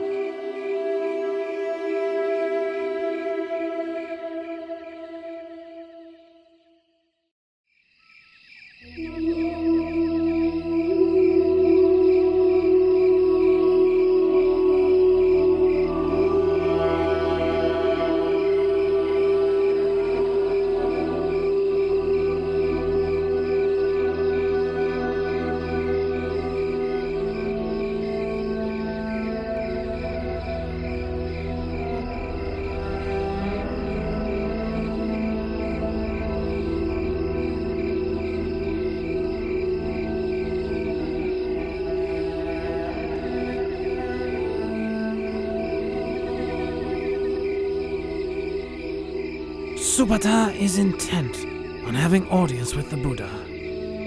Now each of the Mala dynasty kings have just finished approaching the Blessed One, who is sick. If I allow any more guests, it'll be a great burden on him. Subhata, I can't permit you to see the Buddha. At this time, he is seriously ill and must rest. Ananda, please allow Subhata to come to me. At this time, there are 6 renowned schools of doctrine. Each has many followers. Of these 6, can you tell me which are led by an Arahant? Subhata, in any faith which does not have the Noble Eightfold Path, there is no true samanas to be found there. Should bhikkhus or non-bhikkhus continue to practice the Noble Eightfold Path, this world will not lack for arahants. Now listen to my teaching of the Dharma. This heart is luminous, shining like the moon, but it is subject to incoming defilements. As such, it is dulled and obscured, like the moon concealed by passing clouds.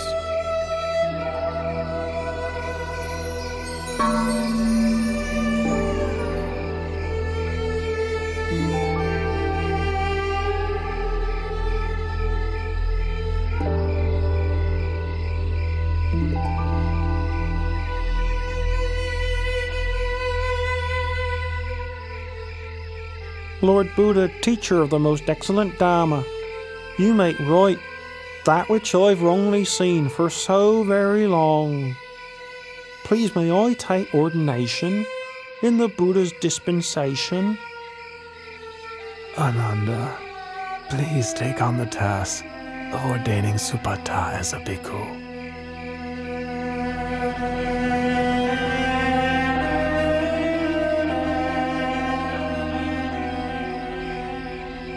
Siddhartha, consider the hair of the head, hair of the body, nails, teeth, and skin, as well as all materiality and immateriality, according to the truth.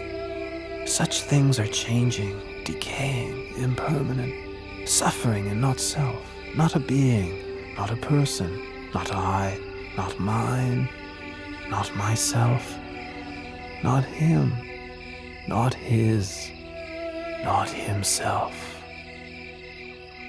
Siddhartha, your supports for the holy life will be alms food, simple robes to cover yourself, the base of a tree for lodging, and fermented urine for medicine, following the ways of nature.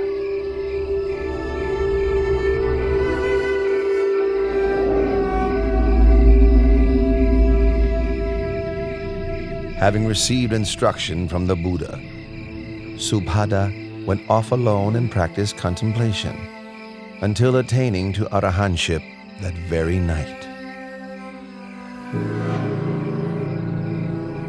Venerable Siddhartha is considered to be the last disciple who attained to enlightenment while the Buddha was still alive.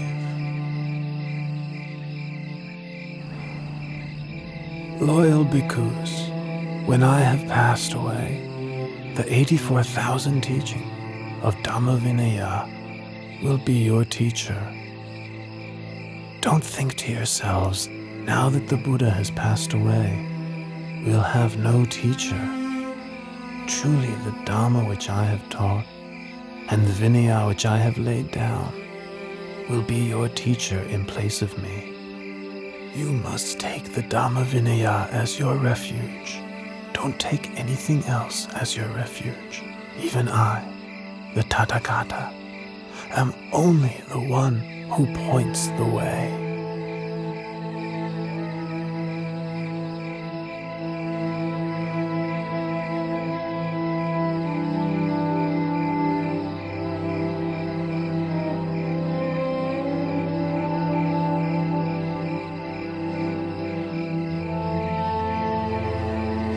Lord Buddha is about to abandon me and enter Parinibbana. With all my effort attending to and following the Buddha, I have still not attained to arahantship as the other monks have. Venerable Ananda, I've been sent here to find you. The Buddha wants to see you. Ananda, come and sit close by.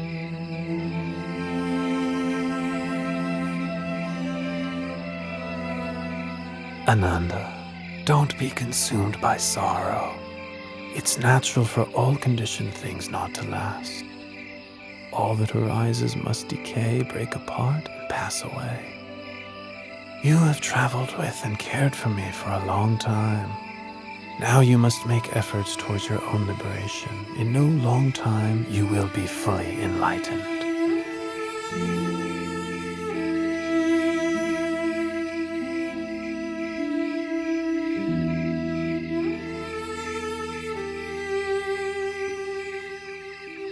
Ananda, Chanabhikkhu has views of self-importance because he's been close to me since the household life. He has become stubborn and difficult to teach. Once I have passed away, he will become even more stubborn and disrespectful, refusing to take instruction from any monk. You must give him the Brahma penalty. How do we impose the Brahma penalty? All the monks must refrain from speaking to, instructing, and admonishing Channa. Having received this punishment, Channa will realize his fault and change his ways. Finally, he will attain to arahantship. Loyal bhikkhus, for as long as the Sangha meets regularly together, in harmony, with respect for the disciplinary rules, and with humility towards the senior monks, careful not to fall under the influence of craving, content to live in the forest, and wishing happiness to all that come to live and practice. For as long as the Sangha is not preoccupied with work,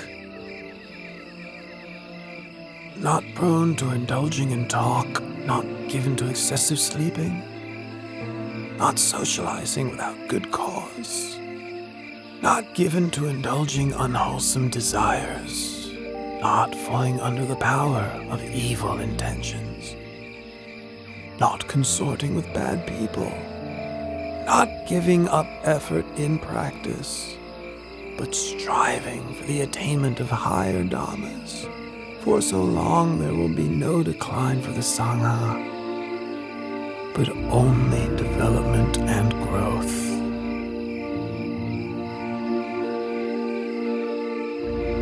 Bhikkhus, I remind you that all conditioned things are of the nature to decline and cease. Free of heedlessness, develop yourselves and benefit others to the utmost.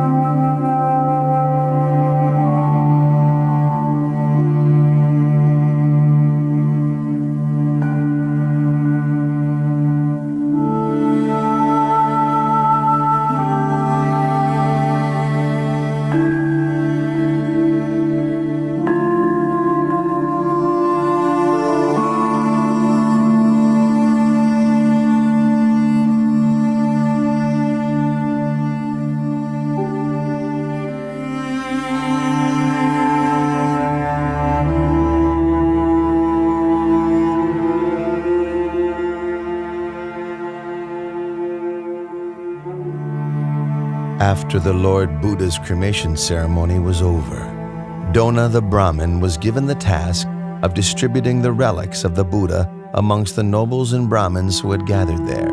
In each of the 8 states represented, a stupa, or chediya, was built for enshrining the relics, so that people could pay their respects to the remains of the Buddha. 1. King Ajatasattu of Magadha built a stupa in Rajagaha. 2. The Likhavis built a stupa in Vesali. 3. The Sakyan royalty built a stupa in Kapilavatu. 4. The Mauryan royalty built a stupa in the city of Alkapa. 5. The Kolian royalty built a stupa at Ramagama. 6. The Malla royalty built a stupa in the city of Pava. 7. The Malla royalty of Kusinara built a stupa in Kusinara. 8. The Brahmins of Vetadipa built a stupa in the city of Vetadipa. As for Dona Brahmin, he built a stupa at Kusinara for housing the golden urn, which had contained the relics of the Buddha before they were distributed. This reliquary is known as Tumba Stupa or Tumba Jediya. 3 months after the Buddha laid down the khandhas and attained parinibbana, Venerable Maha Kassapa led the Sangha in the first rehearsal of the Dhamma Vinaya at the cave of Satapana on Mount Vebhara outside of Rajagaha, with King Ajatasattu as the royal host. After the duration of 7 months, the first rehearsal of the Dhamma Vinaya came to its conclusion.